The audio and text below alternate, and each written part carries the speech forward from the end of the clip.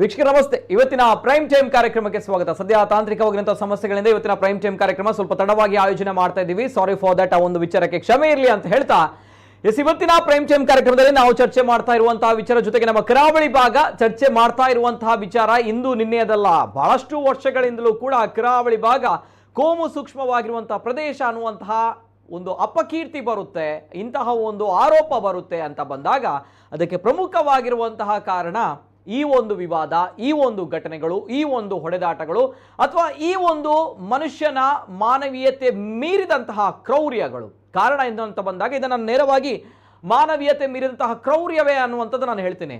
ಕೋಮು ಸೂಕ್ಷ್ಮ ಅನ್ನುವಂತಹ ಪ್ರದೇಶ ಅನ್ನುವಂತಹ ವಿಚಾರ ಕರಾವಳಿ ಭಾಗಕ್ಕೆ ಬರೋದಕ್ಕೆ ಬಹುಶಃ ಇಂತಹ ರಾಕ್ಷಸ ಮನಸ್ಥಿತಿಗಳು, ಇಂತಹ ರಕ್ಕಸರು, ಇಂತಹ ಮನುಷ್ಯತ್ವ ಇಲ್ಲದಂತಹ ವ್ಯಕ್ತಿಗಳು ಪ್ರಮುಖವಾಗಿರುವಂತಹ ಕಾರಣ ಆಗ್ತಾರೆ.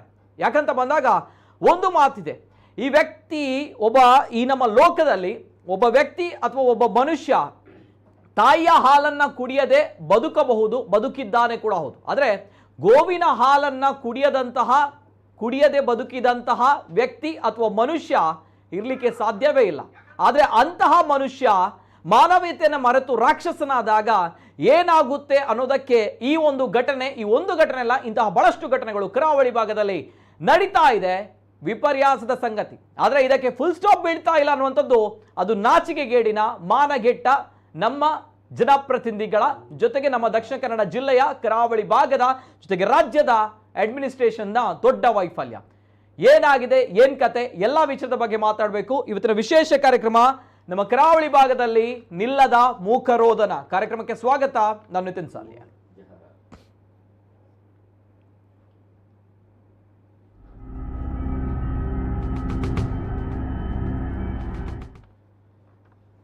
ನಿಲ್ಲದ ಮೂಕರೋಧನ ಇಂದು ನಿನ್ನೆಯದಲ್ಲ, ಯಾವಾಗ ನಿಲ್ಲುತ್ತೆ ಅನ್ನುವಂಥದ್ದು ಗೊತ್ತಿಲ್ಲ. ಇವೆಲ್ಲದರ ಜೊತೆಗೆ ನಾನು ಪ್ರತಿ ಬಾರಿ ಹೇಳುವ ಹಾಗೆ ಕೆಲವರಿಗೆ ಇದು ದೇವರು, ಕೆಲವರಿಗೆ ಇದು ಗೋಮಾತೆ, ಕೆಲವರಿಗೆ ಇದು ಪೂಜ್ಯತಾ ಭಾವ ಇರುವಂತಹ ವಿಚಾರಗಳು. ಆದರೆ ಇನ್ನು ಕೆಲವರಿಗೆ ಇದು ಕೇವಲ ಆಹಾರ ಪದ್ಧತಿ, ಭಕ್ಷ್ಯ ಅಥವಾ ಇದು ತಿನ್ನುವ ಒಂದು ವ್ಯವಸ್ಥೆ. ಅದೇನೇ ಇರಲಿ, ಅವರವರ ಆಲೋಚನೆಗಳು, ಅವರವರ ವಿಚಾರಗಳು, ಅವರವರ ಜೀವನ ಪದ್ಧತಿಗಳು ಯಾರು ಕೂಡ ಪ್ರಶ್ನೆ ಮಾಡುವಂತಿಲ್ಲ. ಆದರೆ ಕೆಲವೊಂದು ಚೌಕಟ್ಟುಗಳಿವೆ. ಯಾವ ರೀತಿ ಅಂತ ಬಂದಾಗ ಮನುಜ ಅಂತ ಬಂದಾಗ ಆತನಿಗೆ ಕೆಲವೊಂದು ವಿಚಾರಗಳು, ಮಾನವೀಯತೆ, ಮನುಷ್ಯತ್ವ ಅಥವಾ ಮನುಷ್ಯ ಅಂತ ಬಂದಾಗ ಇತರ ಪ್ರಾಣಿಗಳ ಜೊತೆ ಯಾವ ರೀತಿ ಬದುಕಬಹುದು ಅನ್ನುವಂಥದ್ದು ಇಡೀ ನಮ್ಮ ಜಗತ್ತಿಗೆ ಮನುಷ್ಯ ಇತರ ಪ್ರಾಣಿಗಳಿಗಿಂತ ಹೇಗೆ ಭಿನ್ನ ಅನ್ನುವಂಥದ್ದು ಆತನ ಬದುಕಿನ ಪದ್ಧತಿಯಲ್ಲಿ. ಆದರೆ ಅದನ್ನೇ ಮರೆತು ಈ ರೀತಿ ಪೈಶಾಚಿಕವಾಗಿರುವಂತಹ ಕೃತ್ಯವನ್ನು ನಡೆಸ್ತಾ ಇದ್ದಾರೆ ನಮ್ಮ ಕರಾವಳಿ ಭಾಗದಲ್ಲಿ ನಾಚಿಕೆಗೆಟ್ಟ ಮಾನವೀಯತೆ ಮರೆತಂತಹ ರಕ್ಕಸರು. ಯಾಕಂತ ಬಂದಾಗ ಕರಾವಳಿ ಭಾಗದಲ್ಲಿ ನಡೆದಿರುವಂತಹ ಘಟನೆ, 25 ಗೋವುಗಳನ್ನು, ಅದರ ಕಾಲುಗಳನ್ನು, ಮುಂಗಾಲುಗಳನ್ನು ಪಿಕಪ್ ವಾಹನದ ಮೇಲ್ಗಡೆ ಕಟ್ಟಿ ಹಾಕಿ ನೇತಾಡಿಸಿಕೊಂಡು ಅದನ್ನು ಮಾನವೀಯ ಕ್ರೌರ್ಯವನ್ನು ಮೆರೆದಂತಹ ರಕ್ಕಸರು ನಮ್ಮ ಕರಾವಳಿ ಭಾಗದಲ್ಲಿದ್ದಾರೆ. ಜೊತೆಗೆ ಇದನ್ನು ಚೇಸ್ ಮಾಡಬೇಕು ಅನ್ನುವಂಥ ನಿಟ್ಟಿನಲ್ಲಿ ಸಿನಿಮೀಯ ರೀತಿಯಲ್ಲಿ ಚೇಸಿಂಗ್ ಮಾಡಿ ಅದನ್ನು ಉಳಿಸಿದಂತಹ ಒಂದು ಸಂಘಟನೆಯ ಕಾರ್ಯಕರ್ತರು. ಇದೆಲ್ಲವೂ ಕೂಡ ಬಹಳಷ್ಟು ಚರ್ಚೆ ಆಗ್ತಾ ಇದೆ. ಇನ್ನೊಂದು ಕಡೆಯಲ್ಲಿ ದನದ ಹಟ್ಟಿಗೆ ನುಗ್ಗಿ ಮನೆಯಲ್ಲಿ ಸಾಕ್ತಾ ಇರುವಂತಹ ಒಂದು ಫ್ಯಾಮಿಲಿ ಮೆಂಬರ್ ಥರ ನಾವು ದನವನ್ನು ಸಾಕ್ತೀವಿ, ಅದನ್ನು ಹಟ್ಟಿಗೆ ನುಗ್ಗಿ ದನವನ್ನು, ಕರುವನ್ನು ಕದ್ದುಕೊಂಡು ಹೋಗ್ತಾ ಇರುವಂತಹ ನೀಚರು. ಇದೆಲ್ಲವೂ ಕೂಡ ಕರಾವಳಿ ಭಾಗದಲ್ಲಿ ಮತ್ತೆ ಪೈಶಾಚಿಕ ಕೃತ್ಯ ಮರುಕಳಿಸ್ತಾ ಇದೆ. ಏನಾಗಿದೆ, ಏನ್ ಕತೆ, ಕಂಪ್ಲೀಟ್ ಡೀಟೇಲ್ಸ್ ಬರ್ತಾ ಇದೆ, ನೋಡ್ಕೊಂಬನ್ನಿ. ಕರಾವಳಿಯಲ್ಲಿ ನಿಲ್ಲದ ಗೋ ರಕ್ಕಸರ ಅಟ್ಟಹಾಸ. ಗೋವುಗಳ ಮುಂಗಾಲನ್ನ ನೇತಾಡಿಸಿ ಹಿಂಸಾತ್ಮಕ ರೀತಿಯಲ್ಲಿ ಸಾಗಾಟ. ಗೋವುಗಳನ್ನ ಅಕ್ರಮವಾಗಿ ಮಾತ್ರವಲ್ಲದೆ ಹಿಂಸಾತ್ಮಕವಾಗಿ ಸಾಗಾಟ ಮಾಡುತ್ತಿದ್ದ ಪ್ರಕರಣವೊಂದು ಮಂಗಳೂರಿನ ಗುರುಪುರ ಕೈಕಂಬ ಸಮೀಪದ ಸೂರಲ್ಪಾಡಿಯಲ್ಲಿ ಬೆಳಕಿಗೆ ಬಂದಿತ್ತು. ಪ್ರಕರಣದಲ್ಲಿ 25 ಗೋವುಗಳನ್ನ ರಕ್ಷಿಸಲಾಗಿದ್ದು, ಪಿಕಪ್ ವಾಹನದಲ್ಲಿ ಗೋವುಗಳನ್ನ ಅಕ್ರಮವಾಗಿ ಸಾಗಿಸುತ್ತಿದ್ದ ಬಗ್ಗೆ ಮಾಹಿತಿ ಪಡೆದ ಹಿಂದೂ ಸಂಘಟನೆಯ ಕಾರ್ಯಕರ್ತರು ಮಂಗಳೂರು ಮೂಡುಬಿದ್ರೆ ರಸ್ತೆಯ ಸೂರಲ್ಪಾಡಿಯಲ್ಲಿ ತಡೆದು ನಿಲ್ಲಿಸಿದ್ದರು. ಈ ಸಂದರ್ಭ ಪಿಕಪ್ ವಾಹನವನ್ನ ಪರಿಶೀಲಿಸಿದಾಗ ಅದರಲ್ಲಿ 25 ಗೋವುಗಳು ಪತ್ತೆಯಾಗಿತ್ತು. ಗೋವುಗಳ ಮುಂಗಾಲನ್ನ ವಾಹನದ ಮೇಲ್ಭಾಗದ ಟಾಪ್ಗೆ ಕಟ್ಟಿ ಹಿಂಸಾತ್ಮಕ ರೀತಿಯಲ್ಲಿ ಅವುಗಳನ್ನ ಸಾಗಿಸುತ್ತಿರುವುದು ಕಂಡು ಬಂದಿತ್ತು. ಬಳಿಕ ಹಿಂದೂ ಕಾರ್ಯಕರ್ತರು ಪಿಕಪ್ ವಾಹನ ಮತ್ತು ಗೋವುಗಳನ್ನು ಬಜ್ಪೆ ಪೊಲೀಸ್ ಠಾಣೆಗೆ ಹಸ್ತಾಂತರಿಸಿದ್ದಾರೆ. ಸಿನಿಮೀಯ ರೀತಿಯಲ್ಲಿ ಬಜರಂಗ ದಳದ ಕಾರ್ಯಾಚರಣೆ. ಸಿಸಿಟಿವಿಯಲ್ಲಿ ಸೆರೆಯಾದ ಕಾರ್ಯಾಚರಣೆಯ ದೃಶ್ಯ. ಇನ್ನು ಈ ವಿಚಾರ ಗೊತ್ತಾಗಿ ಮೂಡುಬಿದ್ರೆಯಿಂದ ಬಜರಂಗದಳ ಸಂಘಟನೆಯ ಕಾರ್ಯಕರ್ತರು ಸಿನಿಮೀಯ ರೀತಿಯಲ್ಲಿ ಚೇಸಿಂಗ್ ಮಾಡಿದ್ದು, ಸೂರಲ್ಪಾಡಿ ಸಮೀಪ ಇನೋವಾ ಕಾರಿನ ಮೂಲಕ ಪಿಕಪ್ ವಾಹನವನ್ನ ಅಡ್ಡ ಹಾಕಿದ್ದ ದೃಶ್ಯ ಸಿಸಿಟಿವಿಯಲ್ಲಿ ಸೆರೆಯಾಗಿದೆ. ಪಿಕಪ್ ವಾಹನಕ್ಕೆ ಇನೋವಾ ಕಾರು ಅಡ್ಡ ಇಟ್ಟು ಮುಂದಕ್ಕೆ ಚಲಿಸದಂತೆ ತಡೆ ಒಡ್ಡಲಾಗಿದೆ. ಈ ವೇಳೆ ಪಿಕಪ್ನಲ್ಲಿದ್ದ ಇಬ್ಬರು ತಪ್ಪಿಸಿಕೊಂಡು ಓಡಿದ್ದು, ಚಾಲಕ ವಾಹನ ಹಿಂದೆ ತೆಗೆಯುವ ಪ್ರಯತ್ನ ಮಾಡಿದ್ದಾನೆ. ಈ ವೇಳೆ ಹಿಂಬದಿಯಿಂದ ಬೈಕ್ನಲ್ಲಿ ಬಂದ ಕಾರ್ಯಕರ್ತನೊಬ್ಬ ವಾಹನಕ್ಕೆ ಬೈಕ್ ಅಡ್ಡ ಇಟ್ಟಿದ್ದಾನೆ. ಈ ವೇಳೆ ಚಾಲಕ ಕೂಡ ತಪ್ಪಿಸಿಕೊಂಡು ಓಡಿದ್ದಾನೆ. ಸಿನಿಮೀಯ ರೀತಿಯಲ್ಲಿ ಈ ಕಾರ್ಯಾಚರಣೆ ನಡೆದಿದೆಯಾದ್ರೂ ಯಾವುದೇ ರೀತಿಯ ಹಲ್ಲೆಯಾಗಲಿ ಮಾರಕಾಸ್ತ್ರದ ಬಳಕೆಯಾಗಲಿ ಆಗಿಲ್ಲ.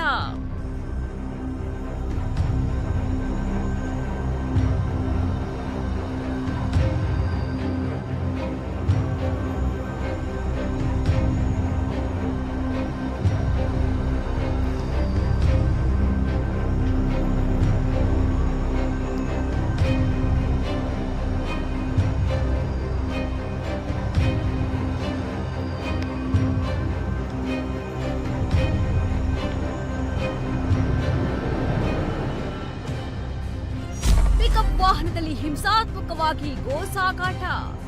ಜಿಲ್ಲಾಡಳಿತದ ವೈಫಲ್ಯಕ್ಕೆ ಎಚ್ಚರಿಕೆ ನೀಡಿದ ವಿಎಚ್ಪಿ ಮುಖಂಡ.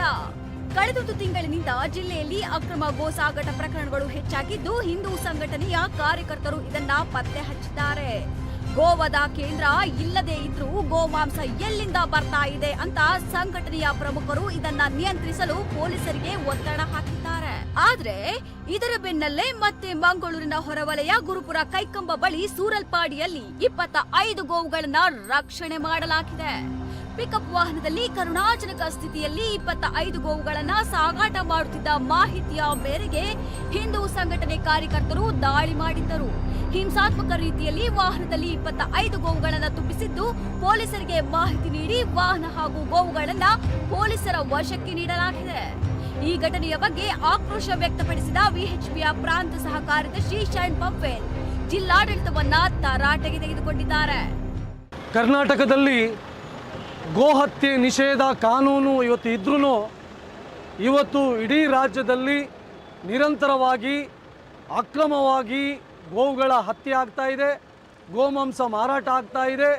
ಅದಕ್ಕೆ ಪೂರಕವಾಗಿ ಕಳೆದ 10 ದಿವಸಗಳಲ್ಲಿ ಮಂಗಳೂರು ನಗರದಾದ್ಯಂತ ಬೇರೆ ಬೇರೆ ಪ್ರಕರಣಗಳು ಇವತ್ತು ನಮ್ಮ ಕಣ್ಮುಂದೆ ಆಗಿದೆ. ಇವತ್ತು ಕುದ್ರೋಳಿಯಲ್ಲಿರುವಂತಹ ಯಾವ ಕಸಾಯಿಖಾನೆ ಇದೆ ಅದು ಬಂದಾಗಿ 4 ವರ್ಷ ಆಯಿತು. ಆದರೂ ಇವತ್ತು ನಮ್ಮ ಮಂಗಳೂರಿನ ನಗರದಾದ್ಯಂತ ಅಕ್ರಮವಾಗಿ ಗೋ ಮಾಂಸದ ಮಾರಾಟದ ಒಂದು ಮಾಫಿಯಾ ಇವತ್ತು ಆಗ್ತಾ ಇದೆ. ಅಷ್ಟು ಮಾತ್ರ ಅಲ್ಲ, ಇವತ್ತು ಅಕ್ರಮವಾಗಿ ಸುಮಾರು 25 ಹಸುಗಳನ್ನು ಹಿಂಸಾತ್ಮಕ ರೀತಿಯಲ್ಲಿ ಸಾಗಾಟ ಮಾಡಿ ಕಸಾಯಿಖಾನೆಗೆ ಹೋಗುವಂಥದ್ದನ್ನು ಕೂಡ ಇವತ್ತು ಗೋರಕ್ಷಕರು ಇವತ್ತು ತಡೆದಿದ್ದಾರೆ. ಹಾಗಾಗಿ ನಾನು ಮಾನ್ಯ ಇಲ್ಲಿಯ ಪೊಲೀಸ್ ಇಲಾಖೆ, ದಕ್ಷಿಣ ಕನ್ನಡ ಜಿಲ್ಲಾಡಳಿತಕ್ಕೆ ನಾನು ಹೇಳಲಿಕ್ಕೆ ಇಚ್ಛೆಪಡ್ತಾಯಿದ್ದೀನಿ. ಇವತ್ತು ಗೋವನ್ನು ಕಳ್ಳತನ ಮಾಡಿ ಹಟ್ಟಿಯಿಂದ ಕರ್ಕೊಂಡೋಗಿ ಇವತ್ತು ಅದರ ಹತ್ಯೆಯನ್ನು ಮಾಡಿ ಮಾರಾಟವನ್ನು ಮಾಡುವಂಥ ಒಂದು ಕಾರ್ಯ ಇವತ್ತು ಆಗ್ತಾ ಇದೆ. ಹಾಗಾಗಿ ತಕ್ಷಣ ಇದರ ವಿರುದ್ಧ ತಾವು ಕ್ರಮವನ್ನು ತೆಗೆದುಕೊಳ್ಬೇಕು ಅಂತೇಳಿ ಈ ಸಂದರ್ಭದಲ್ಲಿ ನಾನು ಪೊಲೀಸ್ ಇಲಾಖೆಗೆ ನಾನು ಆಗ್ರಹ ಮಾಡ್ತಾ ಇದ್ದೇನೆ. ಈಗಾಗಲೇ ಅಕ್ರಮ ಗೋ ಸಾಗಾಟ ಹಾಗೂ ಗೋವಧೆಯನ್ನ ನಿಲ್ಲಿಸಲು ಮನವಿ ಮಾಡಿದ್ದೇವೆ. ಆದ್ರೆ ಗೋ ಸಾಗಾಟ ಹಾಗೂ ಗೋವಧೆ ಎಗ್ಗಿಲ್ಲದೆ ನಡೆಯುತ್ತಿದ್ದು, ನಮ್ಮ ಸಂಘಟನೆಯ ಯುವಕರೇ ಇದನ್ನ ಪತ್ತೆ ಹಚ್ಚಿ ಪೊಲೀಸರಿಗೆ ನೀಡ್ತಾ ಇದ್ದಾರೆ. ಮುಂದಿನ ದಿನಗಳಲ್ಲಿ ಇದರಿಂದ ಏನೇ ಅಹಿತಕರ ಘಟನೆ ನಡೆದ್ರೂ ಜಿಲ್ಲಾಡಳಿತ ಹಾಗೂ ಪೊಲೀಸರೇ ಜವಾಬ್ದಾರರಾಗಿರಬೇಕಾಗುತ್ತದೆ. ಹೀಗಾಗಿ ಸೂಕ್ತ ರೀತಿಯಲ್ಲಿ ಕಾನೂನು ರೀತಿಯ ಕ್ರಮ ಕೈಗೊಳ್ಳಬೇಕು ಎಂದು ಅವರು ಒತ್ತಾಯಿಸಿದ್ದಾರೆ. ಬೆಳುವಾಯಿ ದನ ಕಳವು ಪ್ರಕರಣ ಭೇದಿಸಿದ ಮೂಡುಬಿದ್ರೆ ಪೊಲೀಸರು. ಮಾರ್ಚ್ 18ರಂದು ಹಟ್ಟಿಯಿಂದ 2 ದನ 1 ಕರು ಕಳವು ಮಾಡಿದ್ದ ಪ್ರಕರಣ. ಮೂಡುಬಿದ್ರೆ ತಾಲೂಕು ಬೆಳುವಾಯಿ ಗ್ರಾಮದ ಖಂಡಿಗ ದರ್ಖಾಸು ನಿವಾಸಿ ಸೋಮನಾಥ ಕೋಟ್ಯನ್ ಅವರ ಹಟ್ಟಿಯಿಂದ 2 ದನಗಳು ಮತ್ತು 1 ಕರುವನ್ನ ಕಳವುಗೈದ ಪ್ರಕರಣಕ್ಕೆ ಸಂಬಂಧಿಸಿ ಓರ್ವ ಆರೋಪಿಯನ್ನ ಬಂಧಿಸಲಾಗಿದೆ. ಓರ್ವ ಆರೋಪಿಯ ಬಂಧನ, ಇನ್ನಿಬ್ಬರಿಗಾಗಿ ಮುಂದುವರಿದ ಶೋಧ ಕಾರ್ಯ. ಮೂಡುಬಿದ್ರೆ ತಾಲೂಕಿನ ಬುತ್ತಿಗೆ ಗ್ರಾಮದ ಮುಂಡೇಲು ನಿವಾಸಿ 25 ವರ್ಷದ ಮೊಹಮ್ಮದ್ ಆರೀಫ್ ಬಂಧಿತ ಆರೋಪಿ.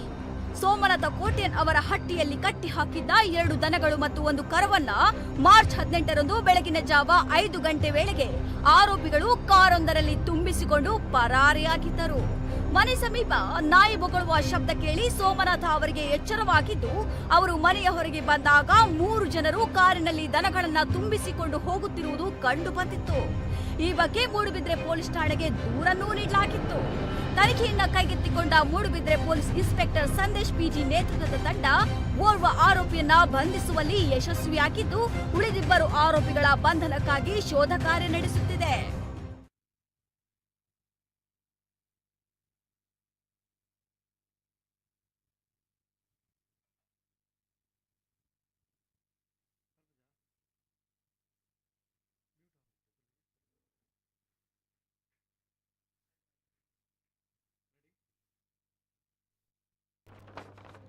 ಎಸಿದು ಕರಾವಳಿಯಲ್ಲಿ ನಿಲ್ಲದ ಮೂಕ ರೋದನ, ಸಾಲು ಸಾಲು ಪ್ರಕರಣಗಳು ದಾಖಲಾಗ್ತಾ ಇದೆ.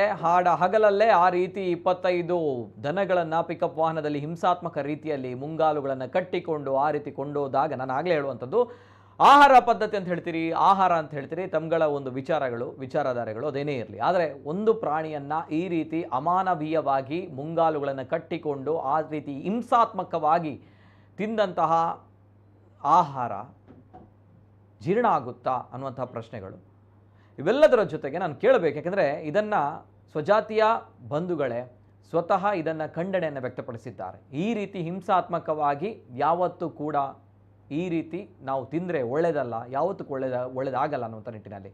ಯಾಕೆಂದರೆ ಆಹಾರ ಪದ್ಧತಿಗಳು ಇರುತ್ತಪ್ಪ, ಯಾರು ಕೂಡ ನಮ್ಮ ಸಂವಿಧಾನದಲ್ಲಿ ನಮ್ಮ ದೇಶದಲ್ಲಿ ಇರುವಂತಹ ಆಹಾರ ಪದ್ಧತಿಗಳನ್ನು ಪ್ರಶ್ನೆ ಮಾಡುವಂತಿಲ್ಲ, ಅದೇನೇ ಇರಲಿ. ಆದರೆ ಈ ರೀತಿಯ ಹಿಂಸಾತ್ಮಕವಾಗಿ ಅದಕ್ಕೂ ಕೂಡ ಒಂದು ಜೀವ ಇದೆ, ಅದು ಕೂಡ ಒಂದು ಜೀವ. ಯಾಕಂದರೆ ನಾನು ಆಗಲೇ ಹೇಳಿದಾಗೆ ತಾಯಿಯ ಹಾಲನ್ನು ಕುಡಿಯದೆ ಬದುಕಿದವರು ಇದ್ದಾರೆ ಭಾಳಷ್ಟು ಜನರು, ಆದರೆ ಗೋವಿನ ಹಾಲನ್ನು ಕುಡಿಯದೆ ಬದುಕಿದಂತಹ ಅದೆಷ್ಟೋ ವ್ಯಕ್ತಿಗಳು ಇರಲಿಕ್ಕೆ ಸಾಧ್ಯವೇ ಇಲ್ಲ. ಸೊ ಅಂತಹ ಅದು ಕೂಡ ಒಂದು ಪ್ರಾಣಿ. ಒಂದು ಹಂತಕ್ಕೆ ತಾವು ಆಹಾರವನ್ನು ತಿಂತೀರಿ, ಎಸ್ ಇಟ್ಸ್ ಓಕೆ, ತಿನ್ನಿ, ಅದಕ್ಕೆ ಒಂದು ಕೆಲವು ಮಾನದಂಡಗಳಿವೆ. ಆದರೆ ಈ ರೀತಿ ಕೈಕಾಲುಗಳನ್ನು ಕಟ್ಟಿ ಹಾಕಿಕೊಂಡು ಹಿಂಸಾತ್ಮಕವಾಗಿ ತೆಗೆದುಕೊಂಡು ಹೋಗುವಂಥ ಸಂದರ್ಭಗಳಲ್ಲೂ ಕೂಡ ಅದು ಹೀನಾಯವಾಗಿ ಆ ನೋವನ್ನು ಅನುಭವಿಸಿ ಅದು ಭಾಳಷ್ಟು ನೋವನ್ನು ಪಟ್ಟು ತದನಂತರ ಅದನ್ನು ಏನು ಕತೆ ಅನ್ನುವಂಥ ಪ್ರಶ್ನೆಗಳು ಬರುತ್ತೆ. ಎಸ್, ಚರ್ಚೆಯನ್ನು ಮಾಡಬೇಕು. ತಿಳಿದವರಿದ್ದಾರೆ, ಇದರ ಬಗ್ಗೆ ಆಳವಾಗಿರುವಂಥ ಜ್ಞಾನವನ್ನು ಉಳಿದವರಿದ್ದಾರೆ. ಜೊತೆಗೆ ಎಲ್ಲದಕ್ಕೂ ತಾವುಗಳು ವೀಕ್ಷಕರಿದ್ದೀರಿ, ತಾವುಗಳು ಕರಾವಳಿ ಭಾಗದ ಜನರಿದ್ದೀರಿ. ಕೋಮು ಸೂಕ್ಷ್ಮ ಪ್ರದೇಶ ಮತ್ತು ಕರಾವಳಿಗೆ ಯಾಕೆ ಹಣೆಪಟ್ಟಿ ಬರುತ್ತೆ ಇಂತಹ ಘಟನೆಗಳಿಂದ? ಇದನ್ನು ಸರ್ಕಾರ ಸರಿಯಾಗಿ ಹ್ಯಾಂಡಲ್ ಮಾಡ್ತಾ ಇದ್ರೆ ಇಂತಹ ಗಲಭೆಗಳು ಯಾವುದು ಕೂಡ ಆಗಲ್ಲ. ಆದರೆ ಇನ್ನೂ ಕೂಡ ಆರೋಪಿಗಳ ಬಂಧನವಾಗಿಲ್ಲ ಅನ್ನುವಂಥ ಪ್ರಶ್ನೆಗಳ ನಡುವೆ ಎಸ್ ನಮ್ಮ ಜೊತೆ ಚರ್ಚೆಯನ್ನು ಮಾಡಬೇಕು. ಇವತ್ತಿನ ಕಾರ್ಯಕ್ರಮದಲ್ಲಿ ಅತಿಥಿಗಳು ಜಾಯ್ನ್ ಆಗಿದ್ದಾರೆ. ಆತ್ಮೀಯವಾದಂಥ ಸ್ವಾಗತವನ್ನು ಮಾಡ್ತಾ ಇದ್ದೇನೆ. ನಮ್ಮ ಜೊತೆ ಇವತ್ತಿನ ಕಾರ್ಯಕ್ರಮದಲ್ಲಿ ಮೊದಲನೇದಾಗಿ ಮುಸ್ಲಿಂ ಯೂತ್ ಲೀಗ್ ಇದರ ಸಿದ್ದಿಕ್ ತಲಪಾಡಿ ಅವರಿದ್ದಾರೆ. ಆತ್ಮೀಯವಾದಂಥ ಸ್ವಾಗತ ಸರ್. ಸಿದ್ದಿಕ್ ತಲಪಾಡಿ ಅವರಿಗೆ ನಮಸ್ತೆ ಸರ್. ಅದೇ ರೀತಿ ನಮ್ಮ ಜೊತೆ ಇವತ್ತಿನ ಕಾರ್ಯಕ್ರಮದಲ್ಲಿ ಹಿರಿಯ ಪತ್ರಕರ್ತರು ಜಿತೇಂದ್ರ ಕುಂದೇಶ್ವರ ಇದ್ದಾರೆ. ಆತ್ಮೀಯವಾದಂಥ ಸ್ವಾಗತ ಜಿತೇಂದ್ರ ಕುಂದೇಶ್ವರ ಅವರಿಗೆ ನಮಸ್ತೆ ಸರ್. ಅದೇ ರೀತಿ ನಮ್ಮ ಜೊತೆ ಇವತ್ತಿನ ಕಾರ್ಯಕ್ರಮದಲ್ಲಿ ಬಜರಂಗ ದಳ ಮುಖಂಡರು ಪ್ರದೀಪ್ ಸರಿಪಾಳ್ ಅವರಿದ್ದಾರೆ. ಆತ್ಮೀಯವಾದಂಥ ಸ್ವಾಗತ ಪ್ರದೀಪ್ ಸರಿಪಾಳ್ ಅವರಿಗೆ ನಮಸ್ತೆ ಸರ್. ಮೂವರು ಅತಿಥಿಗಳು ಕೂಡ ಕಾರ್ಯಕ್ರಮದಲ್ಲಿ ಜಾಯಿನ್ ಆಗಿದ್ದಾರೆ. ಜೊತೆಗೆ ತಮ್ಗಳ ಕರೆ, ತಮ್ಗಳ ಅಭಿವ್ಯಕ್ತಿ ಸ್ವಾತಂತ್ರ್ಯ, ತಾವುಗಳು ಏನು ಹೇಳ್ತೀರಿ ಇಂತಹ ಒಂದು ಅಮಾನವೀಯ ಕೃತ್ಯದ ಬಗ್ಗೆ, ಇಂತಹ ಒಂದು ರಕ್ಕಸ ಮನಸ್ಥಿತಿಗಳ ಬಗ್ಗೆ ಅನ್ನುವಂಥ ಪ್ರಶ್ನೆಗಳ ನಡುವೆ ಎಸ್ ನಾನು ನೇರವಾಗಿ ಫಸ್ಟ್ ಸೆಕ್ಷನ್ ಹೋಗ್ತಾ ಇರುವಂಥದ್ದು ಎಸ್ ಬಜರಂಗ ದಳ ಕಾರ್ಯಕರ್ತರಲ್ಲಿ. ಯಾಕಂದರೆ ಬಜರಂಗ ದಳದ ಕಾರ್ಯಕರ್ತರು, ಹಿಂದೂ ಸಂಘಟನೆಯ ಕಾರ್ಯಕರ್ತರು ಈ ಒಂದು ರೋಚಕ ಕಾರ್ಯಾಚರಣೆಯನ್ನು ಮಾಡಿದ್ದಾರೆ. ಯಾವ ರೀತಿ ಅಂತ ಬಂದಾಗ ಸಿನಿಮೀಯ ರೀತಿಯಲ್ಲಿ, ಅಂದರೆ ಆ ಒಂದು ಪಿಕಪ್ ವಾಹನ ಹೋಗ್ತಾ ಇದೆ, ಅದನ್ನು ಅಡ್ಡಗಟ್ಟಿ ಫಾಸ್ಟಾಗಿ ಹೋಗಿ ಇನೋವಾ ಕಾರು ಬಂದು ಅಲ್ಲಿಗೆ ಅಡ್ಡಗಟ್ಟಿ ನಿಂತು ಆ ರೀತಿ ಆ ಒಂದು 25 ದನಗಳ ರಕ್ಷಣೆಯನ್ನು ಮಾಡಿರುವಂಥದ್ದು. ಸೊ ಹಾಗಿದ್ದಾಗ ನಾನು ಫಸ್ಟ್ ಸೆಕ್ಷನ್ ಹೋಗ್ತಾ ಇದ್ದೀನಿ. ಎಸ್ ಪ್ರದೀಪ್ ಸರಿಪಾಳ್ ಅವರು ಜೊತೆಗೆ ಇಂತಹ ಘಟನೆಗಳು ಪದೇ ಮರುಕಳಿಸ್ತಾ ಇದೆ. ಫಸ್ಟ್ ಸೆಕ್ಷನ್ ಪ್ರದೀಪ್ ಸರಿಪಾಳ್ ಅವರೇ. ಗೋರಕ್ಷಣೆ ಇದು ಮೊದಲಲ್ಲ, ಏನೋ ಆ ಸಿನಿಮೆಯ ರೀತಿಯಲ್ಲಿ ಮಾಡಿದ್ರಿ ಅಂತ ಹೇಳಿದ್ರಲ್ವಾ, ಅದು ಮೊದಲನೇ ಬಾರಿ ಅಲ್ಲ. ಏನೋ CC ಕ್ಯಾಮೆರಾ ಇತ್ತು, ಹಾಗಾಗಿ ಆ ಜೀವ ಹಂಗನ್ನ ತೊರೆದು ರಕ್ಷಣೆ ಮಾಡಿದಂತಹ ಒಂದು ದೃಶ್ಯ ಸಿಕ್ಕಿದೆ. ಇಡೀ ವಿಶ್ವದಲ್ಲಿ ಗೋವನ್ನ ಪ್ರಾಣಿ ಅಂತ ಏನು ನೋಡಿದ್ರೆ, ಭಾರತದಲ್ಲಿ ನಾವು ಅದನ್ನ ಗೋಮಾತೆ ಅಥವಾ ನಾವು ಅದಕ್ಕೆ ಬ್ರಹ್ಮಶಕ್ತಿ ಇರತಕ್ಕಂಥ ತಾಯಿ, ಅದನ್ನ ಲಕ್ಷ್ಮೀ ಸ್ವರೂಪಿಣಿ ಅಂತ ಅದನ್ನ ಪೂಜೆ ಮಾಡ್ತೀವಿ. ಯಾಕಂತ ಹೇಳಿದ್ರೆ ಭಾರತ ಒಂದು ಕೃಷಿ ಪ್ರಧಾನ ದೇಶ, ಗ್ರಾಮ ಪ್ರಧಾನ ಅಲ್ಲಿ, ಗ್ರಾಮಕ್ಕೆ ಕೃಷಿ ಪ್ರಧಾನ, ಕೃಷಿಗೆ ರೈತಿಗೆ ಬೆನ್ನೆಲುಬು ಯಾರು ಅಂತ ಕೇಳಿದ್ರೆ ಗೋಮಾತೆ. ಗೋಮಯ ಮತ್ತೆ ಗೋಗಂಜಲ ಇಲ್ಲದೆ ಇಡೀ ದೇಶದಲ್ಲಿ ಭಾರತ ಯಾರು ಬದುಕಲಿಕ್ಕೆ ಸಾಧ್ಯ ಇಲ್ಲ. ಇದೆಯಾ ಜಿತಣ್ಣ? ಭಾರತ ಗೋವಿಲ್ಲದೆ ಭಾರತವನ್ನ ಕಲ್ಪನೆ ಮಾಡ್ಲಿಕ್ಕೆ ಸಾಧ್ಯ ಇಲ್ಲ. ಆದ್ರೆ ಏನ್ ಹೇಳ್ತಾರೆ ಹೇಳಿದ್ರೆ ತಾಯಿ ಹಾಲನ್ನು ಕುಡಿಯದಿರ್ಬೋದು ಮಗು ಇರ್ಬೋದು, ಆದ್ರೆ ಗೋವಿನ ಹಾಲನ್ನು ಕುಡಿಯೋದಾರು ಇಲ್ಲ ಅಂತ ಕುಡಿಯಲ್ಲ ಅಂತ ಹೇಳ್ತಾರೆ. ಅಂದ್ರೆ ಗೋವಿಲ್ಲದೆ ಭಾರತವನ್ನ ಕಲ್ಪನೆ ಮಾಡ್ಲಿಕ್ಕೆ ಸಾಧ್ಯನೇ ಇಲ್ಲ. ಇವಾಗ ಇತ್ತೀಚೆಗೆ ಏನೋ ಆರ್ಗ್ಯಾನಿಕ್ ಬಂದಿದೆ ಅಂತ ಹೇಳಿದ್ರೆ ಭಾರತ ಮೊದಲಿಂದನೂ ಆರ್ಗ್ಯಾನಿಕ್. ನಮ್ಮ ಅನ್ನಪೂರ್ಣೆ ಯಾಕೆ, ಯಾವುದು ಗೋಮಾತೆಯನ್ನು ಅನ್ನಪೂರ್ಣೆ, ಅನ್ನ ಕೊಡ್ತಾ ಇದ್ದಾರೆ ನಮಗೆ. ಏನು ಈ ರೀತಿ ರಾಕ್ಷಸೀಯ ಕೃತ್ಯ ಕೊಂಡೋಗ್ತಾ ಇದ್ದಾರೆ ಯಾಕಂತ ಕೇಳಿದ್ರೆ ನೀವು ಹೇಳಿದ ಆಹಾರ ಪದ್ಧತಿ ಅಲ್ಲ, ನಾವು ಪೂಜೆ ಮಾಡ್ತೀವಲ್ವಾ ಆ ಕಾರಣಕ್ಕಾಗಿ ಆ ಗೋಮಾತೆಯ ಆಕ್ರಂದನ. ನಾನು ಪೂಜೆ ಮಾಡ್ತೇನೆ ಆಕೆಯನ್ನ. ಇಸ್ಲಾಂನಲ್ಲಿ ಪೂಜೆಗೆ ಅವಕಾಶ ಇಲ್ಲ, ಕರುವನ್ನ ಪೂಜೆ ಮಾಡುವವರನ್ನ ಕೊಂದು ಬಿಡು ಅಂತ ಹೇಳ್ಕೊಟ್ಟಿದ್ದಾರೆ ಚಿಕ್ಕ ಇದ್ರ ಮದ್ರಸದಲ್ಲೇ. ಇಲ್ಲ ಇಲ್ಲ ತಪ್ಪು ಹೇಳಕ್ ಹೋಗ್ಬೇಡಿ, ಇದೆ ನಾವು ನೋಡಿದ್ದೇವಲ್ಲ ಕುರಾನಲ್ಲಿ. ಮದ್ರಸದಲ್ಲಿ ಕಲ್ತದ ವಿಷಯ ಅಲ್ಲ ಸ್ವಾಮಿ. ಆ ರೀತಿ ನಾವು ಮಾತಾಡ್ಲಿಕ್ಕೆ ಅವಕಾಶ ಕೊಡಿ, ನಮ್ಗೆ ಮಾತಾಡ್ಲಿಕ್ಕೆ ಅವಕಾಶ ಕೊಡಿ. ನಾವು ಪೂಜೆ ಮಾಡ್ತೇವೆ ಅಂತ ಇದ್ದಾಗ ನೀವು ಕೊಲ್ತೀರಂತಾದ್ರೆ, ನಾವು ಪೂಜೆ ಮಾಡೋ ವಿಷಯಕ್ಕೆ ನೀವು ಕೊಲ್ತೀರಂತಾದ್ರೆ ಮಾತಾಡ್ಲಿಕ್ಕೆ ಅವಕಾಶ ಕೊಡಿ ನಮ್ಗೆ. ಮಾತಾಡ್ಲಿ ವಿಷಯ ಮಾತಾಡ್ಲಿಕ್ಕೆ ಅವಕಾಶ ಕೊಡಿ. ನಾವು ಅದನ್ನು ಒಪ್ಕೊಂಡಾಗ ಆಗುತ್ತೆ.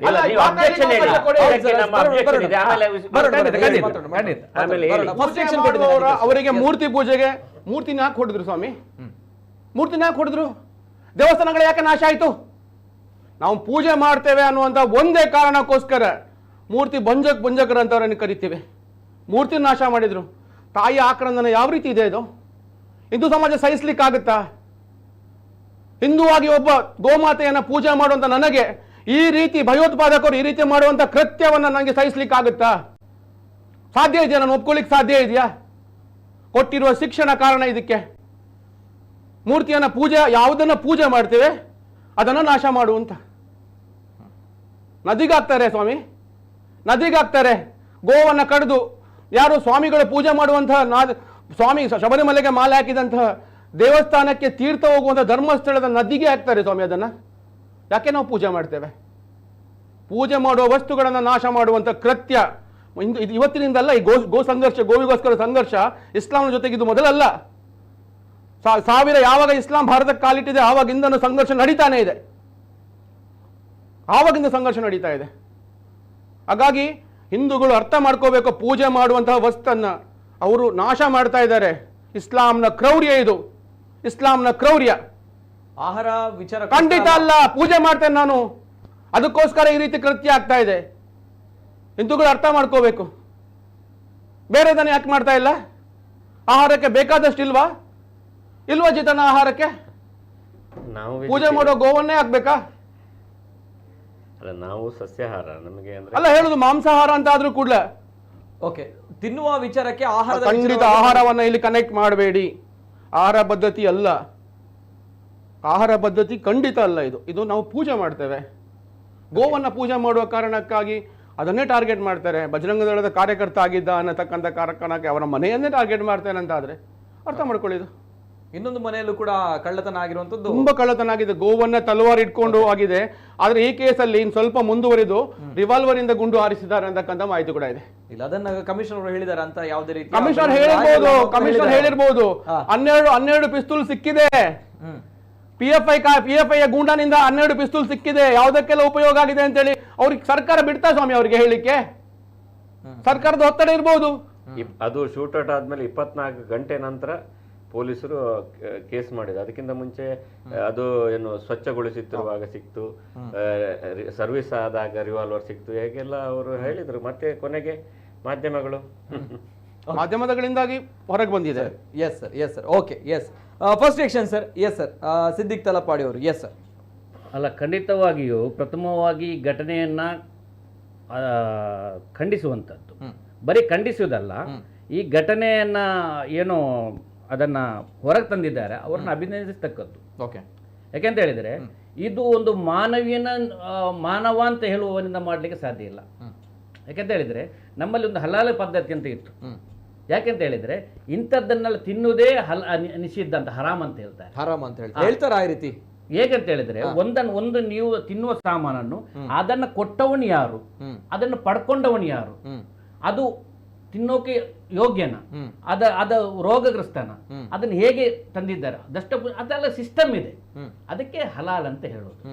ಈ ಘಟನೆ ಆ ಯಾರನ್ನ ಆ ದನವನ್ನು ಈಗ ಎಲ್ಲಿಗಾದ್ರೂ ಬಂದು ಅದು ಮಾಂಸವಾಗಿ ತಿಂದಿದ್ರೆ ಅದು ನಿಷಿದ್ಧವಾದ ಮಾಂಸ. ಒಂದು ಇನ್ನೊಂದು ಪ್ರದೀಪ್ ಅವರಿಗೆ ಹೇಳಿದ್ರು ಮದ್ರಸದಲ್ಲಿ ಆತನ ಶಿಕ್ಷಣ ಅಂತ ಹೇಳಿದ್ರು. ಮದ್ರಸಲ್ಲಿ ನಾವು ಕಲಿತ ಶಿಕ್ಷಣ ಅಂತ ಹೇಳಿದ್ರೆ ಇಂಥ ಘಟನೆಯನ್ನ ಖಂಡಿಸೋದನ್ನು ಮುಸಲ್ಮಾನನಲ್ಲ ಅಂತ ಹೇಳಿ ಅಬ್ಜೆಕ್ಷನ್ ಇದೆ. ಪ್ರದೀಪ್ ಅವರೇ, ನಾನು ಹೇಳಿದ್ದು ಅಬ್ಜೆಕ್ಷನ್ ಇದೆ. ಯಾಕಂತ ಹೇಳಿದ್ರೆ ಒಂದು ವೇಳೆ ಆತರ ಖಂಡನೆ ಮಾಡಿದ್ರೆ ಒಂದಿಷ್ಟು ಮುಸಲ್ಮಾನರು ಬಂದು ಪ್ರತಿಭಟನೆ ಮಾಡಬಹುದಿತ್ತು. ಖಂಡಿತ ಮಾಡಿಲ್ಲ. ನಾವು ಎಲ್ಲಿವರೆಗೆ ಅಂತೇಳಿ ಅಕ್ರಮ ಗೋರಕ್ಷಣಾ ಸಂರಕ್ಷಣಾ ಸಮಿತಿ ಅಂತ ಸಂಘಟನೆ ಮಾಡಿದಾಗ ನಮ್ಮ ಮೇಲೆ ಎಲ್ಲರೂ ಮಾಡಿದ್ರು ಎಲ್ಲರೂ ಮುಗಿಬಿದ್ರು ನಮ್ಮ ಮೇಲೆ ಎಲ್ಲರೂ. ಅದಕ್ಕೇನು ಸ್ಟೇಟ್ಮೆಂಟು ಏನು ಇದು ಎಲ್ಲ ಬಂತು, ನಾವು ಸುಮ್ಮನೆ ಅದು. ಯಾಕೆಂತ ಹೇಳಿದ್ರೆ ಇದನ್ನೆಲ್ಲ ನೋಡ್ಕೊಂಡು ಇರೋಕೆ ನಮ್ಮಿಂದ ಸಾಧ್ಯ ಇಲ್ಲ. ಇಂಥದ್ದನ್ನು ಯಾರು ನಾನು ಹೇಳ್ತೇನೆ ಅವ್ರನ್ನ ಎನ್ಕೌಂಟರ್ ಮಾಡಬೇಕಿತ್ತು. ಇಂಥ 4-5 ಘಟನೆ ಎನ್ಕೌಂಟರ್ ಆಗೋಗ ಇದೈತೆ, ಯಾರು ತಿನ್ಬೇಡಿ. ಇಲ್ಲಿ ನಾನು ಕೇಳೋದು ಬರೀ ಮುಸಲ್ಮಾನರೇ ಈ ಮಾಂಸ ತಿಂತಾರಾ? ಬರೀ ಮುಸಲ್ಮಾನರಿಗೆ ಮಾಂಸ ತಿಂತಾರಾ? ನಮ್ಮ ದೇಶದಲ್ಲಿ 75% ಜನ ಮಾಂಸ ತಿಂತಾರೆ ಅಂತ ರಿಪೋರ್ಟ್ ಇದೆ. ಯಾರವರು? ಪ್ರತಿಯೊಬ್ಬರಿಗೆ ನಾನೊಂದು ವಿನಂತಿಯನ್ನ ಮಾಡುದು ಅಂತ ಹೇಳಿದ್ರೆ, ಪ್ರಥಮವಾಗಿ ಗೋರಕ್ಷಣೆ ಎಲ್ಲಿಂದ ಆಗ್ಬೇಕು, ಇಲ್ಲಿಂದ ಹೊರಗಡೆ ಹೋಗ್ತದಲ್ಲ, ಅದನ್ನ ನಿಲ್ಲಿಸಿ ನಾವು ನಿಮ್ಮ ಜೊತೆ ಬರ್ತೇವೆ. ಅಕ್ರಮ ಅಲ್ಲ, ಗೋ ಸಾಗಾಟನೆ ನಿಲ್ಲಿಸಿ ನಾವು ನಿಮ್ಮ ಜೊತೆ ಬರ್ತೇವೆ.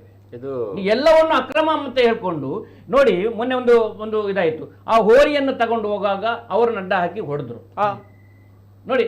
ಎಲ್ಲಿಂದ ಎಲ್ಲಿಗೆ ಕನೆಕ್ಷನ್ ಆಗುತ್ತೆ ಅಂತ ಹೇಳಿ ಹೋರಿನ ಯಾವಾಗ ತಗೊಂಡು ಹೋಗ್ಬೇಕು, ಎಲ್ಲಿಗೆ ತಗೊಂಡು ಹೋಗ್ಬೇಕು? ಪರ್ಮಿಷನ್ ಇದೆ. 6 ಗಂಟೆಯಿಂದ ಸಂಜೆ 6 ಗಂಟೆಯಿಂದ ಬೆಳಗ್ಗೆ 6 ಗಂಟೆವರೆಗೆ ಗೋವನ್ನ ಕಾಲ್ನಡಿಗೆಯಲ್ಲೇ ತಗೊಂಡು ಹೋಗಬಾರ್ದು ಅಂತ ಹೇಳಿ ಸಂವಿಧಾನ ಕಾನೂನು ಇದೆ. ವಸ್ತ್ರದಲ್ಲಿ ಆದ್ರೆ ಸಮಾಜಕ್ಕೆ ನೋಡಿ ನಿಮ್ಮ ಮೇಲೆ ಸಂಶಯ ಬರ್ತದೆ ಸ್ವಾಮಿ. ನಿಮ್ಮವರು ತಗೊಂಡಾಗ ಸಂಶಯ ಬರ್ತದೆ, ಹಿಂದೂ ಜೊತೆ ಹೋಗ್ಲಿ ಸಂಶಯ ಬರ್ತದೆ ಸಮಾಜಕ್ಕೆ. ಸಂಶಯಕ್ಕೆ ಹಿಂದೂ ಗೋವನ್ನ ಕಡಿಲಿಕ್ಕೆ ತಗೊಂಡು ಹೋಗ್ತಾರೆ ಅಂತ ಹೇಳಿ ಆಕ್ರೋಶ ಇದೆ ಸ್ವಾಮಿ ನಿಮ್ಮ ಮೇಲೆ. ಸಮಾಜದ ಆಕ್ರೋಶ ತೋರಿಸ್ತಾ ಇದೆ ನಿಮ್ಮ ಮೇಲೆ. ನಾವು ಯಾಕೆ ಅಂತ ಹೇಳಿದ್ರೆ ಇಂಥ ಘಟನೆ ನಾವು ಖಂಡಿಸುವಂತವ್ರು. ಘಟನೆಯನ್ನು ಒತ್ತಿ ಹೇಳ್ತೀರಾ? ಮೂಡಬಿದ್ರೆಯಲ್ಲಿ ನಡೆದದ್ದು ಘಟನೆ ಏನದು ನೋಡಿ. ಮಂಗಳೂರಿನಲ್ಲಿ ಎಷ್ಟು ಬೀಫ್ ಖಾದ್ಯಗಳು ಎಲ್ಲಿಂದ ಬಂದವರು ತುಂಬಾ ಉತ್ತಮವಾಗಿ ನಡೆಸ್ಕೊಂಡು ಹೋಗ್ತಾ ಇದ್ದಾರೆ. ನಿಮ್ಗೆ ಅದು ಸಮಸ್ಯೆ ಇಲ್ಲ? ಪ್ರದೀಪ್ ಅವರಿಗೆ ನಾನು ಹೇಳುವಂತ ಮಾತು, ಎಲ್ಲವನ್ನು ನಿಲ್ಲಿಸಿ ಗೋವನ್ನ ಪ್ರತಿ ಒಂದು ಕಡೆಯನ್ನು ಈ ಸೇಲ್ ಆಗುವ ಜಾಗ ಎಲ್ಲವನ್ನು ನಿಲ್ಲಿಸಿ ನಾವು ಬೆಂಬಲ ಕೊಡ್ತೀವಿ. ಇಲ್ಲಿ ನೋಡಿ ಇವರೇ ನಿತಿನ್ ಅವರೇ, ಕೇರಳಕ್ಕೆ ದಿವಸ ನನ್ನ ಲೆಕ್ಕಾಚಾರದಲ್ಲಿ 500ರಿಂದ 600 ಗೋವು ಆರಾಮಾಗಿ ಹೋಗುತ್ತೆ. ಇವತ್ತಿನವರೆಗೆ ಒಂದು ಲಾರಿ ಹಿಡಿದಿಲ್ಲ. ಈ ವಿಷಯ ಇರಬಹುದು ಸತ್ಯ. ನಾನು ನಮ್ಮ ಸರ್ವೆ ಪ್ರಕಾರ ಕೇರಳದಲ್ಲಿ 2 ಲಕ್ಷ ದನ ಕಟಾವು ಆಗುತ್ತೆ. 90% ಇಲ್ಲಿಂದ ಹೋಗುತ್ತೆ. ಕರ್ನಾಟಕದ ಕಮಿಷನರ್ ನೋಡ್ತಾ ಇದಾರೆ ಅನ್ಕೊಂಡಿದೀನಿ. ಇವರ ಮಾಹಿತಿಯನ್ನ ಕಮಿಷನರ್ ಗೋ ಹತ್ಯೆ ನಿಷೇಧ ಕಾಯ್ದೆ ಇದೆ, ಕಡ್ಲೆಕಾಯಿ ತಿಂತಾ ಇದಾರಾ ಇಲ್ಲಿ? ಕಡ್ಲೆಕಾಯಿ ತಿಂತಾ ಇದಾರೆ ಕಮಿಷನರ್. 500ರಿಂದ 600 ಗೋವು ಈ ದನಕರುಗಳು ಹೇಗೆ ಹೋಗುತ್ತೆ? ಕೇರಳದಲ್ಲಿ ಉತ್ಪತ್ತಿ ಆಗೋದು 10%. ಸಿದ್ದಿಕ್ ಅವರು ಈಗ ಈ ಎಲ್ಲ ದನಗಳು ಹೋಗುವಂತದ್ದು ಕೇರಳಕ್ಕೆ ಅಂತ ಹೇಳ್ತೀರಾ? ಅದು ನಮ್ಗೆ ಗೊತ್ತಿಲ್ಲ. ನಾನು ಹೇಳೋದು ಕೇರಳದಲ್ಲಿ ಇಷ್ಟು ಸುಲಭವಾಗಿ ಇಲ್ಲಿ ನೋಡಿ. ನನ್ನ ನೆನಪು 16 ರೂಪಾಯಿ ಇದ್ದ ಕೆಜಿ ಮಾಂಸ ಇವತ್ತು 360 ರೂಪಾಯಿ ಆಗಿದೆ. ಯಾವಾಗ 16 ರೂಪಾಯಿ ಇತ್ತು? ನಾನು ಚಿಕ್ಕ ವಯಸ್ಸಲ್ಲಿರುವಾಗ 16 ರೂಪಾಯಿ. ಅವಾಗ ನಾವೇನು ನಮ್ಮ ಮನೇಲಿ ಅರ್ಧವಾಸಿ ಜನ ತಿನ್ನೋದಿಲ್ಲ, ಈ ಮುಸಲ್ಮಾನರಲ್ಲಿ ಅರ್ಧವಾಸಿ ಜನ ತಿನ್ನೋದಿಲ್ಲ. ಮತ್ತೆ ಇಷ್ಟು ಕಳ್ಳತನ ಮಾಡೋರೆಲ್ಲ ಮುಸಲ್ಮಾನ್ರೆ, ಕಡಿಯೋರೆಲ್ಲ ಮುಸಲ್ಮಾನ್ರೆ. ಹೇಳಿದ್ರೆ ಇವರು ಮೊನ್ನೆ ನೀವು ಪೇಪರ್ ಅಲ್ಲಿ ನೋಡಿರ್ಬೋದು, ಎಲ್ಲಾ ಜಾತಿಯವರು ಕಳ್ಳತನ ಮಾಡೋರು ಕಳ್ಳರು. ಅದ್ ಜಾತಿಗೆ ಹೋಲಿಸಬೇಡಿ. ನಾನೊಬ್ಬ ಹಿಂದೂವಿನ ಹೆಸರು ಬಂದ ತಕ್ಷಣ ಹಿಂದೂಗಳಂತ ಹೇಳಬಾರ್ದು. ಅವನು ಕಳ್ಳ, ಯಾರು ಕದ್ದಿದ್ದಾನೆ ಅವನು ಕಳ್ಳ, ಅವನಿಗೆ ಪನಿಷ್ಮೆಂಟ್ ಆಗ್ಬೇಕು. ಅವನನ್ನ ನಾವು ಸಂರಕ್ಷಣೆ ಮಾಡಿದ್ರೆ ನನ್ ತಪ್ಪು ಅಲ್ವಾ? ದನ ಆತರ ನೋಡಿದೀವಲ್ಲ, ನಿಜವಾಗಿ ಯಾವ್ದು ನನ್ನ ಕಣ್ಣಲ್ಲಿ ನೀರು ಬಂತು ಘಟನೆಯನ್ನು ನೋಡಿದ. ಯಾಕೆಂತೇಳಿ ಇಷ್ಟೊಂದು ಕ್ರೂರತೆ ಇಲ್ಲಿ ದುಡ್ಡು ಮಾಡಿ ಇವರು ತಿನ್ಬೇಕಾ? ಮನೆಯವರಿಗೆ ತಿನ್ನಿಸ್ಬೇಕಾ? ಇವರಿಗೆ ಸಾಯ್ಲಿಕ್ಕಾಗೋದಿಲ್ವಾ? ಯಾಕೆ ಈ ಭೂಮಿಗೆ ಇದು ಮಾಡಿಕೊಂಡು ಇರ್ತಾರೆ? ಎಷ್ಟು ಸಮಾಜಕ್ಕೆ ಎಷ್ಟು ಕೆಟ್ಟ ಹೆಸರು ಇವರಂದಾಗಿ. ಇದನ್ನು ಸಮರ್ಥನೆ ಮಾಡೋ ಪ್ರಶ್ನೆನೇ ಇಲ್ಲ. ನಾನು ಹೇಳೋದು ರಾತ್ರಿ ಹೊತ್ತು ಇಲ್ಲಿ ನೋಡಿ, ಒಂದು ಬೈಕಿನಲ್ಲಿ ಒಂದು ಹೊಗೆ ಇದು ಪೊಲ್ಯೂಷನ್ ಇಲ್ಲ ಅಂತ ಹೇಳಿದ್ರೆ ಅವನನ್ನು ಅರ್ಧ ಗಂಟೆ 1 ಗಂಟೆ ನಿಲ್ಲಿಸಿ ಅವನಿಗೆ ದಂಡ ಹಾಕಿ ಕಳಿಸ್ತಾರೆ. ರಾತ್ರಿ ಗಸ್ತು ತಿರುಗೋರು ಏನ್ ಮಾಡ್ತಾ ಇದ್ದಾರೆ? ನಾವೆಲ್ಲಾದ್ರೂ ಹೋಗಿ ರಾತ್ರಿ ಹೊತ್ತಿಗೆ ಬರುವಾಗ ನಮ್ಮ ನಿಲ್ಲಿಸಿ 100 ಪ್ರಶ್ನೆ ಮಾಡ್ತಾರೆ. ಇಷ್ಟು ರಾಜರೋಷವಾಗಿ ದನಕನ್ನು ಕದ್ದುಕೊಂಡು ಹೋಗುವವರಿಗೆ ಏನು ಸಮಸ್ಯೆ ಇಲ್ಲ ಅಂತ ಹೇಳಿದ್ರೆ ಏನು ಕರೆಕ್ಟ್. ಇಲ್ಲಿ ಕಾನೂನು ಇಲ್ವಾ? ಇವತ್ತು ಬಜರಂಗ ದಳದವರನ್ನೇ ಅದನ್ನು ಹಿಡಿಬೇಕಾ? ಪೊಲೀಸ್ ಅವರು ಏನ್ ಮಾಡ್ತಾ ಇದ್ರು ನೋಡಿ. ಒಳ್ಳೆ ಕೆಲಸ ಯಾರು ಮಾಡಿದ್ರೆ ಅದನ್ನ ನಾವು ಅಭಿನಂದಿಸ್ತೇವೆ. ಅದ್ರಲ್ಲಿ ಯಾರು ನಮ್ಮ ಮುಖನ ನೋಡುದಿಲ್ಲ, ಸಂಘಟನೆ ನೋಡುದಿಲ್ಲ. ಯಾರು ಮಾಡಿದ್ದಾರೆ ಒಳ್ಳೆ ಕೆಲಸಕ್ಕೆ ನಮ್ಮ ಅಭಿನಂದನೆ ಇದ್ದೇ ಇದೆ. ಈಗ ಇವ್ರುಗಳು ಮಾಡಿರುವಂತ ಕೆಲಸ, ಬಜರಂಗ ದಳದವರು ಆ ರೀತಿ ಚೇಸ್ ಮಾಡಿ ಅವರನ್ನ ಹಿಡಿದು ಹಾಕಿರುವಂತದ್ದು ಒಳ್ಳೆಯ ಕೆಲಸ ಅಂತ ಹೇಳಿ. ಖಂಡಿತವಾಗಿ ಯಾರು ಒಳ್ಳೆ ಕೆಲಸ ಮಾಡಿದ್ದಾರೆ ಅವರನ್ನ ಅಭಿನಂದಿಸುವುದು ಮುಸ್ಲಿಂ ಲೀಗ್ ಕಡೆಯಿಂದ ಅದಕ್ಕೆ ನನ್ನ ಧರ್ಮ ಇದೆ. ನನ್ನ ಧರ್ಮ. ಒಳ್ಳೆ ಕೆಲಸ ಯಾರು ಮಾಡಿದ್ದಾರೆ ಅದು ನನ್ನ ಧರ್ಮ. ಪೊಲೀಸ್ ಅವರು ಮಾಡಬೇಕಿತ್ತು ಆ ಕೆಲಸವನ್ನು ಅವರು ಮಾಡಿದ್ರೆ ಅದನ್ನ ಅಭಿನಂದಿಸಬೇಕಾದ್ದು. ಓಕೆ, ಈಗ ಆ ಒಂದು ಇನ್ಫಾರ್ಮೇಶನ್ ಪೊಲೀಸ್ ಅವರಿಗೆ ಗೊತ್ತಿರ್ಲಿಕ್ಕಿಲ್ಲ ಅಂತ ಹೇಳ್ತೀರಾ ತಾವು? ನೋಡಿ, ಇದು ಒಳ್ಳೆ ಕಥೆ.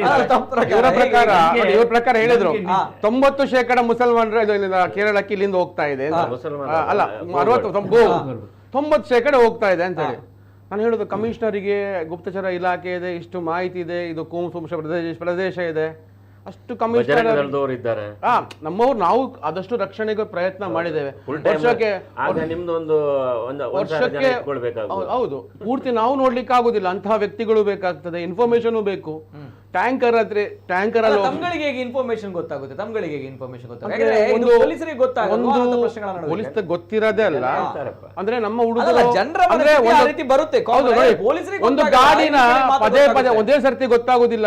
ಹೋಗುವಾಗ ದಾರಿಯಲ್ಲಿ ಹಿಂದೂಗಳ ಮನೆ ಇರುತ್ತಲ್ವಾ, ಗೋವಿಗೆ ಹೋಗುವಾಗ ಅದರ ಒಂದು ಪರಿಮಳ, ಗೋವಿದು ಸಗಣಿ ಬೀಳುತ್ತಲ್ವಾ, ಆ ಭಾಗದಲ್ಲಿ ಈ ತರ ಇದೆ ಅಂತ ಇನ್ಫಾರ್ಮ್ ಮಾಡ್ತಾರ ಅಲ್ವಾ? ಮಾಡ್ತಾರೆ ತಾನೆ. ಹಿಂದೂಗಳು ಈ ರೀತಿ ಗಾಡಿ ಹೋಗಿದೆ, ನಿನ್ನೆ ನೋಡಿದವ್ರು ಗಾಡಿ ಇಂಥದ್ದೇ ಗಾಡಿ ಇಂಥ ನಂಬರ್ ಹೋಗಿದೆ ಅಂತ ಅದನ್ನು ಕೂಡ ಇನ್ಫಾರ್ಮ್ ಮಾಡಿದವರು ಇದ್ದಾರೆ.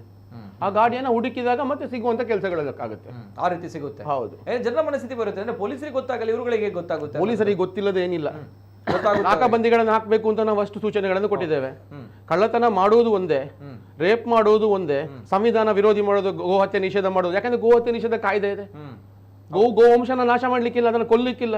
ಗೋ ಇರ್ಬೋದು, ಹೋರಿ ಇರ್ಬೋದು, ಕರುವನ್ನ ಯಾವ್ದನ್ನ ಕಡಿಬಹುದು ಅಂತ ಹೇಳಿದ್ರೆ ಹೆತ್ತನ್ನ, ಅದು ಕೂಡ ವೈದ್ಯರ ಸಮ್ಮುಖದಲ್ಲಿ ಅದು ಕಡೆಯಲು ಯೋಗ್ಯವಾಗಿದೆ ಅಂತ ಸರ್ಟಿಫಿಕೇಟ್. ಆದ್ರೆ ದಕ್ಷಿಣ ಕನ್ನಡ ಮತ್ತೆ ಉಡುಪಿಯಲ್ಲಿ ಯಾವುದೇ ಸ್ಲಾಟರ್ ಹೌಸ್ ಇಲ್ಲ. ಇದೆಯಾ? ಇಲ್ಲ. ಇಷ್ಟು 7 ಪ್ರಕರಣಗಳನ್ನ ಬಜರಂಗ ದಳದ ಕಾರ್ಯಕರ್ತರೆ ಮಾಂಸವನ್ನ ಹಿಡಿದ್ರು. 7 ಪ್ರಕರಣದಲ್ಲಿ ಸುಮಾರು 1.5 ಟನ್ ಅಷ್ಟು ಮಾಂಸವನ್ನ ಹಿಡಿದ್ರು. ಅದರಲ್ಲಿ 7 ಪ್ರಕರಣದಲ್ಲಿ ಬಜರಂಗ ದಳದವರಿಗೆ ಶಿಕ್ಷೆ ಆಯ್ತಾ ಅಂತ? ಹೌದು, ಅಲ್ಲಿ ಕೇಸ್ ಆಗಿದ್ದು ನಮ್ಮವರಿಗೆ ಅಲ್ಲ. ನೋಡಿ, ಇವಾಗ ಆರಿಫ್ ಹೇಳಿದ್ರಿ, ಇವಾಗ ಆರಿಫ್ನ ವಿಷಯ ತಗೊಳ್ಳೋಣ. ಅವನು 10ಕ್ಕೂ ಅಧಿಕ ಪ್ರಕರಣ ಇದೆ ಅವನ ಮೇಲೆ. 2 ತಿಂಗಳಿಗೆ ಒಂದ್ಸತಿ ಒಂದು ಕಾರಣ ಚೇಂಜ್ ಮಾಡ್ತಾನೆ. 1.5 ಕೋಟಿ ಮನಿ ಇದೆ. ಜಯಪ್ರಶಾಂತ್ ಅನ್ನತಕ್ಕಂಥ ಹುಡುಗ ಬೇರೆ ಯಾವುದೇ ಕೇಸ್ ಇಲ್ಲ ಶಕ್ತಿನಗರದ, ಬರೇ ಗೋವಿನ ಪ್ರಕರಣ ಮಾತ್ರ ಅವನ ಮೇಲೆ ಇರೋದು. ಅವನ ಮೇಲೆ ಗೂಂಡಾ ಕಾಯ್ದೆ ಹಾಕಿದ್ದಾರೆ. ಅದರ ಮೇಲೆ ನಾವು ಇಲ್ಲಿ ಮಾಧ್ಯಮ ಇಲ್ಲಿ ಈ ವೇದಿಕೆಯಲ್ಲಿ ಕೂಡ ಮಾತಾಡಿದೀವಿ ಅಷ್ಟೇ. ಬೇರೆ ಯಾವುದೇ ಪ್ರಕರಣ ಇಲ್ಲ. ಗೋವನ್ನ ಹಿಡಿದಾಗ ಅಲ್ಲಿ ಸಂಘರ್ಷ ಆದಾಗ ಇವನ ಮೇಲೆ ಏನು ಕೇಸ್ ಹಾಕ್ತಾರೆ ಅಂದ್ರೆ ದರೋಡೆ ಕೇಸ್ ಹಾಕ್ತಾರೆ, ಅವನ ಕಳ್ಳತನ ಕೇಸ್ ಹಾಕ್ತಾರೆ, ಅದು ಕೇಸ್ ಹಾಕ್ತಾರೆ. ಸುಮ್ಮನೆ ಬರೇ ಗೋವಿಗೋಸ್ಕರ ಅವನು ಅಷ್ಟು ದುಡಿದಂತ ಹುಡುಗನ ಮೇಲೆ ಗೂಂಡಾ ಕಾಯ್ದೆ ಹಾಕಿದಾಗ ನಾನು ಹೇಳೋದು 10 ಪ್ರಕರಣ ಜಾಸ್ತಿ ಇದೆ. ಮೊಹಮ್ಮದ್ ಆರಿಫ್ನ ಅವನನ್ನ ಗೂಂಡಾ ಕಾಯ್ದೆ ಯಾಕೆ ಆಗ್ತಾ ಇಲ್ಲ? ಕಮಿಷನರ್ ಅವರು ಉತ್ತರ ಕೊಡ್ಬೇಕಲ್ವಾ? ಅವನ ಮನೆಯನ್ನ ಏನ್ ಆಸ್ತಿ ಇದೆ, ಅಷ್ಟು ಪ್ರಕರಣಗಳಲ್ಲಿ ಗೋವು ಕಳ್ಳತನ ಆಗಿದೆ, ಆ ಮನೆಯನ್ನ ಮುಟ್ಟುಗೋಲು ಹಾಕ್ಬೇಕಲ್ಲ. ಅಂದ್ರೆ ನೀವು ಹೇಳುದು ಕ್ರಿಯೆಗೆ ಶಿಕ್ಷೆ ಇಲ್ಲ, ಪ್ರತಿಕ್ರಿಯೆಗೆ ಶಿಕ್ಷೆ ಇದೆ. ಇಲ್ಲಿ ನೋಡಿ, ಕೋಮು ಸಂಘರ್ಷ ಆಗ್ತಾ ಇದೆ. ಯಾವ್ದಕ್ಕೆ ಆಗ್ತಾ ಇದೆ? ಗೋವಿಗೆ ಆಗ್ತಾ ಇದೆ, ಲವ್ ಜಿಹಾದ್ಗೆ ಆಗ್ತಾ ಇದೆ. ಎರಡನ್ನ ನಿಲ್ಲಿಸಿದ್ರೆ ಇಲ್ಲಿ ಕೋಮು ಸಂಘರ್ಷ ಆಗುತ್ತಾ? ಪ್ರತಿ ಬಾರಿ ಕೋಮು ಸಂಘರ್ಷ ಆಗುದು ಗೋವಿಂದನೇ. ಅದಕ್ಕಿಂತ ಮುಂಚೆ 2 ವಿಚಾರ ಇಸ್ಲಾಮಿಕ್ ನಿಷಿದ್ಧವಾದ್ದು. ಎಸ್, ನಾನು ಬರ್ತೇನೆ. Yes sir, both of you. Yes, ಕರೆಗಳನ್ನು ಕೂಡ ನಾನು ತೆಗೆದುಕೊಡ್ತೇನೆ. Before that, yes sir, Jitendra Kundeshwara, first action sir. ಇದರಲ್ಲಿ ನಾನು ಹೆಚ್ಚು ಮಾತಾಡ್ಲಿಕ್ಕೆ ಅಗತ್ಯ ಇಲ್ಲ, ಹೇಳಿ ಕೇಳಿ ವೆಜಿಟೇರಿಯನ್ ಕೂಡ. ಅದಾದ್ಮೇಲೆ ಆದ್ರೆ ಈ ಅಮಾನವೀಯ ಕೃತ್ಯಗಳನ್ನ ನೋಡುವಾಗ ನಾನು 2 ಮಾತಾಡಬೇಕು. ಇನ್ನೊಂದು, ಈ ನಾನು ಕರಾವಳಿ ಭಾಗದಲ್ಲಿ ಒಂದು 25-26 ವರ್ಷ ಅಪರಾಧ ವಿಭಾಗದಲ್ಲಿ, ಅಪರಾಧ ಮಾಡಿ ಅಲ್ಲ, ಕ್ರೈಮ್ ವರದಿಗಾರಿಕೆ ವಿಭಾಗದಲ್ಲಿ ನಾನು ಕೆಲಸ ಮಾಡ್ತಿರೋದ್ರಿಂದ ಇಲ್ಲಿಯ ಮೆಂಟ್ಯಾಲಿಟಿ, ಇಲ್ಲಿಯ ಬಿಹೇವ್, ಇದು ಜನರ ಆ ಒಂದು ಆರಾಧನೆ ಭಾವ ಮತ್ತೆ ದೃಷ್ಟಿ, ಇದೆಲ್ಲ ನೋಡುವಾಗ ನಾನು ನೋಡಿದಂತಹ ಇಲ್ಲಿ ಕರ್ಫ್ಯೂಗಳು, ಈ ಕೋಮುಗಲಭೆಗಳು 2 ವಿಷಯಕ್ಕೆ ಆಗುವುದು. ಹೌದಪ್ಪ. ಒಂದು ಹುಡುಗಿಯರ ವಿಷಯದಲ್ಲಿ, ಇನ್ನೊಂದು ಗೋವಿನ ವಿಷಯದಲ್ಲಿ. ಗೋವಿನ ವಿಷಯದಲ್ಲಿ ಆ ತಳವಾರುಗಳನ್ನ ಇಟ್ಕೊಂಡು ಇವನ್ ಪೊಲೀಸರು ಸಹಿತ ತಲವಾರಿನ ಏಟುಗಳನ್ನ ತಿಂದಿದ್ದಾರೆ. ಇನ್ನು ಶೂಟೌಟ್ ಆಗಿದೆ, ನಿಮ್ಗೆ ಗೊತ್ತಿದೆ. ಅಲ್ಲಿ ಹೆಬ್ರಿಯಲ್ಲಿ ಶೂಟೌಟು ಪೊಲೀಸರೇ ಮಾಡಿದ್ದಾರೆ, ಎನ್ಕೌಂಟರ್ಗಳು, ಗಲಾಟೆ, ಹೊಡೆದಾಟ, ಕೇಸ್. ನನಗೆ ಎಲ್ಲಿವರೆಗೆ ಹೇಳಿದ್ರೆ ಈ ಗೋ ಹತ್ಯೆ ವಿಚಾರ, ಲವ್ ಜಿಹಾದ್ ಬಗ್ಗೆ ಏನಾದ್ರು ಮಾತಾಡ್ಬೋದು, ನಾವು ಪಾಸ್ ಆಗ್ಬೋದು, ಬರಿಬೋದು, ಪಾಸ್. ಈ ಗೋ ಹತ್ಯೆ ಬಗ್ಗೆ, ಹಂತಕರ ಬಗ್ಗೆ, ಗಲಾಟೆ ಬಗ್ಗೆ ಮಾತಾಡಿದ್ರೆ ನಾಳೆ ನಮ್ದು ಹೆಣ ಬೀಳುತ್ತಾ ಅಂತ ಆ ಹೆದರಿಕೆಯ ಭಾವ ಇದೆ. ಯಾಕೆ ಹೇಳಿದ್ರೆ ಆ ಗೋವನ್ನು ತಗೊಂಡು ಹೋಗುವಂಥವರ ಕೈಯಲ್ಲಿರುವ ಮಾರಕಾಸ್ತ್ರ, ಪಿಸ್ತೂಲು, ಮತ್ತೆ ಅವ್ರು ಮಾಡುವಂಥ ರೀತಿ ಇದೆಲ್ಲ ನೋಡುವಾಗ ಅಂದ್ರೆ ಭಯ. ಅಂದರೆ ನಾನು ಇವತ್ತು ನಾನು ಮಾತಾಡ್ತಾ ಇರೋದಲ್ಲ, ಬಹುಶಃ ADGP ಒಮ್ಮೆ ಬಂದಿದ್ರು ಇಲ್ಲಿಗೆ, MN ರೆಡ್ಡಿ ಇರಬೇಕು, ತುಂಬ ಸಮಯದ ಹಿಂದೆ, ಒಂದು 10-15 ವರ್ಷದ ಹಿಂದೆ ಇರಬೇಕು ನನ್ನ ಜ್ಞಾಪ. ಆವಾಗ ನಾನು ಒಂದು ಪ್ರಶ್ನೆ ಹೇಳಿದೆ, ಆವಾಗ ಇದೇ ರೀತಿ ಆಗಿತ್ತು. ಹಟ್ಟಿಗೆ ನುಗ್ಗಿ ಗೋವನ್ನು ತಗೊಂಡು ಹೋಗ್ತಾ ಇದ್ರು. ಇವರು ADGP ಅವರು ಏನು ಹೇಳಿದ್ರೆ ಯಾರೂ ಏನು ಕಾನೂನು ಕೈಗೆತ್ತಿಕೊಳ್ಳುವಂತಿಲ್ಲ. ಅವರು ಅದಕ್ಕೆ ನಾನು ಕೇಳಿದೆ, ಅಂದ್ರೆ ಅಲ್ಲಿ ಯಾರು ಹೊಡಿಲಿಕ್ಕೆ ಹೋದ್ರು ಅಂತ, ಯಾರಿಗೆ ಹಟ್ಟಿಗೆ ಕಳ್ಳತನ ಮಾಡ್ಲಿಕ್ಕೆ ಬಂದ ಗೋಕಳ್ಳರಿಗೆ ಇವರು ಹೊಡಿಲಿಕ್ಕೆ ಹೋದ್ರು ಅಥವಾ ಹಲ್ಲೆ ಮಾಡ್ಲಿಕ್ಕೆ ಹೋದ್ರು ಅಂತ ಹೇಳಿದಕ್ಕೆ ಯಾರು ಕಾನೂನು ಕೈಗೆತ್ತಿಕೊಳ್ಳಬಾರದು ಅಂತ. ಅದಕ್ಕೆ ನಾನು ಒಂದು ಪ್ರಶ್ನೆ ಮಾಡಿದೆ ಅವರಿಗೆ, ನೀವು ಕಾನೂನು ಹೇಳ್ತೀರಿ, ಒಂದು ವೇಳೆ ನಿಮ್ಮ ಹಟ್ಟಿಗೆ ಬಂದು ಗೋವುಗಳನ್ನ ಏನು ತಗೊಂಡೋಗ್ತಾರೆ, ತಲವಾರು ತೋರಿಸಿ ಬೆದರಿಸಿ ನೀವು ಸುಮ್ಮನೆ ಕೂರಿಸ್ಕೊಳಿಸಿ, ನಿಮ್ಮ ಮನೆಗೆ ಬಂದು ನಿಮ್ಮವರನ್ನ ಎತ್ಕೊಂಡು ಹೋಗ್ತಾರೆ, ಆಗಲೂ ಸುಮ್ಮನೆ ಕೂತ್ಕೊಳ್ಬೇಕಾ? ನೀವು ಹೀಗೆ ಹೇಳಿದ್ರೆ ಇಲ್ಲಿ ಖಂಡಿತ ಗೋಗಲಭೆ ಆಗ್ತದೆ. ಯಾಕಂದ್ರೆ ಇಂತಹ ಒಂದು ರೀತಿಯ ಕಾನೂನಿನ ಆಡಳಿತದ ನೆಗ್ಲಿಜೆನ್ಸ್, ಅಂದರೆ ಉದ್ದೇಶಪೂರ್ವಕವಲ್ಲ, ಆಗ್ತದೆ ಹೋಗ್ತದೆ ಅಂತ ಮಾಡಿದ್ರೆ ಇಲ್ಲಿ ಜನ ರೊಚ್ಚಿಗೆ ಹೇಳ್ತಾರೆ, ಮತ್ತೆ ಕೋಮು ಗಲಭೆ ಆಗ್ತದೆ. ಹಾಗೆ ಹೇಳಿದ್ದಾದ್ಮೇಲೆ ಸ್ವಲ್ಪ ಸಮಯದಲ್ಲಿ ಅಂದ್ರೆ ಗಲಭೆಗಳಾಯ್ತು ಇಲ್ಲಿ. ನಾನು ಹೇಳಿದಕ್ಕೆ ಆಯ್ತು ಅಂತಲ್ಲ, ಅಂದ್ರೆ ಆ ಜನರಲ್ಲಿ ಆ ಆಡಳಿತದಲ್ಲಿ ಏನು ಭಾವನೆ ಬರಬೇಕು ಹೇಳಿದ್ರೆ, ವಿ ಆರ್ ಸೇಫ್, ನಾವು ಹೇಳಿದ್ದನ್ನ ಕೇಳ್ತಾರೆ. ಆವಾಗ ಏನಾಗ್ತದೆ, ಇಂತಹ ಸಂಘರ್ಷಗಳು ಕಮ್ಮಿ ಆಗ್ತದೆ, ಆಡಳಿತಗಳು ಗಟ್ಟಿ ಆಗ್ತದೆ. ತಾವು ADGP ಅವರು ಹೇಳಿದಾಗೆ ಅಂದ್ರೆ ಇದು ಏನು ಅಂತ ಹೇಳಿದಾಗ ಒಂದು ಗೋವು ಅಥವಾ ಒಂದು ಪ್ರಾಣಿ ಅನ್ನುವಂತ ನಿಟ್ಟಿನಲ್ಲಿ ನೆಗ್ಲಿಜೆನ್ಸ್ ಅಥವಾ ಏನು ಗೋವು ಅನ್ನೋದು ಕೇರ್ಲೆಸ್ ಅಧಿಕಾರ ಇರುವ ಹೊತ್ತಿಗೆ ಯಾವ ಅಧಿಕಾರ ತತ್ವ ಸಿದ್ಧಾಂತಗಳ ಇರ್ತದೆ ಕೆಲವೊಂದು ಕಡೆ. ಆ ಅಧಿಕಾರಿಗಳಲ್ಲಿ ಕೆಲವರಿಗೆ ಬಲ ಬರ್ತದೆ, ಅಧಿಕಾರಿಗಳು ಆವಾಗ ಬಂದು ನಾವು ಸರ್ಕಾರದ ಫೇವರ್ ಆಗಿ ಕೆಲಸ ಮಾಡ್ತೇವೆ ಅಂತ ಆ ರೀತಿ ಭಾವನೆಯಿಂದ ಸ್ವಲ್ಪ ಓವರ್ ರಿಯಾಕ್ಟ್ ಮಾಡಿ ಅಧಿಕಾರದ ನಡುವೆ ಇದೆಲ್ಲ ಆವಾಗ ಏನಾಗ್ತದೆ, ಒನ್ ಸೈಡೆಡ್ ಆಗ್ತಾ ಇದೆ ಅಂತ ಜನರಿಗೆ ಭಾವನೆ ಬರ್ತದೆ. ಇವ್ರು ನಮ್ಮ ಮಾತುಗಳನ್ನು ಕೇಳ್ತಾ ಇಲ್ಲ, ನಮ್ಮ ಹಟ್ಟಿಗೆ ನುಗ್ಗಿ ಹೊಡೆದಾದ್ರು ಇವ್ರು ಕೇಳ್ತಾ ಇಲ್ಲ, ನಮ್ಮನ್ನ ತಳುವಾರು ತೋರಿಸಿ ಪಿಸ್ತೂಲ್ ಹೊಡಿತಾರೆ, ನನ್ನ ಮನೆಗೆ ನುಗ್ಗಿ ನಮ್ಮನ್ನು ಕೊಲ್ತಾರೆ ಅನ್ನೋಂಥ ಭಾವನೆ, ಭೀತಿ ಭಾವನೆ ಬರ್ತಲ್ಲ, ಅಸುರಕ್ಷತೆ, ಹೆದರಿಕೆ, ಆಕ್ರೋಶ ಅಂತ. ಆವಾಗ ಇಡೀ ಜನರಲ್ಲಿ ರೊಚ್ಚಿಗಿರ್ತದೆ. ಆ ರೀತಿಯ ವಾತಾವರಣ ಬಿಡಬಾರ್ದು. ಇದೇನು ಕಳ್ಳ ಅಂತೇಳಿ ಎನ್ಕೌಂಟರ್ ಮಾಡ್ತೇವೆ ಅಂತ ಹೇಳ್ಬೇಕು. ನೀವು ಗೋಕಳ್ಳರಿಗೆ ಎನ್ಕೌಂಟರ್ ಮಾಡಿ ಅಥವಾ ಈ ಥರ ತಲವಾರು ತೋರಿಸಿ ಪಿಸ್ತೂಲ್ ತೋರಿಸುವವರನ್ನು ಹಾಗೆ ಬಿಟ್ಟು ಬಿಡಿ, ಅವರಿಗೆ ಮರ್ಯಾದೆ ಮಾಡಿ ಪೂಜೆ ಮಾಡಿ ಕಾನೂನಲ್ಲಿ ಕೊಟ್ಟು ಅವನಿಗೆ ಬಿರಿಯಾನಿ ಕೊಟ್ಟು ಉಪಚಾರ ಮಾಡಿ ಅಂತ ಹೇಳಿದರೆ ಸಿಟ್ಟು ಬರ್ತದೆ. ಇವ್ರಿಗೆ ಎನ್ಕೌಂಟರ್ ಮಾಡಿ ಹೇಳಿದರೆ ಎನ್ಕೌಂಟರ್ ಮಾಡೋದಿಲ್ಲ, ಇದು ಎನ್ಕೌಂಟರ್ ಮಾಡಿ ಅಂತ ಹೇಳಿದವರ ಮೇಲೆ ಇವರು ಪ್ರತಿಭಟನೆ ಮಾಡ್ತಾರೆ ಒಂದು ಕಡೆಯಿಂದ. ಆದ್ರೆ ನಮ್ಮ ಇವರು ಅಶೋಕ್ ರೈಗಳು ಎನ್ಕೌಂಟರ್ ಮಾಡಿ ಅಂತ ಹೇಳಿದ್ರು ಮೊನ್ನೆ. ಅಂದ್ರೆ ಅದಕ್ಕೆ ಯಾರು ಪ್ರತಿಭಟನೆ ಅಂದ್ರೆ ವಿಷಯಗಳನ್ನ ನಾವು ವ್ಯತ್ಯಾಸಗಳು ಅಂತ. ಕರೆಕ್ಟ್. ಯಾವಾಗ್ಲೂ ನಾನು ಹೇಳುದು ಕಾನೂನು ಎಲ್ರಿಗೂ ಒಂದೇ, ಆದ್ರೆ ನೀವು ಜನರಲ್ಲಿ ಸುರಕ್ಷತೆ ಭಾವನ ಮೂಡಿಸಬೇಕು. ಈಗ ಮೊನ್ನೆ ಅವರು ಹೇಳಿದ್ರಲ್ಲಿ ಯಾರಿಗೂ ಅಸುರಕ್ಷತೆ ಭಾವ ಮೂಡಲಿಲ್ಲ, ಸುರಕ್ಷತೆ ಭಾವ. ಅಂದ್ರೆ ಕೆಲವರಿಗೆ ಅಸುರಕ್ಷತೆ ಭಾವ ಮೂಡ್ತದೆ. ಅಂದ್ರೆ ನೀವು ಮಾಡುವ SDP ಅವರು ಪ್ರತಿಭಟನೆ ಮಾಡಿ ನಮ್ಮನ್ನ ಶೂಟ್ ಮಾಡಿ ಅದು ಬೇರೆ ಕಡೆ ಒಂದು ಕಡೆ ಅದಕ್ಕೂ ಮಾಡಿದ್ದಾರೆ ಅವ್ರ ಮೇಲೆ. ಅಶೋಕ್ ರೈ ಅವರು ಮಾಡಲಿಲ್ಲ, ಇನ್ನೊಬ್ರು BJP ಅವರು ಯಾರೋ ಬೇರೆ ಕಡೆ ಬೇರೆ ಶಾಸಕರು ಮಾಡಿದ್ರು, ಇಲ್ಲಿ ಅವರು ಹೇಳಿದಕ್ಕೆ ಮಾಡಲಿಲ್ಲ. ಅಂದ್ರೆ ಆ ಭಾವನೆಗಳು ಮುಖ್ಯ. ಅಂದ್ರೆ ಇಲ್ಲಿ ಅವರು ಆಗೊಮ್ಮೆ ಹೇಳಿದೆ, ನನಗೆ ಅಂತೂ ಯಾವುದೇ ಮಾಂಸ ಅದು ಕ್ರೂರವಾಗಿ ನೋಡೋದಿಲ್ಲ, ಅದು ನಮ್ಮ ನೇಚರಲ್ಲಿ ಬಂದದ್ದು, ನಮಗೆ ಆ ಥರ ಕಲಿಸಿದ್ದಾರೆ. ಆದರೆ ಇವರಿಗೂ ನೋಡಿ ಅವ್ರು ಮಾಂಸ ತಿಂತಾರೆ, ಅವ್ರಿಗೆ ಅದನ್ನು ನೋಡುವಾಗ ಅದೊಂಥರ ಬೀಭತ್ಸ ಅಂತ ಅನಿಸ್ಬೇಕಾದ್ರೆ, ಹಾಗಾದ್ರೆ ಎಷ್ಟು ದೌರ್ಜನ್ಯ ಇರ್ಬೋದು, ಎಷ್ಟು ಅಮಾನವೀಯವಾಗಿ ಅದು ಕೈಕಾಲ ಮೇಲೆ ಕಟ್ಕೊಂಡು ಎಂಥ ಶಿಕ್ಷೆ. ನಾನು ಅದನ್ನು ಮೊನ್ನೆ ಯಾರು ಮುಸ್ಲಿಂ ಬಾಂಧವರೊಬ್ರು ಹೇಳಿ ಅದನ್ನು ಶೇರ್ ಮಾಡಿದ್ರು, ಇದು ನಮ್ಮ ಧರ್ಮದಲ್ಲಿ ಖಂಡಿತ ಇಂಥದ್ದು ಇಲ್ಲ, ಇದನ್ನ ಆಹಾರಿಸ್ಬೇಕು. ನನಗೆ ಅದನ್ನ ಅನ್ಸಿ, ಹೌದು, ಒಳ್ಳೆಯವರು ಎಲ್ಲ ಕಡೆಯಲ್ಲಿ ಎಲ್ಲ ಧರ್ಮದಲ್ಲೂ ಎಲ್ಲೋ ಜಾತಿಗಳಲ್ಲಿ ಇರ್ತಾರೆ, ಅದನ್ನ ಒಳ್ಳೆಯವರು ಹೆಚ್ಚಿನ ಸಂಖ್ಯೆಯಲ್ಲಿ ಅದನ್ನ ಪ್ರತಿಭಟಿಸಬೇಕು. ನಿಜ. ಆದ್ರೆ ಪ್ರತಿಭಟಿಸುವ ಸಂಖ್ಯೆ ದಿನದಿಂದ ದಿನಕ್ಕೆ ಕಮ್ಮಿ ಆಗ್ತಾ ಇದೆ. ಆ ತರ ಮಾಡಿದ್ರೆ ಅವ ಏನು ಮತಾಂಧನೋ ಕೋಮುವಾದಿಯೋ ಅಂತ ಬ್ರ್ಯಾಂಡ್ ಆಗ್ಬಿಡ್ತಾನೆ ಅಂತ ಹೇಳಿದ್ರು. ಏನೋ ಪುಣ್ಯಕ್ಕೆ ಏನೋ ಇಂಥವರೆಲ್ಲ ಬರ್ಲಿಕ್ಕೆ ಶುರು ಮಾಡಿದ್ದಾರೆ. ನಾನು ಅದನ್ನು ಶೇರ್ ಮಾಡಿದೆ. ಅಂದ್ರೆ ಇದು ಇಂತಹ ಮಾಂಸ ತಿಂದ್ರೆ ಯಾವ ದೇವರು ಮೆಚ್ಚಲಿಕ್ಕಿಲ್ಲ, ನಿಷಿದ್ಧವಾದ ತಿನ್ಲಿಕ್ಕೇನೆ ಇಲ್ಲ. ಅಲ್ಲ ಈಗ ಪ್ರತಿ ಒಂದು ಧರ್ಮದಲ್ಲೂ ಪ್ರತಿಯೊಂದು ಜಾತಿ ಸಮುದಾಯ ಇದರಲ್ಲೊಂದು ಒಳ್ಳೆಯ ನಿಯಮಗಳಿರುವಂಥದ್ದು. ಈಗ ಒಳ್ಳೆ ವಿಚಾರಗಳನ್ನು ಸ್ವೀಕರಿಸುವ ಮನೋಭಾವ, ಅವರ ಕಲ್ಚರ್, ಅವರು ಬೆಳೆದು ಬಂದಂಥ ರೀತಿ, ಅವರ ಅದನ್ನು ಸ್ವೀಕರಿಸುವ ರೀತಿಯಿಂದಾಗಿ ಆ ಒಂದು ವ್ಯಾಖ್ಯೆಗಳು ಬದಲಾಗ್ತಾ ಹೋಗ್ತದೆ. ನೀವು ಯಾರು ಜಾಕಿರ್ ನಾಯ್ಕ್ ಅವರ ಧರ್ಮವನ್ನು ವಿಶ್ಲೇಷಿಸುವ ರೀತಿಯೇ ಬೇರೆ. ಇನ್ನು ಅದಕ್ಕಿಂತ ಒಳ್ಳೆಯ ರೀತಿಯಲ್ಲಿ ವಿಶ್ಲೇಷಿಸುವಂಥ ದೊಡ್ಡ ದೊಡ್ಡ ವಿದ್ವಾಂಸರಿದ್ದಾರೆ.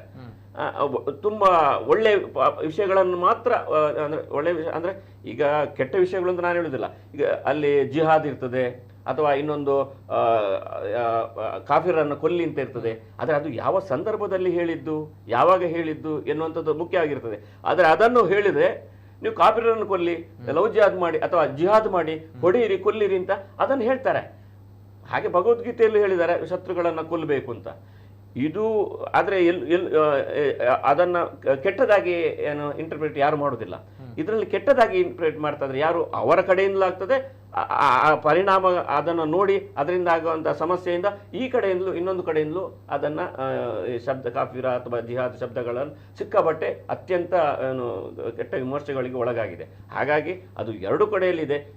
ಈ ಕಡೆಯಿಂದ ಅದನ್ನು ಸರಿಯಾಗಿ ಬಳಸ್ಕೊಂಡ್ರೆ ಈ ಕಡೆಯೂ ಅವರಿಗೆ ಅದನ್ನು ನೋಡಿ ಏನು ಒಳ್ಳೆಯ ಭಾವನೆ ಬರ್ತದೆ. ಹಾಗಾಗಿ ಇದು ಏನಾಗ್ತಾ ಇದೆ ಅಂತ ಹೇಳಿದ್ರೆ, ಮೊದಲು ಏನು ಜನರಿಗೆ ಒಳ್ಳೆಯ ಭಾವನೆ ಮೂಡಬೇಕು. ಈಗ ಯಾಕೆ ತುಂಬ ಜನ ಹೇಳ್ತಾರೆ, ಒಂದು ವ್ಯಕ್ತಿಯನ್ನು ನೋಡುವಾಗ, ದೇವರನ್ನು ಪೂಜೆ ಮಾಡ್ತಿರುವಂಥ ವ್ಯಕ್ತಿಯನ್ನು ನೋಡುವಾಗ ಎಲ್ರಿಗೂ ಒಳ್ಳೆ ಭಾವನೆ ಬರ್ತದೆ. ಅವರು ಕೆಲವೊಮ್ಮೆ ಈಗ ಮೋಸ ಮಾಡ್ತಾರೆ.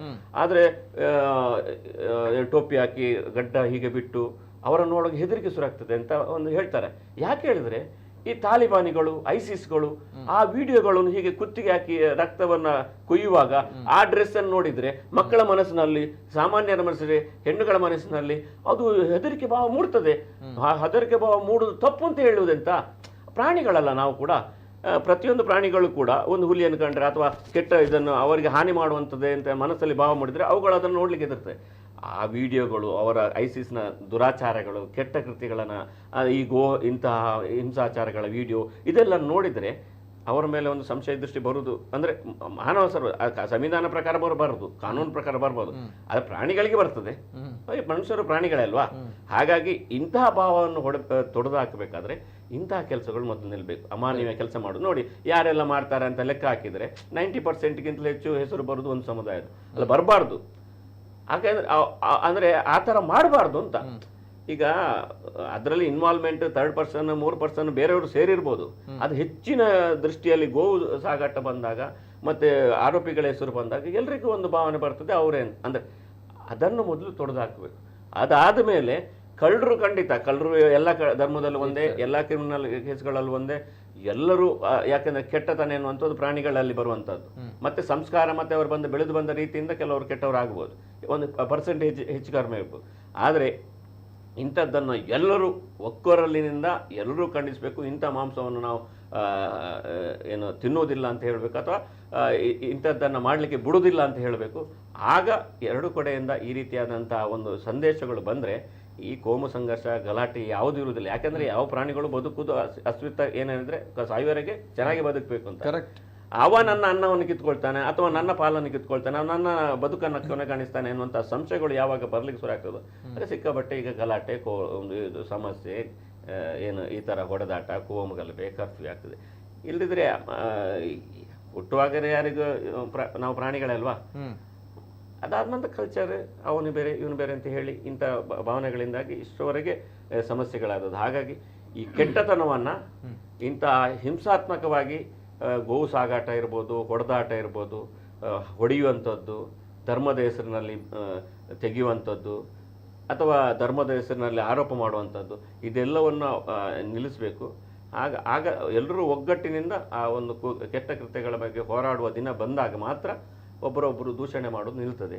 ಹಾಗಾಗಿ ನನ್ನ ಪ್ರಕಾರ ನನಗೆ ತುಂಬ ನೋವಾಗಿತ್ತು. ಈ ಹಬ್ಬದ ಸಂದರ್ಭದಲ್ಲಿ ಯಾರೋ ಒಂದು ಧರ್ಮದವರನ್ನ ಗುರಿಯಾಗುವುದು ಅದು ಸರಿಯಲ್ಲ, ತಪ್ಪೇ. ಅವರು ಅದರಲ್ಲೂ ತುಂಬ ಜನ ಒಳ್ಳೆಯವರಿಗೆ ಮನಸ್ಸಿಗೆ ನೋವಾಗ್ತದೆ. ಅಂದರೆ ಅಯ್ಯೋ ಇವರಿಂದಾಗಿ ನಮ್ಮ ಹೆಸರು ಹಾಳಾಗ್ತಾ ಇದೆ, ನಮ್ಮ ಸಮುದಾಯದ ಹೆಸರು ಹಾಳಾಗ್ತಾ ಇದೆ ಅಂತ ಅವರಿಗೂ ತುಂಬಾ ನೋವಾಗ್ತದೆ. ನಾನು ಅನುಭವಿಸಿದ್ದೇನೆ. ಯಾಕೆ ಹೇಳಿದ್ರೆ ಅಂದ್ರೆ ಅಂಥವ್ರು ತುಂಬಾ ಜನ ಇದ್ದಾರೆ. ಅವರನ್ನು ನೋಡ್ಬೇಕು ಅಂತ ಒಂದೇ ದೂರವಾಗ. ಅಂತ ಒಳ್ಳೆಯ ಜನಗಳು ಯಾವತ್ತು ನೋಡಿ, ನೀವು ಒಳ್ಳೆಯ ಜನಗಳು ಹೊರಗಡೆ ಬಂದು ಪ್ರತಿಭಟನೆ ಮಾಡೋದಿದೆಯಾ, ಕೊನೆಗೆ ಗೆಲುವಾಗುವಂಥದ್ದು ಕೆಟ್ಟದ್ದು ರೌಡಿಗಳು, ಗೂಂಡಾಗಳು ಅಥವಾ ವಿಲನ್ಗಳು, ಕೆಟ್ಟವರು. ಸ್ಟ್ರಾಂಗ್ ಇದ್ದವರು 1% 5% ಪರ್ಸೆಂಟೇಜ್ ಸ್ವಲ್ಪ ಚೇಂಜ್ ಇರ್ಬೋದು. ಯಾವಾಗ ಇವತ್ತು ನಾವು ಬರುವ ಉದ್ದೇಶನೂ ಅದೇನೆ, ನಾವು ಇದನ್ನ ಸಮ್ಮತಿಸುವುದಿಲ್ಲ, ಒಪ್ಪೋದಿಲ್ಲ ಅಂತ ನೀವು ಮಾತ್ರ ಅಂತಲ್ಲ, ಎಲ್ಲರೂ ಹೇಳ್ಬೇಕು. ಅಲ್ಲ, ಆವಾಗ ಮಾತ್ರ ಜೀತನ್ ಇವಾಗ ಹೇಳಿದ್ರು ಕುರಾನ್ ನಲ್ಲಿ ಇದೆ, ಮಹಾಭಾರತದಲ್ಲೂ ಇದೆ ಅಂತ ಹೇಳಿ. ಅಲ್ಲ ಹೇಳೋ, ಆದ್ರೆ ನನ್ನ ಧರ್ಮದ ಯಾವುದೇ ಗ್ರಂಥದಲ್ಲಿ ನನ್ನ ಧರ್ಮವನ್ನು ಒಪ್ಪದಿದ್ರೆ ನಾನು ಸಾಯಿಸ್ಬೇಕು, ಅವನು ಒಪ್ಪಿಕೊಂಡ್ರೆ ಜಕಾತ್ ಕೊಟ್ರೆ ಅವನನ್ನು ಬಿಡಬೇಕು ಅಂತ ಎಲ್ಲೂ ಹೇಳಿಲ್ಲ. ಹೇಳೋದಕ್ಕೆ ನಾನು ಇವ್ರಿಗೆ ಮಾತಾಡಿ ನೋಡಿ, ಎಲ್ಲ ಯಾವುದೇ ಧರ್ಮ ಗ್ರಂಥದಲ್ಲೂ ಹೇಳಿಲ್ಲ ನನ್ನ ಧರ್ಮಕ್ಕೆ ಬರದಿದ್ರೆ ಅವನನ್ನು ಕೊಲ್ಬೇಕು. ನಾವು ಇದು ಹೇಳಿದ್ಯಾ? ಇಲ್ಲ ಅಲ್ವಾ? ಅಲ್ಲ ಬೇಡ, ನಿಮ್ಮ ಕುರಾನ್ ಬೇಡ, ಅಲ್ಲ ನಮ್ಗೆ ಬೇಡ, ಇದು ಹೇಳಿರ್ಬೋದು. ಅದಕ್ಕೆ ನಮ್ಮ ಧರ್ಮ ಯಾವುದೇ ಧರ್ಮ ಗ್ರಂಥದಲ್ಲಿ ವಿಶ್ವಕ್ಕೆ ಭಾರತ ಹಂಚಿದ್ದು ಜ್ಞಾನವನ್ನ ಬಿಟ್ಟು ಯಾವುದನ್ನು ಹಂಚಿಲ್ಲ. ನಮ್ಮ ಧರ್ಮ ಗ್ರಂಥವನ್ನ ಪ್ರಿಂಟ್ ಮಾಡಿ ಯಾರಿಗೂ ಕೊಟ್ಟಿಲ್ಲ. ಇಡೀ ಭಾರತ ಹಂಚಿದ್ದು ಜ್ಞಾನವನ್ನ ಮಾತ್ರ. ನಮಗೆ ಬಂದಿಲ್ಲ ಅಂದ್ರೆ ತಲ್ವಾರಿ ಕೊಡು, ಆ ರೀತಿ ಯಾರಿಗೂ ಹೇಳಿಲ್ಲ. ಎರಡನೇ ವಿಷಯ ಅವ್ರು ಹೇಳಿದ್ರು ನೋಡಿ, ಗಡ್ಡ ಬಿಟ್ಟ ಕೂಡಲೇ ಹೆದರಿಕೆ ಆಗ್ತದೆ ಅವರನ್ನು ನೋಡುವಾಗ ಅಂತೇಳಿ. ಯಾಕೆ ಅಂತ ಕೇಳಿದ್ರೆ ಖಂಡಿತ ಆಗ್ಲೇಬೇಕು. ನೋಡಿ, ಎಲ್ಲೆಲ್ಲಿ ಇಸ್ಲಾಮಿಕ್ ಜಾಸ್ತಿ ಆಗಿದೆ ಅಲ್ಲಿ ಅಲ್ಪಸಂಖ್ಯಾತರನ್ನು ನಾಶ ಮಾಡಿದ್ದಾರೆ. ಇತ್ತೀಚೆಗೆ ಬಾಂಗ್ಲಾದೇಶದ ಹಿಂದೂಗಳ ಪರಿಸ್ಥಿತಿ ಯಾವ ರೀತಿ ಆಯಿತು, ಯಾವ ರೀತಿ ಅವರನ್ನು ಕೊಲ್ತಾ ಇದ್ದಾರೆ. ಹೆಣ್ಣು ಮಕ್ಕಳನ್ನು, ಚಿಕ್ಕ ಹೆಣ್ಣು ಮಕ್ಕಳನ್ನು ರೇಪ್ ಮಾಡ್ತಾ ಇದ್ದಾರೆ. ಮಾಡ್ತಾ ಇಲ್ವಾ? ಎಲ್ಲೆಲ್ಲಿ ಇಸ್ಲಾಂ ಜಾಸ್ತಿ ಆಗ್ತದೆ ಅಲ್ಲಿ ಕ್ರೌರ್ಯನ ತೋರಿಸ್ತಾ ಇದೆ. ಕ್ರೌರ್ಯ ಇಸ್ಲಾಂನ ಮುಖ ಏನು ಅಂತೇಳಿ ಜಗತ್ತಿಗೆ ಗೊತ್ತಿದೆ, ಏನು ಇಸ್ಲಾಂನ ಮುಖ ಅಂತೇಳಿ. ಬಾಂಗ್ಲಾದೇಶ ಮಾತ್ರ ಅಲ್ಲ, ಎಲ್ಲೆಲ್ಲಿ ಇದೆ, ಎಲ್ಲೆಲ್ಲಿ ಮೆಜಾರಿಟಿ ಆಗ್ತಾ ಇದೆ. ನೋಡಿ, ಇಲ್ಲಿ ಕೂಡ ಈ ಭಾಗದಲ್ಲಿ ಎಲ್ಲೆಲ್ಲಿ ಮೆಜಾರಿಟಿ ಆಗ್ತಾ ಇದೆ ನಾವು ಅನುಭವಿಸ್ತಾ ಇದೆ. ಯಾವ್ದಂತ ಹೇಳಿದ್ರೆ ಕೋಮು ಸೂಕ್ಷ್ಮ ಪ್ರದೇಶ. ಅಲ್ಲಿ ಏನ್ ಹೇಳ್ತಾರೆ, ಎಲೆಕ್ಷನ್ ಬಂದಾಗ ಅತಿ ಸೂಕ್ಷ್ಮ, ಅತಿ ಸೂಕ್ಷ್ಮ ಯಾಕಿಲ್ಲ. ಈಗ ಸೌದಿ ಅರೇಬಿಯಾದಲ್ಲಿ ನೋಡಿ, ಅಲ್ಲಿಯ ಮುಸ್ಲಿಮರು ಎಷ್ಟು ಶಾಂತವಾಗಿದ್ದಾರೆ. ಅಲ್ಲಿ ಹಿಂದೂ ದೇವಸ್ಥಾನ ಈಗ ಅಂದ್ರೆ ಅಲ್ಲಿ ಒಳ್ಳೆ ಟೂರಿಸಂ ಇದೆ. ಅಲ್ಲ ಅದೇ ಎಲ್ಲಿ ಟೂರಿಸಂ ಮಾಡಿದ್ದಾರೆ, ಪ್ರಾಫಿಟಬಿಲಿಟಿ ಎಲ್ಲಿದೆ, ಸುಮ್ಮನೆ ಇರ್ತಾರೆ. ಬಾಂಗ್ಲಾದೇಶದಲ್ಲಿ ಯಾಕೆ ಆಗ್ತಾ ಇದೆ, ಪಾಕಿಸ್ತಾನದಲ್ಲಿ ಯಾಕೆ ಆಗ್ತಾ ಇಲ್ಲ, ಸಮಸ್ಯೆ ಇದೆ. ಅದು ಬದಲಾಗ್ತದೆ ಅಂತ ಕಾಲಕ್ರಮೇಣ. ಅಲ್ಲ, ಹಿಂದೂಗಳನ್ನ ನಡೆಸಿಕೊಳ್ಳುವಂತಹ ರೀತಿ ಅದನ್ನು ಬದಲಾಯಿಸಬೇಕು. ಎಲ್ಲಾದ್ರೂ ಭಾರತದಲ್ಲಿ ನೋಡಿ, ಭಾರತದ ತುಂಬಾ ತಪ್ಪು ಕಲ್ಪನೆ ಇದೆ. ಯಾಕಂತ ಹೇಳಿದ್ರೆ ನೀವು ಅವರು ಬಂದ ಮಾಹಿತಿಗಳಾಗಿರ್ತದೆ. ದುಬೈಯಲ್ಲಿ ಸ್ವಲ್ಪ ಹಿಂದೂಗಳು ಹೋಗಿ ರಾಜರನ್ನ ಕಾಣ್ತಾರೆ, ನಮಗೆ ಇಂಟ್ಲಿ ಒಂದು ಭವ್ಯವಾದ ಮಂದಿರ ಬೇಕು ಅಂತ. ಆ ಮಂದಿರವನ್ನು ಉದ್ಘಾಟನೆ ಮಾಡಿದ್ರು ನರೇಂದ್ರ ಮೋದಿರು ಕೂಡ ಹೋಗಿದ್ದಾರೆ. ಹೌದು, ಅವರಿಗೆ ಹೇಳಿದ್ರು ನಿಮ್ಗೆ ಎಲ್ಲಿ ಬೇಕು, ಎಷ್ಟು ಜಾಗ ಬೇಕು ಅಂತ. ದುಬೈ ಟು ಅಬುದಾಬಿ ರಸ್ತೆಯಲ್ಲಿ 13.5 ಎಕರೆ ಜಾಗವನ್ನು ಕೊಟ್ಟು ನಿಮ್ಗೆ ಎಲ್ಲಾ ವ್ಯವಸ್ಥೆಯನ್ನು ಕೂಡ ಮಾಡಿ ಅವರೇ ಬಂದು ಉದ್ಘಾಟನೆ ಮಾಡಿ ಕೊಡ್ತಾರೆ. ನೋಡಿ ಪ್ರದೀಪ್, ಅಲ್ಲಿ ಹೇಳುದು ಒಂದು ಮುಖ ಇರ್ಬೋದು, ಭಾರತದಲ್ಲಿ ಆಗಿರ್ಬೋದು, ಎಷ್ಟೋ ದೇವಸ್ಥಾನಗಳನ್ನ ನಾಶ ಮಾಡಿದ ಇಸ್ಲಾಮೇ. ನಾನು ಮುಸಲ್ಮಾನನಾಗೋದಿಲ್ಲ ಪ್ರದೀಪ್ ಅವರೇ, ನಿಮ್ಮನ್ನು ನಿಂದಿಸಿದ್ರೆ ನಾನು ಮುಸಲ್ಮಾನನಾಗ್ಲಿಕ್ಕೆ ಸಾಧ್ಯ ಇಲ್ಲ. ನಿಮ್ಮ ಕಷ್ಟಕ್ಕೆ ನನಗೆ ಖುಷಿ ಆಗೋದಾದ್ರೆ ನಾನು ಮುಸಲ್ಮಾನ ಆಗ್ಲಿಕ್ಕೆ ಸಾಧ್ಯ ಇಲ್ಲ. ಹಾಗಾದ್ರೆ ನೀವು ಬಾಂಗ್ಲಾದೇಶದ ನೋಡಿ, ಪಾಕಿಸ್ತಾನದ ಇಸ್ಲಾಮರನ್ನ ನೋಡಿ, ಎಲ್ಲದರಲ್ಲೂ ಸತ್ಯ ಮತ್ತು ಮಿಥ್ಯೆ ಇರುತ್ತೆ, ಸುಳ್ಳು ಮತ್ತು ಸತ್ಯ ಇರುತ್ತೆ, ಅನ್ಯಾಯ ಮತ್ತು ನ್ಯಾಯ ಇರುತ್ತೆ. ಹಾಗಾದ್ರೆ ನೋಡಿ, ನಿಮ್ಮ ಸಂಶಯ ಯಾಕೆ ಬರುತ್ತೆ ಅಂತ ಕೇಳಿದ್ರೆ, ಪ್ರದೀಪ್ ಅನ್ಯಾಯ ಆದಾಗ ನೋಡಿ, ಇವಾಗ ಹಿಂದೂ ವಿರೋಧ ಕೃತ್ಯಗಳನ್ನು ಇವ್ರು ಮಾಡ್ತಾರೆ. ಇವ್ರು ಹೇಳಿದ್ರು 90% ಅಲ್ಲಿ 99% ಇವ್ರು ಹೇಳೋದು ನಿಲ್ಬೇಕು, ಅಲ್ಲಿ ಜಾತಿ ಬರೋದು, ಧರ್ಮ ಬರೋದು ನಿಲ್ಬೇಕು ಅಂತ. ಜೀತನ್ ಹಾಗಾದ್ರೆ ಹಿಂದೂಗಳನ್ನ ಹಾಕೊಂಡು ಅವ್ರಲ್ಲಿ ದನ ಓಡಿಸ್ಬೇಕಾ ನಿಮ್ ಪ್ರಕಾರ? ಇವಾಗ ಮಾಡ್ತಾ ಇದ್ದಾರೆ ಅದನ್ನ. ಮೂಸಪ್ಪನನ್ನು ಕರ್ಕೊಂಡು ಹೋಗಿದ್ದು ಅವರೇ ಅಲ್ವಾ? ಮೂಸಪ್ಪನನ್ನ ಮೂಟಬದಿಯಲ್ಲಿ ಕರ್ಕೊಂಡು ಹೋಗಿದ್ದು ಅವರೇ ಅಲ್ವಾ? ಇನ್ನೊಂದು ವಿಚಾರ ನೋಡಿ, ಅವರು ದೇಶದ ನೋಡಿ ಬಹುಸಂಖ್ಯಾತರ ಭಾವನೆಗೆ ಧಕ್ಕೆ ಬರದಾಗೆ ನಡ್ಕೊಳ್ಳೋ ಜವಾಬ್ದಾರಿ ಯಾರ್ದಿದೆ? ಖಂಡಿತವಾಗಿ ಪ್ರತಿಯೊಬ್ಬ ಮುಸಲ್ಮಾನನಿಗೂ, ಈ ಮಣ್ಣಿನಲ್ಲಿ ಹುಟ್ಟಿದ ಮುಸಲ್ಮಾನನಿಗೆ ಅವನವನ ನ್ಯಾಯಯುತವಾದ ಜವಾಬ್ದಾರಿ ಯಾವಾಗವರೆಗೆ ಅಂತ ಕೇಳಿದ್ರೆ, ನೀವು ಬಹುಸಂಖ್ಯಾತರ ಆಗುವವರೆಗೆ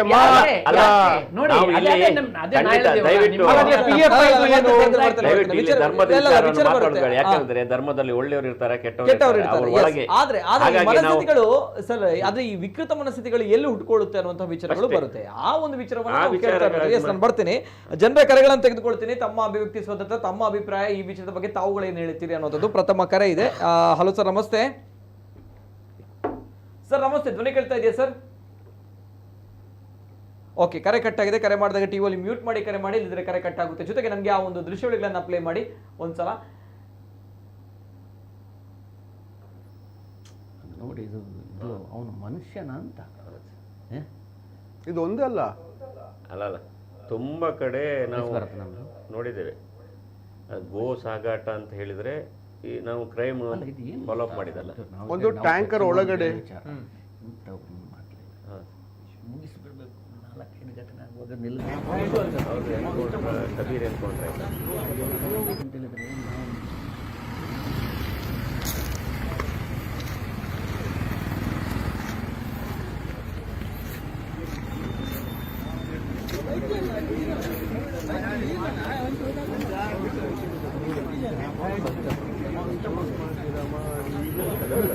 ನಾವು ಮಾಡಿದ್ದಾರೆ PFI.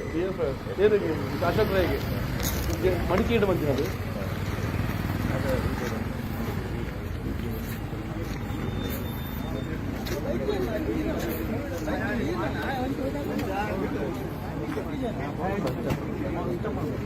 ಅತ್ಯಂತ ಅಮಾನವೀಯವಾಗಿ ನಡೆದುಕೊಂಡಿರುವಂತಹ ದೃಶ್ಯಾವಳಿಗಳನ್ನು ತಾವು ಗಮನಿಸ್ತಾ ಇದ್ದೀರಿ ಯಾವ ರೀತಿ ಇದೆ ಅನ್ನುವಂಥದ್ದು. ಆ ಒಂದು ಪಿಕಪ್ ವಾಹನದಲ್ಲಿ 25 ದನಗಳನ್ನ ಯಾವ ರೀತಿ ಕೊಂಡೋಗ್ತಾ ಇದ್ದಾರೆ, ಮುಂಗಾಲುಗಳನ್ನ ಪಿಕಪ್ ವಾಹನದ ಮೇಲ್ಗಡೆ ನೇತಾಡಿಸಿಕೊಂಡು ಕೊಂಡೋಗ್ತಾ ಇರುವಂಥ ದೃಶ್ಯ. ಅಂದ್ರೆ ಇದನ್ನ ಹೇಳ್ತಾರೆ, ಇದೆಲ್ಲ ಆಹಾರ ಈ ರೀತಿ ತಿಂದ್ರೆ ಆಗುತ್ತಾ? ಯಾವ ರೀತಿ ನರಳ್ತಾ ಇದೆ ಆ ಒಂದು ದನ, ಅದಕ್ಕೂ ಕೂಡ ಒಂದು ಜೀವ ಇದೆ, ಅದು ಕೂಡ ಒಂದು ಪ್ರಾಣಿ, ಅದಕ್ಕೂ ಕೂಡ ಒಂದು ಜೀವ ಇದೆ, ಅದು ಕೂಡ ಬದುಕಬೇಕು, ಅದು ಕೂಡ ಒಂದು ಸೃಷ್ಟಿಯಲ್ಲಿ ಬದುಕುವಂಥ ಹಕ್ಕಿದೆ.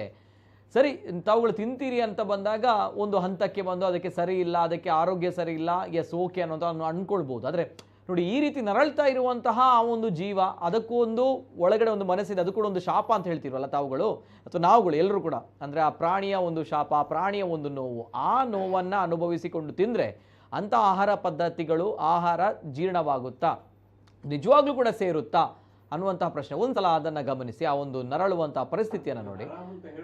ಎಸ್, ಹೇಳಬೇಕಲ್ವಾ ಇದನ್ನ ಮಾಡೋದಲ್ಲ. ಎಸ್, ಇದನ್ನ ಪವಿತ್ರ ರಂಜಾನ್ ತಿಂಗಳಲ್ಲಿ ಅವ್ರಿಗೇನು ಸತ್ತ ವಸ್ತುಗಳನ್ನು ತಿನ್ಲಿಕ್ಕಿಲ್ಲ ಅಂತ ಹೇಳ್ತಾರೆ. ಆದ್ರೆ ಮಾಂಸ ಬರುತ್ತೆ, ಎಲ್ಲಿಂದ ಬರುತ್ತೆ? ಸತ್ತದ್ದು ಬಿಡಿ, ಗಾಯ ಈಗ ನಾನು ಇದನ್ನೇ ಕೇಳಬೇಕು. ಈಗ ನೋಡಿ, ರಂಜಾನ್ ತಿಂಗಳಲ್ಲಿ ಆಗಿರುವಂತ ಪವಿತ್ರ ತಿಂಗಳು, ಈ ಪವಿತ್ರ ತಿಂಗಳಲ್ಲಿ ಈ ರೀತಿ ಅನ್ಯಾಯ ಮಾಡಿದ್ರೆ ಆ ದನಗಳಿಗೆ ಅದರ ಒಂದು ನೋವುಗಳು ಏನ್ ಸರ್, ಏನ್ ಕಥೆ ಆಗುತ್ತೆ? ನಿಮ್ಮಲ್ಲಿ ಒಳ್ಳೆಯವರಿದ್ದಾರೆ ಅಂತ, ಒಂದ್ ನಿಮಿಷ, ಒಳ್ಳೆಯವರಿದ್ದಾರೆ ಅಂತ ಹೇಳಿದ್ರೆ ಒಪ್ಕೊಳ್ಳೋಣ. ನಾವೇನು ಇಸ್ಲಾಂ ವಿರೋಧಿಗಳಲ್ಲ, ಇಸ್ಲಾಂ ವಿರೋಧಿಗಳಲ್ಲ. ನಾವು ವಿರೋಧ ಮಾಡೋದೇನು? ಜಿಹಾದಿ ಕೃತ್ಯಗಳನ್ನ ವಿರೋಧ, ಮಾನಸಿಕ ಕೃತ್ಯಗಳು ಖಂಡಿತ ವಿರೋಧ ಮಾಡ್ತೇವೆ. ಹಾಗಾದ್ರೆ ನಾವು ನೀವು ಏನದು ಒಳ್ಳೆಯವರು ತುಂಬಾ ಜನ ಇದ್ದಾರೆ. ಹೌದು, ಇರ್ತಾರೆ. ಸಿದ್ದಿಕ್ ಅವರು ಬಂದು ಮಾತಾಡ್ತಾರೆ, ಆರಿಫ್ ಅಂತ ಇದ್ದಾನೆ, ಅವನು ಈ ಕೃತ್ಯ ಮಾಡಿದ್ದಾನೆ, ಸಿಕ್ಕಿ ಬಿದ್ದಿದ್ದಾನೆ. ಈ ಒಳ್ಳೆಯವರು ಅಂತ ಇದ್ದವ್ರು ಇದಾರಲ್ವಾ, ಇವರು ಸೇರ್ಕೊಂಡು ಅವರ ಜಮಾತ್ ಕಡೆ ಹಾಕುವಂತ ಕೆಲಸ ಯಾಕೆ ಆಗಿಲ್ಲ? ಆಗ್ಬೇಕು. ಅದೇ ಆಗಿಲ್ಲ ನೋಡಿ, ಎಷ್ಟು ನನ್ನ ಸಮ್ಮತಿ. ಇದನ್ನ ತಿಂದ್ರೆ ಇದು ಹಲಾಲ್ ಆಗುತ್ತಾ, ಹರಾಮ್ ಆಗುತ್ತಾ? ಇದು ನಿಷಿದ್ಧವಾದ ಒಂದು ಗಾಯ ಇರುವ ದನವನ್ನು ಕಡಿಬಾರದು. ನೋಡಿ, ಆ ಒಂದು ನರಳ್ತಾ ಇದೆ, ಅದು ನೋವಿನ ನರಳ್ತಾ ಇದೆ. ಯಾವ ಪ್ರಾಣಿಯನ್ನು ದಷ್ಟಪುಷ್ಟಿ ಇಲ್ಲದ್ದು, ರೋಗ ಇರಬಾರದು. ವಾಟ್ ಅಬೌಟ್ ಈ ರೀತಿ ಹಿಂಸೆ ಕೊಟ್ಟು, ಈ ರೀತಿ ಹಿಂಸೆ ಕೊಟ್ಟು ನೋಡೋಂಗಿಲ್ಲ, ಅದು ನೋಡ್ಲಿಕ್ಕೇನೆ ಇಲ್ಲ, ನಿಷಿದ್ಧ, ಹರಾಮ್. ದೆನ್ ಅವು ಇದನ್ನು ಕೊಂಡೋಗ್ತಾ ಇದ್ದಾರೆ. ಅದೇ ನಾನು ಯಾವ ಮಾನಸಿಕತೆಯ ಮೇಲೆ ಕೊಂಡೋಗ್ತಾ ಇದ್ದಾರೆ ಈ ರೀತಿ? ಪ್ರತಿಯೊಂದು ಮಸೀದಿಯಲ್ಲಿ ಕೂಡ ನಿರ್ಣಯನೇ ಮಾಡಬೇಕಾದ ಪರಿಸ್ಥಿತಿ ಇದೆ. ಯಾಕೆಂದ್ರೆ ಈ ಘಟನೆಯಲ್ಲಿ ನೋಡಿದಾಗ ಇನ್ನೊಂದು ನಮ್ಮ ಸಹೋದರ ಸಮುದಾಯದವರಿಗೆ ಒಂದು ರಾಂಗ್ ಮೆಸೇಜ್ ಹೋಗುತ್ತೆ. 100%. ನಾನು ಎಲ್ಲಾ ಜಮಾತಿನವರಿಗೆ ಹೇಳೋದು, ಇಂಥ ಘಟನೆಯನ್ನ ಖಂಡಿತವಾಗಿ ಖಂಡಿಸಿ, ಯಾರಿಗೆ ತಪ್ಪು ಮಾಡಿದ್ದಾರೆ ಅವರಿಗೆ ಕಾನೂನು ಏನು ಸಜೆ ಕೊಡ್ತದೆ ಬಿಡ್ತದೆ, ಅವರಿಗೆ ಬಿಟ್ಟದ್ದು. ಆದರೆ ನಮ್ಮ ಕಡೆಯಿಂದ ಕೂಡ ಅವರಿಗೆ ಸಜೆ ಸಿಗುವಂತ ಆಗಬೇಕು, ಹೆದರಬೇಕು. ಇಂಥ ಕೆಲಸ ಮಾಡಿದ್ರೆ ನಮ್ಮನ್ನು ಜಮಾತಿಂದ ಹೊರಗಾಗ್ತಾರೆ, ನಮ್ಗೆ ಹೆಣ್ಣು ಕೊಡೋದಿಲ್ಲ, ನಮ್ಮ ಮನೆ ಬಂದವನ್ನು ಬಿಟ್ಬಿಡ್ತಾರೆ, ಇಂಥ ಕೆಲಸ ನಾವು ಮಾಡಬಾರ್ದು. ಪ್ರತಿಯೊಬ್ಬ ಮುಸಲ್ಮಾನ ಇಂಥ ಕೆಲಸ ಮಾಡುವವನು ಬಿಟ್ಬಿಡ್ತಾನೆ, ಅವನ ಮನೆಯಲ್ಲಿ ಕೂಡ ಇದಕ್ಕೆ ವಿರೋಧ ಬರುತ್ತೆ. ಕೊಡಬೇಕು, ಸರಿ, ಕೊಟ್ಟಿದ್ದೇನೆ ಉದಾಹರಣೆ ಇದೆಯಾ? ಕೊಟ್ಟಿದೀವಲ್ಲ ನಾವು. ಇದಕ್ಕೆ ಎಷ್ಟು ಇದಕ್ಕೆ ಮುಂಚೆ ಎಷ್ಟು ಈ ನಡೆದಾಗ ನಾವೇ ಮುಂದೆ ಬಂದಿದ್ದೀವಿ, ಬಿಡಬೇಡಿ ಅಂತ ಹೇಳಿದ್ದೀವಿ,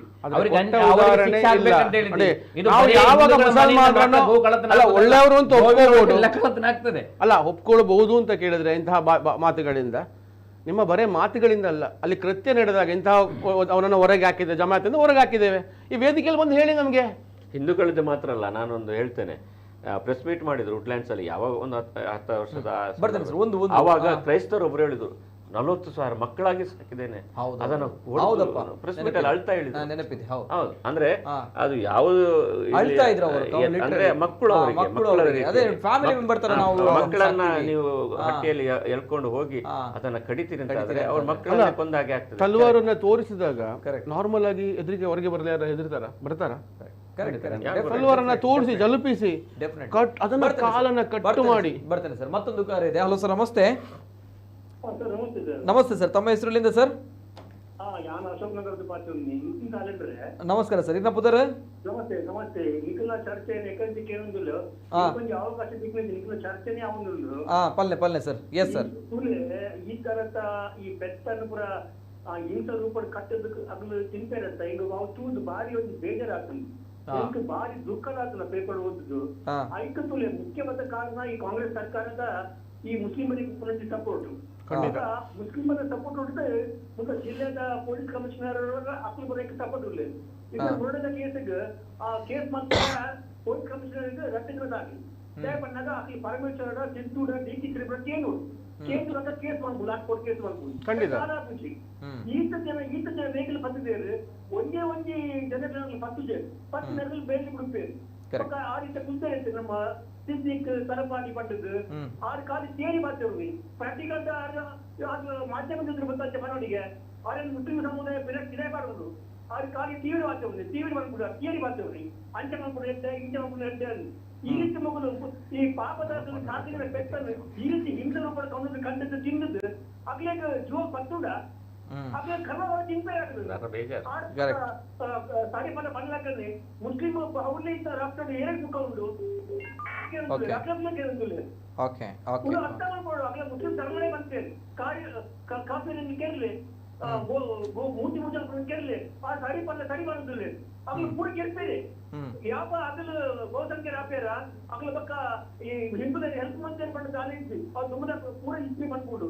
ಹಿಂದುಲೆಗೆ ಅರ್ಥ ಆಗುದು ಒಟ್ರೆ ಆಸೆ ಹಿಂದುಲೆಗೆ ಬಾರಿ ಮೂರ್ತಿಯ ಹಿಂದುಲು ಇದು ಅಮೆರಿಕದ ಕತೆ ತುಲೆ ಅಮೆರಿಕಲ್ಲಿ ಬಂತೀನಿ ಇನ್ನ ತವರಕಲ್ಲ ಬಂತೀನಿ ಅಂಜಿನ ಹಿಂದುಲೆಗೆ ಏನ್ ಹೇಗಿತ್ತು ಮುಸ್ಲಿಮರ ಅಷ್ಟು ಹಿಂದುಲೆ ಹೇಗಿತ್ತು ಬಟ್ ಮುಸ್ಲಿಂ ಹಿಂದುಲು ಬಾರಿ ಮೂರ್ತಿ ಏನ್ ಕೊಟ್ಲಾಗ್ಲಿ ಅರ್ಥ ಆಗುಚ್ಚಿ ಹಿಂದೂ ಬಂದ್ರು ಆಗ್ಲೇ ಬೇಗ ಹೋಗ್ಬೇರು ಅರ್ಥ ಆಗುಚ್ಚಿ ಸ್ಟೋರಿ ಬಂದೈತಂದ್ರೆ ಆಗ್ಲೇ ಅರ್ಥ ಆಗುಚ್ಚಿ ಇಂತ ಕಂಡು ತಿನ್ಬೇರಾಗ್ಲಿ ಕಟ್ಟಿದ ಜೀವನದ ಪುನಃ ಪಾಪದಾಗಲ ಬೆಟ್ಟನ್ನು ಆಗ್ಲೂ ಕಂಡು ತಿನ್ಬೇರು ಕೂಡ ಎದ್ದನ ಏರಾದ ಎದುರು ಮುಸ್ಲಿಂ ಪೇಪರ್ ಕಟ್ಟಾಯ ಕೊಡ್ತಾರ ಬೇರೆ ಮಾತ್ರ ಆ ಮುಸ್ಲಿಂ ಇದ್ದಾರೆ ಇಂತ ಟಿವಿ ಮಾತಿರ್ಬೇರು ಟಿವಿ ಅವ್ರ ಧೈರ್ಯ ಇರ್ತದ ಅವ್ರ ಪೇಪರ್ ಬರೋರಿಗೆ ಬಂದು ಆ ಪೇಪರ್ ಮಾಧ್ಯಮಗಳು ಬರೋರಿಗೆ ಅದು ಧೈರ್ಯ ಉಂಟಾ ಆಗ್ಲೇ ಮುಸ್ಲಿಮರಲ್ಲಿ ಬಿಡ ಎಂಕ್ಲಿ ಇದು ದುಂಬುಲ ಪಂತ ಅವು ನಿತಿನ್ ಗೊತ್ತಿಲ್ಲ ಉಂಡು ಇಂಚಿನ ವಿಷಯಕ್ಕೆ ಆರ್ ಪಂಪಿನಿ ಜಮಾತೇರ್ದೆಲ್ಲ ವಿದಾಯ ಪಾರ್ದ ಮಾಧ್ಯಮ ಹೇಳಿಕೆ ಕೊರ್ಲೆ ಆರ್ ಪಂಪಿನ ಸರಿ ಉಂಟಲ್ಪ ಅವೇ ವಿಷಯ ಎಲ್ಲ ಮಾಧ್ಯಮ ಹೇಳಿಕೆ ಕೊರ್ಲೆ ಜಮಾತ ವಿದಾಯ ಪಾರ್ದ ಬಗ್ಗೆ ಮಾತ್ರ ದಾಯ ಸ್ಟ್ರಿಕ್ಟ್ ಆದ ನಿಕುಲು ಒಂದು ಆಕ್ಷನ್ ದತ್ತೊಂದು ಇಜ್ಜಾರು ಒಂದಿನ ಹರಾಮ್ ಒಂದು ಪನ್ ಬಟ್ ಹರಾಮ್ ಒಂದು ಪಂಡಿ ಬೊಕ ದಾಯಿ ಇಂಚ ಹರಾಮ್ ಬೇಲ ಮನ್ಪನಕ್ಲೆ ದಾಯ ಸ್ಟ್ರಿಕ್ಟ್ ಆದ ಆಕ್ಷನ್ ದತ್ತೊಂದು ಇಜ್ಜಾರು ಒಂದು ವಿಚಾರಕ್ಕೆ ಇಲ್ಲೇ ಎಂಜಿನ ಪಂಡ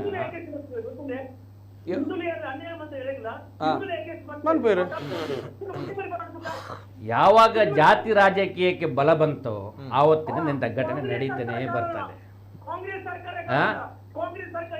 ಕೆಲವು ಸಮುದಾಯವನ್ನು ಹೋಲಿಕೆ ಮಾಡುವಂತ ಪ್ರಯತ್ನ ಆಗ್ತಾ ಇದೆ. ಪ್ರತಿ ಅದರಲ್ಲಿ ಇದಿಲ್ಲ ಎಲ್ಲ ಪಾರ್ಟಿನೂ.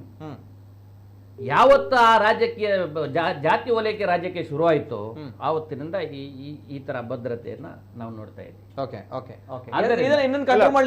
ಸರ್ಕಾರ ಮ್ಯಾನಿಫೆಸ್ಟೋ ವೇದಿಕೆ ನಾವು ಚರ್ಚೆ ಮಾಡಿದ್ವಿ. ಗೋಹತ್ಯೆ ನಿಷೇಧ ಕಾಯ್ದೆ ತೆಗ್ದಾಕ್ತೇವೆ, ಮತಾಂತರ ನಿಷೇಧ ಕಾಯ್ದೆ ತೆಗ್ದಾಕ್ತೇವೆ.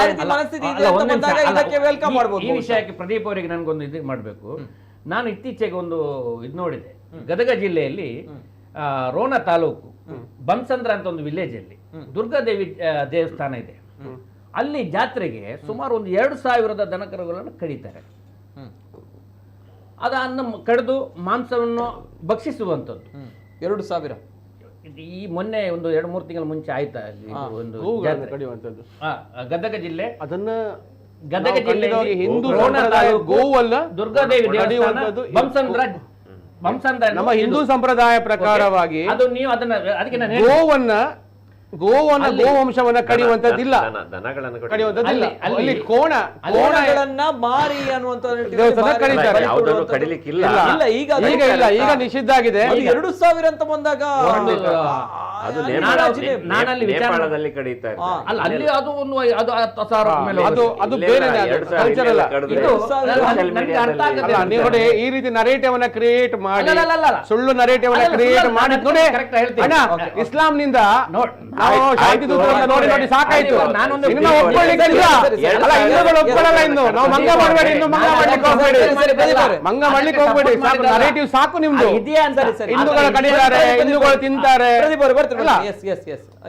ಇದೆಯಲ್ಲ ಅದು ಅದು ಕೂಡ ನಿಲ್ಬೇಕಾದಂಥದ್ದು. ಯಾಕೆಂತ ಹೇಳಿದ್ರೆ ದನವನ್ನ ಸಂಪೂರ್ಣವಾಗಿ ಸುರಕ್ಷಿತ ವಲಯಕ್ಕೆ ಬರುವಂತ ಸರ್, ಒಂದೇ ಹೇಳ್ಬೇಕಾ? ಸರ್ಕಾರದಿಂದ ಮತ್ತೆ ಒಂದು ನಾಗರಿಕರಿಂದ ಬಹುಶಃ ಆ ಧರ್ಮದಲ್ಲಿ ಯಾವ ರೀತಿ ಇರುತ್ತೆ ಅಂದ್ರೆ ದನ ಇಲ್ಲ, ಬಹುಶಃ ಕೋಣ ಇರ್ಬೋದು ತಮ್ಗಳಲ್ಲಿ. ಇರಬಹುದಾ? ನೋಡಿ, ಇರ್ಬೋದು ನೋಡಿ. ಇವ್ರು 2,000 ಹೇಳಿದ್ರು ನೋಡಿ. ಮತ್ತೆ ಇದನ್ನೇ ಹೇಳಿದ್ದು. ಮಾತಾಡ್ಲಿಕ್ಕಿದೆ. ರಾಮನನ್ನ ದನ ತಿಂದ್ರು ಅಂತ ಇನ್ನು ನರೇಟಿವ್ ಕ್ರಿಯೇಟ್ ಮಾಡಿದ್ರು. ಮಾಡಿಲ್ವ ಜಿತಣ್ಣ? ಅದು ನಾವು ಮಾಡ್ಲಿಲ್ಲ. ಮಾಡಿದ್ರು. ಇವರು ಹಿಂದೂಗಳು ದನ ಕಡಿತಾರೆ ಯಾಕಂತ ನರೇಟಿವ್ ಕ್ರಿಯೇಟ್ ಮಾಡಿ ಇಷ್ಟು ವರ್ಷ ಆಯ್ತು. ಒಪ್ಕೊಂಡು ಆಯ್ತು ನಾವು. ಮೂರ್ಖ ಮಾಡ್ಬೇಡಿ ಅಂತ. ನನ್ನ ವಿಚಾರ ಇಲ್ಲಿ ನಂಬಿಕೆಗಳ ಮೇಲೆ ಇಲ್ಲ, ಧರ್ಮಗಳ ಮೇಲೆ ಇಲ್ಲ. ನೋಡಿ, ನಾನು ಒಂದೇ ಹೇಳ್ಬೇಕಾ, ಈಗ ನೀವು ಹೇಳಿದ್ರಿ ಸರ್, ಆ ಧರ್ಮಗಳ ವಿಚಾರವಾಗಿ ಮಾತಾಡಿದ್ರಿ, ಅವರು ಕೂಡ ನಿಮ್ಮ ಧರ್ಮಗಳ ವಿಚಾರವಾಗಿ ಮಾತಾಡಿದ್ದಾರೆ. ಅಲ್ಲ, ನನ್ನ ವಿಚಾರದಲ್ಲಿ ಇಲ್ಲಿರುವಂತದ್ದು ಧರ್ಮಗಳ ಮೇಲೆ ಅಲ್ಲ, ನಂಬಿಕೆಗಳ ಮೇಲೆ ಅಲ್ಲ. ನೋಡಿ, ಕೋಣವನ್ನ ಬಲಿ ಕೊಟ್ಟರು ದೇವರಿಗೆ ಮಾರಿ ಪೂಜೆಗೆ ಅನ್ನುವಂಥದ್ದು ಅದು ಧರ್ಮಗಳ ನಂಬಿಕೆ, ಅವರಗಳ ನಂಬಿಕೆ. ಈಗ ನೀವು ಇಲ್ಲ, ಅವರ ನಂಬಿಕೆ ಅಲ್ಲ, ಸಂವಿಧಾನ ಪ್ರಕಾರ ಯಾವುದು ಬಲಿ ಕೊಡ್ಲಿಕ್ಕೆ ಇಲ್ಲ. ಧರ್ಮಗಳ ನಂಬಿಕೆ, ಇಲ್ಲಿ ಧರ್ಮಗಳ ನಂಬಿಕೆ ಹೇಳುವಂಥದ್ದು, ಅವರಗಳ ಧರ್ಮಗಳ ನಂಬಿಕೆಯ ಬಗ್ಗೆ ನಾನು ಮಾತಾಡಿದ್ದು, ಧರ್ಮಗಳ ನಂಬಿಕೆಯ ಬಗ್ಗೆ ನಾನು ಮಾತಾಡಿದ್ದು. ಈಗ ಇವರುಗಳ ವಿಚಾರವಾಗಿ ಇವರುಗಳ ನಂಬಿಕೆಯ ಮೇಲೆ ಮಾತಾಡಿದ್ದು. ಇಲ್ಲಿ ಆಗುತ್ತೆ ಬಲಿ ಕೊಡುವಂತಹ ವಿಚಾರಗಳಲ್ಲೂ ಕೂಡ ಅದು ನೇರವಾಗಿರುವಂತಹ ಬಲಿ ಆಗಿರುತ್ತೆ ಅನ್ನೋ ವಿಚಾರ. ಅಂದ್ರೆ ಧರ್ಮ ಅವರ ನಂಬಿಕೆ ಅನ್ಕೊಳ್ಳಿ, ಒಂದು ಸಂವಿಧಾನದಲ್ಲಿ ಅವರವರ ಒಂದು ಆಚಾರ ವಿಚಾರಗಳು ಪದ್ಧತಿಗಳಿರುತ್ತೆ. ಆದ್ರೆ ಇಲ್ಲಿ ಪ್ರಶ್ನೆ ಈ ರೀತಿ ಹಿಂಸಾತ್ಮಕವಾಗಿರುವಂತಹ ಬಲಿ, ಇದನ್ನ ನಾನು ಕೇಳ್ತೇನೆ. ಹಿಂಸಾತ್ಮಕವಾಗಿ ವೇಟ್ ಸರ್, ಹಿಂಸಾತ್ಮಕವಾಗಿ ಒಂದ್ ಕಡೆ ಪವಿತ್ರ ತಿಂಗಳು, ಬರ್ತೇನೆ, ಒಂದ್ ಕಡೆ ಪವಿತ್ರ ತಿಂಗಳು, ಆ ಪವಿತ್ರ ತಿಂಗಳಲ್ಲಿ ರಾತ್ರಿಯ ಹೊತ್ತು ಈ ರೀತಿ ಹಟ್ಟಿಗೆ ನುಗ್ಗಿ ಇನ್ನೊಬ್ರು ಮಗು ತರ, ಫ್ಯಾಮಿಲಿ ಮೆಂಬರ್ ತರ ಸಾಕಿದಂತಹ ದನಗಳನ್ನ, ಕರುಗಳನ್ನ ತಲುವಾರು ತೋರಿಸಿ ಅಲ್ಲಿಂದ ಎತ್ತಾಕೊಂಡು ಹೋಗ್ತಾ ಇರ ಅಂತ ಆದ್ರೆ ಅದು ಸರಿಯಾಗುತ್ತಾ? ಇದು ಒಂದು ಪ್ರಶ್ನೆ. ತದನಂತರ 25 ದನಗಳನ್ನ ಈ ರೀತಿ ಕಾಲುಗಳನ್ನ ಕಟ್ಟಿ ನೇತಾಡಿಸಿಕೊಂಡು ಹೋಗಿ ಈ ರೀತಿ ಮಾಡ್ತೀರಂದ್ರೆ ಅದು ಸರಿಯಾಗುತ್ತ ಅನ್ನೋ ಪ್ರಶ್ನೆ. ಇದೇ ಹಿಂದೂ ಧರ್ಮದಲ್ಲಾದ್ರೂ ಕೂಡ ಧಿಕ್ಕಾರವಿದೆ ಅದಕ್ಕೆ. ಅಂತಹ ದನಗಳನ್ನ, ಅಂತಹ ಕೋಣಗಳನ್ನ ಬಲಿ ಕೊಡ್ಲಿಕ್ಕೆ ಸಾಧ್ಯವೇ ಇಲ್ಲ. ಆ ದೇವರಿಗೆ ಮಾರಿ ಪೂಜೆಗೆ ಬಲಿ ಕೊಡ್ಲಿಕ್ಕೆ ಸಾಧ್ಯವೇ ಇಲ್ಲ. ಯಾಕಂದ್ರೆ ಆ ಕುರಿಗಳನ್ನ ಅಥವಾ ಆ ಕೋಣಗಳನ್ನ ಆ ರೀತಿ ಸಾಕಿದ್ರೆ ಮಾತ್ರ, ನಿಯತ್ತಾಗಿ ಮನೆಯಲ್ಲಿ ಸಾಕಿದ್ರೆ, ಅವರೇ ಸಾಕಿದ್ರೆ, ಅದಕ್ಕೆ ಅವರೇ ಹುಲ್ಲನ್ನ ಕೊಟ್ಟು ಮೇವನ್ನ ಕೊಟ್ಟು ಅದನ್ನ ಸಾಕಿದ್ರೆ ಅದನ್ನ ಹೋಗಿ ಆ ತಾಯಿಗೆ, ಅಲ್ಲಿರುವಂತಹ ಮೂರ್ತಿಗೆ, ಅಲ್ಲಿರುವಂತಹ ಕಲ್ಲಿಗೆ ಬಲಿ ಕೊಡಬಹುದು, ಆ ರಕ್ತದರ್ಪಣ ಮಾಡಬಹುದು. ಇದು ನಂಬಿಕೆ. ಆದ್ರೆ ಈ ರೀತಿ ಕಳ್ಳತನದ ರೀತಿಯಲ್ಲಿ ಕೊಂಡೋದ್ರೆ, ಅದು ಹಿಂಸಾತ್ಮಕವಾಗಿ ಕೊಂಡೋದ್ರೆ ಬಲಿ ಆಗುತ್ತಾ? ಪ್ರಶ್ನೆಗಳು ಇಲ್ಲಿ ಸರ್. ಇದು ಒಂದು ಕಳ್ಳರು ಮಾಡಿದ ವಿಷಯ ಅಲ್ಲ, ಸರಿ, ನನ್ನ ಮಾತುಗಳ ನಾನು ಆ ನಂಬಿಕೆಯ ಮೇಲೆ ಮಾತಾಡೋದು. ಯಾಕಂದ್ರೆ ಹಾಗೆ ಮಾಡಿದ್ರೆ ಹಾಗೆ ಮಾಡಬಹುದಾ ಅನ್ನೋ ಪ್ರಶ್ನೆಗಳ ಮೇಲೆ ನಾನು ಕೇಳುವಂತದ್ದು. ಖಂಡಿತವಾಗಿಯೂ ಈಗ ನೋಡಿ, ಈ ಘಟನೆಗೂ ನನ್ನಲ್ಲಿ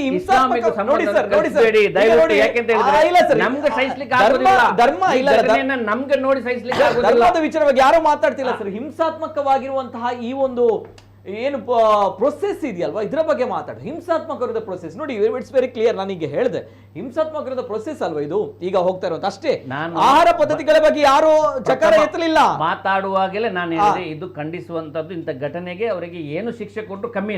ನೋಡಿ ಸರ್, ಈಗ ಇದನ್ನ ಮಾಡಿದವರನ್ನು ಕೂಡ ನೋಡಿ ಸರ್, ಯಾಕೆ ಗೊತ್ತಾ, ಬೀಫ್ ನ ವಿಚಾರವಾಗಿ, ಬೀಫ್ ಬ್ಯಾನ್ ವಿಚಾರವಾಗಿ ಕೂಡ ನಾನು ಮಾತಾಡಲ್ಲ. ಯಾಕಂದ್ರೆ ನಮ್ಮ ಭಾರತ ದೇಶದ ಪಾಲಿದೆ, ಬೀಫ್ ಆಮದು ರಫ್ತು ಆಗೋದಕ್ಕೆ. ಹೌದಪ್ಪ, ಭಾರತ ದೇಶದ ಪಾಲು ಬಹುದೊಡ್ಡದಿದೆ. ಸೊ ಹಾಗಾಗಿ ನಾನು ಮಾತಾಡಲ್ಲ. ಅಂದ್ರೆ ನಾನು ಕೇಳುವಂತ ಹಿಂಸಾತ್ಮಕವಾಗಿರುವಂತಹ ವಿಷಯ, ಒಂದು ಜೀವ ಇದ್ದಾಗ ಆ ಒಂದು ನರಳಿ ಈ ರೀತಿ ಹಿಂಸಾತ್ಮಕವಾಗಿ ಇರ್ಬೇಕಾ, ಅದನ್ನ ತಿನ್ಬೇಕಾ? ಇದು ಪ್ರಶ್ನೆ ನಮ್ದಷ್ಟೇ. ದನಗಳನ್ನ ಹತ್ಯೆ ಮಾಡ್ಲಿಕ್ಕಿಲ್ಲ. ಅದು ಗೋ ಅಂತ ಹೇಳಿದ್ರೆ ಅದರಲ್ಲಿ ಎಲ್ಲ ಜಾತಿಯ ಬರ್ತದೆ. ಅಂದ್ರೆ ಎತ್ತು, ಎಮ್ಮೆ, ಕೋಣ, ಹಸು ಕಡಿಲಿಕ್ಕೆ ನಿಷೇಧ ಇದೆ.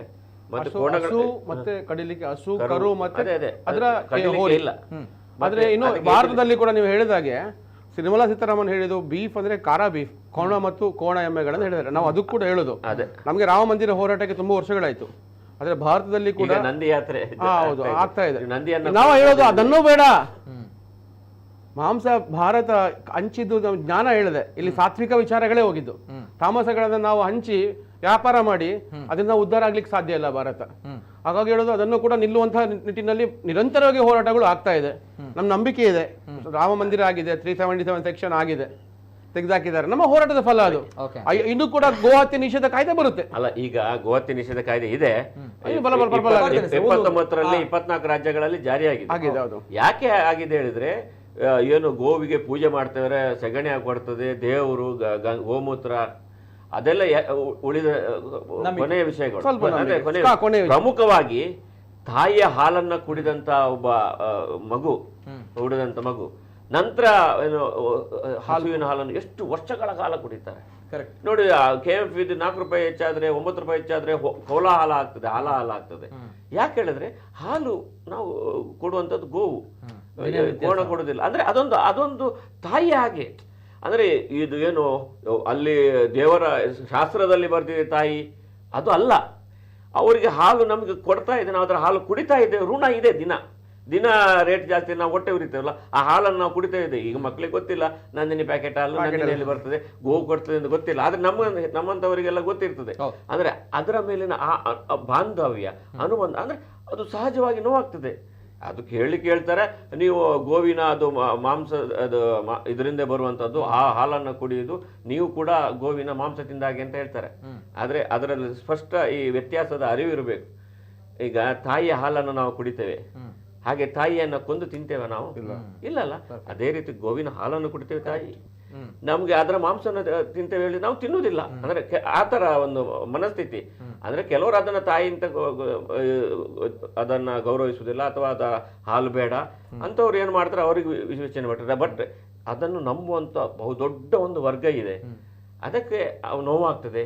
ಅಷ್ಟೆಲ್ಲಾ ಜನರಿಗೆ ನೋವಾಗುವಾಗ ಅದನ್ನು ಬಿಟ್ಟು ಬಿಡ್ಬೋದು. ಯಾಕೆಳಿದ್ರೆ ಅವರ ಸಮುದಾಯದಲ್ಲೂ ಕೂಡ ಅದನ್ನು ಈ ಹಬ್ಬದಲ್ಲಿ ಅದನ್ನೇ ಕಡಿಬೇಕು ಅಂತ ಎಲ್ಲೂ ಇಲ್ಲ, ಕ್ಲಾರಿಟಿ ಇದೆ. ಹಾಗಾಗಿ ಅದನ್ನು ಬಿಟ್ಟು ಬಿಡ್ಬೋದು ಅಂತ. ಅಂದ್ರೆ ಆ ಟೈಮಿಗೆ ಬೇಜಾರಾಗ್ತದೆ ಅಂತ. ಗೋಮಾಂಸ ತಿಂದ್ರೆ, ದನದ ಮಾಂಸ ತಿಂದ್ರೆ ಮುಸಲ್ಮಾನನಾಗುದಂತಿಲ್ಲ. ನಿಮ್ಗೆ ಬೇಕಾದ್ರೆ ತಿನ್ಬಹುದು, ಕಡ್ಡಾಯವೇ ಇಲ್ಲ. ನನ್ನ ತಂದೆ ಅದರ ರುಚಿನೂ ನೋಡಿಲ್ಲ, ನನ್ನ ತಾಯಿ ಅದರ ರುಚಿ ನೋಡ್ಲಿಕ್ಕೆ ಇಲ್ಲ. ಅವರು ಮುಸಲ್ಮಾನರಲ್ವಾ? ಯಾಕೆಂತ ಹೇಳಿದ್ರೆ ನಿಮಗೆ ಒಂದು ಆಹಾರ ಪದ್ಧತಿಯಾಗಿ ಅದನ್ನು ಬಳಸ್ಕೊಂಡ್ರೆ ತೊಂದರೆ ಇಲ್ಲ ಅಂತ. ನೀವು ತಿನ್ಲೇಬೇಕು ಅಂತ ಇಲ್ಲ. ಹಬ್ಬ ದಿನ ತಿಂದ್ರೆ ಮಾತ್ರ. ಈ ತಿಂಗಳಲ್ಲಿ ಏನು ರಂಜಾನ್ ತಿಂಗಳಲ್ಲಿ ತಿನ್ಲೇಬೇಕು ಅನ್ನೋದು ಏನಿಲ್ಲ. ಅದು ಸುಮ್ಮನೆ ಯಾರು ಹೇಳಿದ್ರೆ ಅವ್ರನ್ನ ನನ್ನ ಎದುರಿಗೆ ಕರ್ಕೊಂಡ್ ಬನ್ನಿ. ಮತ್ತೆ ಈ ತರ ತಂದು ತಿನ್ನಿಸ್ತಾರಲ್ಲ, ತಿಂದವನಿಗೆ ಮೋಕ್ಷ ಸಿಗ್ಲಿಕ್ಕೆ ಸಾಧ್ಯನೇ ಇಲ್ಲ. ಪಕ್ಕಾ ಹೇಳ್ತೀರಿ? ಖಂಡಿತ. ಈ ತರ ತಂದು ತಿನ್ನಿಸ್ತಾನಲ್ಲ, ಅವನು ಈ ತರ ಮಾಡಿ ದುಡ್ಡು ಮಾಡಿ ಮನೆಗೆ ತಂದು ಮನೆಯವರು ತಿಂತಾರಲ್ಲ, ಮೋಕ್ಷ ಸಿಗ್ಲಿಕ್ಕೆ ಸಾಧ್ಯನೇ ಇಲ್ಲ. ಯಾಕೆಂತ ಹೇಳಿದ್ರೆ ಅಷ್ಟು ಇದಿದೆ, ಕಂಡೀಷನ್ಸ್ ಇದೆ. ಸುಮ್ಮನೆ ಏನೇನು ನಾವು ಮಾತಾಡ್ಕೊಂಡಿದ್ರೆ ಮಾತಾಗೋದಿಲ್ಲ. ಇದರ ಹಿಂದೆ ಬಲವಾದ ದುಡ್ಡು. ಇದು ನೋಡಿ, ಬರೇ ಅವನ ಉದ್ದೇಶ ಏನು ಅಂತ ಹೇಳಿದ್ರೆ ಇದು ದುಡ್ಡು, ಮಾಫಿಯಾ. ಇಲ್ಲಿ ಕೊಲೆಗಳಾಗಿದೆ. ಮತ್ತೊಂದು ಕರೆ. ಹಲೋ ಸರ್, ನಮಸ್ತೆ. ನಮಸ್ತೆ ಸರ್. ಸರ್ ನಮಸ್ತೆ.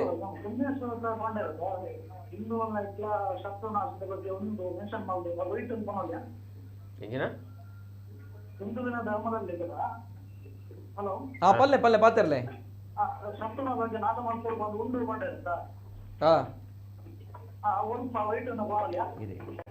ಶತ್ರು ಯುದ್ಧೋಡು ನಿನ್ನ ಎಂಕ್ಲೆನ್ ರಕ್ಷಣೆ ಮಲ್ಪರಿಗೋಸ್ಕರ ಬೋಕರಿಯನ್ನು ಸೋಲಿಸಬೇಕು ಅವರು ಹೇಳಿದ ಉದ್ದೇಶ. ಅದು ಪುರಾಣದಲ್ಲಿ ಇರೋದು, ಈ ಬೈಬಲ್ ಇದರಲ್ಲಿ ಇರೋದು ಅಂತ ಹೇಳಿದ್ರೆ, ಒಬ್ಬ ಈಗ ನಿತಿನ್ ರಾವ್ ನನ್ನ ಉದ್ದೇಶ ಕೊಲ್ಲುವುದೇ ಅಂತ.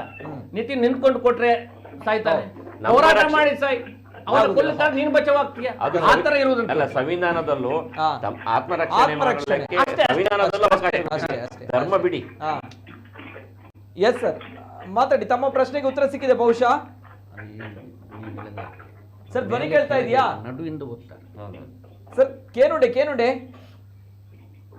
ಓಕೆ, ಕರೆ ಕಟ್ ಆಗಿದೆ, ಲೈನಲ್ಲಿ ಡಿಸ್ಟರ್ಬೆನ್ಸ್ ಇದೆ. ಥ್ಯಾಂಕ್ ಯು, ಧನ್ಯವಾದಗಳು. ಮತ್ತೊಂದು ಕರೆ ಇದೆ. ಹಲೋ ಸರ್, ನಮಸ್ತೆ. ಓಕೆ, ಕರೆ ಕಟ್ ಆಗಿದೆ. ಕರೆ ಮಾಡಿದಾಗ ಟಿವಿಯಲ್ಲಿ ಮ್ಯೂಟ್ ಮಾಡಿ ಕರೆ ಮಾಡಿ. ಜೊತೆಗೆ ಇದನ್ನ ನಮ್ಗೆ ಇಲ್ಲಿ ಬಹಳಷ್ಟು ಪ್ರಶ್ನೆಗಳು ಈ ರೀತಿ ಉದ್ಭವ ಆದಾಗ ಈ ವಿಚಾರಕ್ಕೆಲ್ಲ ಪೇಟದವರೆಲ್ಲ ಬರಲ್ವಾ? ಪೇಟೆಗಳಿಗೆಲ್ಲ ಈ ಒಂದು ಪ್ರಾಣಿ ಹಿಂಸೆ ಕಾಣಲ್ವಾ ಅನ್ನೋದು ಪ್ರಶ್ನೆಗಳು ಬರುತ್ತೆ. ಇಷ್ಟು ಆಗ್ತಾ ಇದೆ ಸರ್ ನಮ್ಮ ಮಂಗಳೂರಲ್ಲಿ, ನಮ್ಮ ಕರಾವಳಿ ಭಾಗದಲ್ಲಿ. ಅಲ್ಲ, ಪೇಟ ಅನ್ನುವಂಥದ್ದು ಎಲ್ಲ ಹೋಗಿದೆ. ಕಂಬಳಕ್ಕೆ ಆಗ್ತಾ ಇದ್ದಾಗ ಬರ್ತಾರೆ, ಒಂದು ದುರ್ಬಿನ್ ಇಟ್ಕೊಳ್ತಾರೆ, ಕ್ಯಾಮರಾಮನ್ ಇಟ್ಕೊಳ್ತಾರೆ, ಡಾಕ್ಯುಮೆಂಟರಿ ಎಲ್ಲ ನೋಡಿದೆ ಪಿಲಿಕುಲದಲ್ಲಿ ಕೇಸ್ ಆಗಿದೆ ಅಂತ. ಹೌದು, ಪಿಲಿಕುಲದಲ್ಲಿ ಸರಿಯಾಗಿರುವಂತ ನಿರ್ವಹಣೆ ಇಲ್ಲ ಅನ್ನುವಂತ ವಿಚಾರದಲ್ಲಿ ಕಂಬಳಕ್ಕೆ ಬಂದು ಡಾಕ್ಯುಮೆಂಟರಿ ಮಾಡ್ತಾರೆ, ವಿಡಿಯೋಗಳನ್ನ ಮಾಡ್ತಾರೆ, ಎಲ್ಲೆಲ್ಲಿಂದ ಅವ್ರು ಶೂಟ್ ಮಾಡ್ತಾರೆ. ಈ ರೀತಿ ರೆಡ್ ಹ್ಯಾಂಡ್ ಆಗಿ ಸಿಗ್ತಾರಪ್ಪ. ಯಾವುದು ಪ್ರಾಣಿ ಹಿಂಸೆ ಬರಲ್ಲ ಕೊಂದೇಶ್ವರ, ಏನು ಇದು ಕತೆ? 100% ನೋಡಿ, ಇದನ್ನ ನಾನು ನೋಡಿ ಬೇಜಾರಾಗಿ ಅದನ್ನ ಖಂಡಿಸಿ, ಅದು ಯಾರೋ ಮುಸ್ಲಿಮರೇ ಹಾಕಿದ್ದು, ಇದು ನಮ್ಗೆ ಇದು ತಿಂದ್ರೆ ನಮಗೆ ಏನು ಆಗುದಿಲ್ಲ, ಇದು ಹರಾಮ ಹಿಂಸೆ, ಇದನ್ನ ನಾವು ವಿರೋಧಿಸಬೇಕು ನಾವೆಲ್ಲ ಅಂತ ಹಾಕಿದ್ರು. ನನಗೆ ಖುಷಿ ಆಯ್ತು, ಇಂಥದ್ದೆಲ್ಲ ಬರಬೇಕು ಅಂತ. ನಾನು ಕೂಡ ಅದನ್ನೇ ಹೇಳಿದೆ, ಇದನ್ನು ಎಲ್ಲಿಯಾದ್ರೂ ತಿಂದ್ರೆ ಖಂಡಿತ ಅವನಿಗೆ ಏನು ರೌರವ ನರಕ, ನಮ್ಮ ಭಾಷೆಯಲ್ಲಿ ರೌರವ ನರಕ, ಅವನಿಗೆ ಏನೂ ಆಗ್ಲಿಕ್ಕಿಲ್ಲ. ಯಾಕಂದ್ರೆ ಆ ರೀತಿಯಾಗಿ ಹಿಂಸಾತ್ಮಕವಾಗಿ ಕಂಡಿದ್ದಾರೆ. ಮತ್ತೆ ಅದು ಏನು ನಾವು ಹೇಳಬೇಕು ಅಂತೇನಿಲ್ಲ, ಇದನ್ನ ಪ್ರಚಾರ ನೋಡಿ, ಅಯ್ಯೋ ಇದು ಹಿಂಸೆ, ಜನ ನೋಡಿದಾಗುತ್ತೆ, ಜನ ನೋಡಿದ ಅದನ್ನು ನೋಡಿಯೂ ಅವನಿಗೆ ಕರುಣೆ ಬರದಿದ್ರೆ ಅವ ದೊಡ್ಡ ಕಟುಕ. ಹಾಗಾಗಿ ನಾವು ಅದನ್ನ ತೋರಿಸಿ ನೋಡಿ ಇದು ಹಿಂಸೆ ಅಂತ ಹೇಳ್ಬೇಕು ಅಗತ್ಯ ಇಲ್ಲ. ಆದ್ರೆ ಇಂಥದ್ದನ್ನು ಮಾಡಬಾರ್ದು, ಅದನ್ನು ಮಾಡುವವರಿಗೆ ಶಿಕ್ಷೆ ಆಗಬೇಕು, ಇಂಥದ್ದು ನಡಿಬಾರ್ದು ಅಂತ ನಾವು ಒತ್ತಾಯ ಮಾಡುವಂಥದ್ದು ನಾವು ಸಜ್ಜನರ ಕೆಲಸ ಅಷ್ಟೇ. ವಾಟ್ ಅಬೌಟ್ ಪೇಟ ಎಲ್ಲ ಇದಕ್ಕೆಲ್ಲ ಬರಲ್ವಾ ವ್ಯಾಪ್ತಿಗೆಲ್ಲ? ಪೇಟಕ್ಕೆ ಪೇಮೆಂಟ್ ಮಾಡೋರು ಬೇರೆ ಮೂಲಗಳು ಇರೋದ್ರಿಂದ ಅವರು ಅದಕ್ಕೆ ಮಾಡ್ತಾರೆ. ಅಂದ್ರೆ ಪೇಟಕ್ಕೆ ಇದು ಅಪ್ಲೈ ಆಗಲ್ಲ ಇಂಥದ್ದೆಲ್ಲ, ಇದು ಪ್ರಾಣಿ ಹಿಂಸೆ ಅಲ್ವೇ ಅಲ್ಲ ಇದರಲ್ಲೆಲ್ಲ? ಅಲ್ಲ, ಅವರು ಇಂಥದ್ದೆಲ್ಲ ಇಲ್ಲಿ ಒಂದು ಸ್ಟಡಿ ಮಾಡಿದ್ರೆ ಬಂದು ಗೋ ಸಾಗಾಟದ ಬಗ್ಗೆ ಸ್ಟಡಿ ಮಾಡಿದ್ರೆ ಅವ್ರಿಗೆ ದೊಡ್ಡ ದೊಡ್ಡ ಸರಕುಗಳು ಸಿಗ್ತವೆ. ಇವರು ಕೋಣವನ್ನ ಏನು ಅತಿಯಾಗಿ ಮುದ್ದಿನಿಂದ ಸಾಕ್ತಾರೆ, ಓಡಿಸುವಾಗ ಒಂದೆರಡು ಹೊಡಿತಾರೆ, ಆದರೂ ಕೋಣಕ್ಕೆ ಪೆಟ್ಟು ತಾಗುದಿಲ್ಲ ಅಂತ ಏನೋ ಒಂದು ನಮ್ಮಲ್ಲಿ ಓಲೋ ಸೌಂಡ್ ಏನೊಂದು ಅಂತ ಹೇಳ್ತಾರೆ ಅಂತ ಒಂದು ಜೋಕ್ ಇದೆ ನೋಡಿ. ಕೋಣಕ್ಕೆ ಹೊಡೆದ್ರೆ ಎಲ್ಲೋ ಒಂದು ಕಡೆ ಸೌಂಡ್ ಬರ್ತಾ ಅಂದ್ರೆ ಅದು ಏನು ಎರುತ ಚರ್ಮ ಅಂತ ಹೇಳ್ತಾರಲ್ಲ, ಹಾಗೆ ಗಟ್ಟಿ. ಇವ್ರು ಹೊಡಿತಾರೆ, ಹೊಡಿಬಾರ್ದು, ಈಗ ಕಮ್ಮಿ ಮಾಡಿದ್ದಾರೆ. ಸೊ ಅದಕ್ಕೋಸ್ಕರ ಇದರ ಅಂದ್ರೆ ಅದಕ್ಕೆ ತುಂಬಾ ಜನರ ಗಮನ ಇರ್ತದೆ, ದೊಡ್ಡ ದೊಡ್ಡ ಜನ ಇರ್ತಾರೆ, ಅಲ್ಲಿ ಹೋದ್ರೆ ಪಬ್ಲಿಸಿಟಿ ಸಿಗ್ತದೆ ಅವರಿಗೆ, ಸ್ಟೇಟ್ ಲೆವೆಲ್ ಇದೆ. ಇದಕ್ಕೆಲ್ಲ ಮಾಡಿದ್ರೆ ಎಲ್ಲಿ ಪಬ್ಲಿಸಿಟಿ ಸಿಗ್ತದೆ? ಅವರು ಹಿಡ್ಕೊಂಡು ತಲ್ವಾರು ಒಂದು ಇವರಿಗೆ ಬೀಸಿ ಬಿಡ್ತಾರೆ, ಯಾರಿಗೆ ಬೇಕು ಸ್ವಾಮಿ, ಅದಕ್ಕೋಸ್ಕರ ಪೇಟದವರು ಬರುದಿಲ್ಲ. ಬರ್ತೇನೆ ಒಂದು ಮತ್ತೊಂದು ಕರೆ ಇದೆ. ಹಲೋ ಸರ್, ನಮಸ್ತೆ. ನಮಸ್ತೆ ಸರ್, ತಮ್ಮ ಹೆಸರುಲಿಂದ ಸರ್? ನಮಸ್ತೆ ಸರ್. ನಮಸ್ತೆ. Yes sir. ಎಸ್ ಸರ್, ಮಾತಾಡಿ ಸರ್. ನಮಸ್ತೆ ಸರ್, ಒಳ್ಳೆ ಕಾರ್ಯಕ್ರಮ ನಿಂತಿದ್ದೀರಾ ನಮ್ಮ ಕೂಡಲ ಚಾನಲಿಂದ. Yes sir, thank you. Yes sir, ಹೇಳಿ ಸರ್. ಇಂದಿನ ಕಾರ್ಯಕ್ರಮ ಒಳ್ಳೆ ಫಲಶ್ರುತಿ ಕೊಡ್ತು. ಇಬ್ರು ಕೂಡ ಸಿಕ್ಕಿದ್ರು, ಬಂದ್ರು, ಇಂದ ಮನೆಗೆ ಬಂದ್ರು. Yes sir. ಯಾವ್ದು ವಿಚಾರ ಸರ್? ದಿಗಂತ್ ವಿಷಯ. ಓ, ಇವರು ದಿಗಂತ್. ಓಕೆ, ದಿಗಂತ್ ಅವರು, ನಿತಿನ್ ಇವರು ನಿತೇಶ್ ಬೆಲ್ಚಾಡ್ ಅವರು. ಓಕೆ, ಸರಿ, ಸಾರಿ. ಎರಡು ಪ್ರಕರಣಗಳು. ಓಕೆ, ಥ್ಯಾಂಕ್ ಯು ಸರ್, ಧನ್ಯವಾದ, ಥ್ಯಾಂಕ್ ಯು. ಎಸ್, ಮುಖಾಂತರ ಅದೊಂದು ಸುಖಾಂತಿ ಆಯ್ತು. Okay, thank you. ನಮ್ಮದೇನಿಲ್ಲ ಸರ್, ನಮ್ಮ ಕೆಲಸವನ್ನ ಮಾಡಿದ್, ನಮ್ಮ ಜವಾಬ್ದಾರಿ ಮಾಡಿದೀವಿ ಅಷ್ಟೇ, ನಮ್ಮ ಕೆಲಸ ಅಷ್ಟೇ. ಹೇಳಿ ಸರ್. Yes sir. ಅದೇ ಈಗ ನನ್ನ ಪ್ರಶ್ನೆ ಇರೋದು ನಿತಿನ್ ಅವರಿಗೆ, ನಿಮ್ಮ ಈ ಕಾರ್ಯಕ್ರಮ ಫಲಶ್ರುತಿ ಕೊಡ್ಬೋದಾ ಅಂತ. ಈ ಕಾರ್ಯಕ್ರಮವಾ ಸರ್? ಈಗ ನೋಡಿ, ನಾವು ಪೇಟದವರ ಬಗ್ಗೆ ಇಷ್ಟು ಹೊತ್ತು ಡಿಸ್ಕಷನ್ ಮಾಡಿದ್ವಿ. ಯಾಕೆಂದ್ರೆ ಅವರಿಗೆ ಮೂರಲ್ಲಿ ಕೂಡ ಕ್ವಶನ್ ಕೇಳಿಲ್ಲ. ಯಾಕಂದ್ರೆ ಇಲ್ಲಿ ನಿಮ್ದು ಟೇಬಲ್ ಅಲ್ಲಿ ಯಾರು ಕೂತ್ಕೊಳ್ತಾರೆ, ಇದ್ರ ಹಿಂದೆ ಹೊರಡೋರು ಬೇರೆನೆ, ಕೂತ್ಕೊಳ್ಳೋರು ಬೇರೆನೆ ಆಗಿರುತ್ತದೆ. ಈಗ ಇವರೇನು ದನದೆಲ್ಲ ಆಗ್ತಾ ಉಂಟು. ಈಗ ಒಂದು ಟನ್ ದನ ಸಿಕ್ಕಿದೆ ಅಂತ ಹೇಳ್ತಾರೆ ಇಷ್ಟರವರೆಗೆ, ಒಂದು 7 ದಿವಸದಲ್ಲಿ. ನೀವು ಹೋರಾಟ ಮಾಡ್ಲಿಕ್ಕೆ ಹೋಗ್ತೀರಂತ? ಅಲ್ಲಲ್ಲ, ನಿಮ್ಮಗಳ ಬಗ್ಗೆ ಅಂದ್ರೆ ಕುಳಿತಿರೋರ ಬಗ್ಗೆ ಅವರು ಹೇಳುವಂತದ್ದು, ಕುಳಿತಿರೋರ ಬಗ್ಗೆ ಹೇಳುವಂತದ್ದು.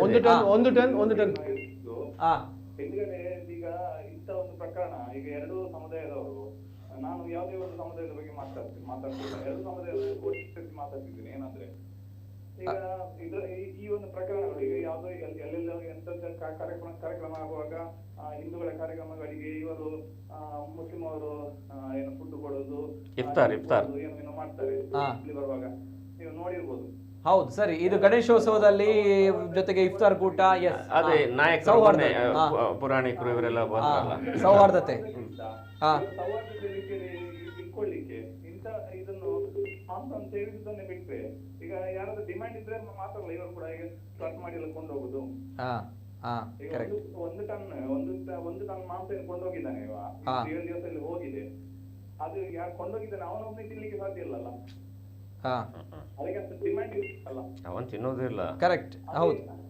ಅದೇ ನಾನು ಹೇಳ್ತಿರೋದು ಏನಂದ್ರೆ, ಎರಡು ಸಮುದಾಯದವರು ಇದನ್ನು ಒಂದು ಸಮುದಾಯ ಇಲ್ಲಿ ಬರ್ತದೆ ಮೇನ್ ಆಗಿ, ಅವರು ಅದ್ರ ಬಗ್ಗೆ ಅವರದೇ ಒಂದು ಜಮಾತಲ್ಲಿ ಒಂದು ಅದನ್ನು ನಿರ್ಧಾರ ತಗೊಂಡು, ಅಥವಾ ಈಗ ಇವರೇನು ಹೇಳಿದ್ರು ಲೀಗ್ನವ್ರು ಇದ್ದಾರೆ, ಅವ್ರೇನು ಹೇಳಿದ್ರು ನಾವು ಅವ್ರೇನಾದ್ರು ಪಬ್ಲಿಕ್ ಅಲ್ಲಿ ಏನಾದ್ರು ಅಂತ ಏನಾದ್ರು ಪ್ರೆಸ್ ಮೀಟ್ ಮಾಡಿ ಏನಾದ್ರು ಅನೌನ್ಸ್ಮೆಂಟ್ ಮಾಡಿದ್ರೆ ಅದೆಲ್ಲ ಸರಿಯಾಗುತ್ತಲ್ಲ. Okay okay okay, yes sir, ಅದು ಮಾಡ್ತಾ ಇಲ್ಲ ಅಂತ ತಾವು ಹೇಳುವಂಥದ್ದು. ಹೌದು, ಅಂತ ಕಾರ್ಯಕ್ರಮ ಇದರಿಂದ ಆಗ್ಬೇಕು. ಈ ಸೌಹಾರ್ದತೆಗಾಗಿ ಜ್ಯೂಸ್ ಕೊಡುದು ಅದು ಕೊಡುದು ಅದಕ್ಕಿಂತ ಬದಲಾಗಿ ಇದು ಮಾಂಸವನ್ನು ಜಮಾತ್ನವರೇ ಅದನ್ನು ವಿರೋಧಿಸಿದ್ರೆ ಎಲ್ಲ ಮುಗಿತದಲ್ಲ. ಅವರು ನಮ್ಮ ಜೊತೆ ಇದ್ದಾರೆ, ನಾವು ಸೌಹಾರ್ದತೆಯಿಂದ ಇದ್ದೀವಿ, ಇರಬೇಕು ಅನ್ನೋ ನಿಟ್ಟಿನಲ್ಲಿ ಈ ಒಂದು ನಿರ್ಧಾರ ತೆಗೆದುಕೊಂಡ್ರೆ ಒಳ್ಳೇದಂತ ಹೇಳ್ತೀನಿ. ನಿಜವಾಗ್ಲೂ ಒಳ್ಳೆ ವಿಚಾರ. ಹೌದು, ಬರಲ್ಲ, ಬರೀ ಇವ್ರ ಬಾಯಿಂದ ಬರುತ್ತೆ, ಇನ್ನು ಕೆಲಸ ಬರಲ್ಲ. ಅವಾಗ ಆ ತರ ಬಂದ್ರೆ ನಾನು ಒಪ್ಕೋತೀನಿ, ಮುಸಲ್ಮಾನರಲ್ಲಿ ಒಳ್ಳೆಯವರು ಇದ್ದಾರೆ. ಬಹುಶಃ ಪ್ರದೀಪ್ ಅವರೇ, ಅಲ್ಲ ಬಹುಶಃ ಸರ್ ಒಳ್ಳೆ ವಿಚಾರ. ಬಹುಶಃ ಇದನ್ನ ಪ್ರದೀಪ್ ಅವರೇ ಇಫ್ತಾರ್ ಆಯೋಜನೆ ಮಾಡಿದಾಗ ಬಹುಶಃ ಹಿಂದೂ ಮುಖಂಡರು ಕೂಡ ಯಾರು ಕೂಡ ಹೇಳಿಲ್ಲ, ನಾನು ಹೇಳಿದ್ದೇನೆ. ಹೇಳಲ್ಲ, ಯಾಕೆ ಹೇಳಲ್ಲ? ಅಲ್ಲ, ನಾನು ಹೇಳೋದು ಕೇಳಿ. ಯಾಕೆ ಹೇಳಲ್ಲ? ನಾನು ಹೇಳೋದು ಕೇಳಿ. ಹಿಂದೂ ಮುಖಂಡರು ನೋಡಿ, ಹಿಂದೂ ಮುಖಂಡರು ಹೇಳ್ತಾರೆ. ಅಲ್ಲ, ನಾನು ಹೇಳೋದು ಕೇಳಿ. ನಾವು ಹೇಳೋದಿಲ್ಲ, ನಾನು ಯಾವುದನ್ನು ವಿರೋಧ ಮಾಡ್ತಾ ಇಲ್ಲ. ಆವಾಗ್ಲೇ ಹೇಳಿದೆ, ಮುಸಲ್ಮಾನರನ್ನ ವಿರೋಧ ಮಾಡ್ತಾ ಇಲ್ಲ. ನಾವು ವಿರೋಧ ಮಾಡ್ತಾ ಇರೋದು ನೋಡಿ ಈ ತರ ಜಿಹಾದಿ ಕೃತ್ಯಗಳನ್ನೇ. ಸರಿ, ಇವರು ಅವಾಗ ಅವರು ವಿರೋಧ ಮಾಡಿದ್ರಲ್ವಾ, ಸರಿ, ಅವರು ವಿರೋಧ ಮಾಡಿದಾಗ ನಾನು ಏನ್ ಹೇಳ್ತಾರೆ, ಆ ಜಮಾತೆಯಿಂದ ಹೊರಗೆ ಹಾಕಿದ ಕೃತ್ಯ ಒಂದು ನಡೀಲಿ, ಅವಾಗ ನಾನು ಹೇಳ್ತೇನೆ ಮುಸಲ್ಮಾನರಲ್ಲೂ ಒಳ್ಳೆಯವರಿದ್ದಾರೆ. ಅವನ ಹಿಡಿದು ಪೊಲೀಸರಿಗೆ ಕೊಡ್ಲಿ, ಇವನೊಂದು ಅವನ ಬಗ್ಗೆ ಪ್ರತಿಭಟನೆಗಳನ್ನು ಮಾಡ್ಲಿ. ಯಾಕೆ ಇಲ್ಲಿ ಆದಿತ್ಯರಾವ್ ಬಾಂಬ್ ಹಾಕಿದಾಗ ನೆಲದಲ್ಲಿ ಹೊರಡಾಡ್ಲಿಕ್ಕೆ ಆಗ್ತದೆ ಪ್ರತಿಭಟನೆಗೆ ಮುಸಲ್ಮಾನರದ್ದು. ಅದೇ ದೀಪ್ತಿ ಮಾರನ ಅಷ್ಟು ಭಯೋತ್ಪಾದಕರು ನೀಡಿದಾಗ ಯಾರು ಮುಸಲ್ಮಾನರು ಹೊರಡಾಡಿದ್ರು? ಇದನ್ನು ಯಾರಾದ್ರೂ ಬಂದ್ರ ನಮ್ಗೆ ಸಂಶಯ ಆಗೋದು ಸಹಜ ತಾನೆ. ಒಳ್ಳೆಯವರು ಇದ್ದಾರೆ ಅಂತ ಆದ್ರೆ ಅವರು ಪ್ರತಿಭಟನೆಗೆ ಬರ್ಬೇಕಿತ್ತಲ್ವಾ? ಆದಿತ್ಯರಾವ್ ಹಿಡಿದಾಗ ಮಾತ್ರ ಭಯೋತ್ಪಾದಕವ? ಯಾರು ಇಷ್ಟು ಜನ ಹಿಡಿದಂತಹ ಏನು ದೀಪ್ತಿ ಮಾರನಿಂದ ಅಷ್ಟು ಜನ ಹಿಡಿದ್ರಲ್ವಾ, ಅವರು ಭಯೋತ್ಪಾದಕ ಅಂತ ಕಾಣಲೇ ಇಲ್ಲ ಇವರಿಗೆ. ಆದಿತ್ಯರಾವ್ ಅಂತೇಳಿ ಬಾಂಬೆ ಹಾಕಿದ ಅಂತೇಳಿ ಆದ್ರೂ ಕೂಡ ಪ್ರತಿಭಟನೆ ಆಗಿದೆ ಇಲ್ಲಿ ಮೈದಾನಲ್ಲಿ.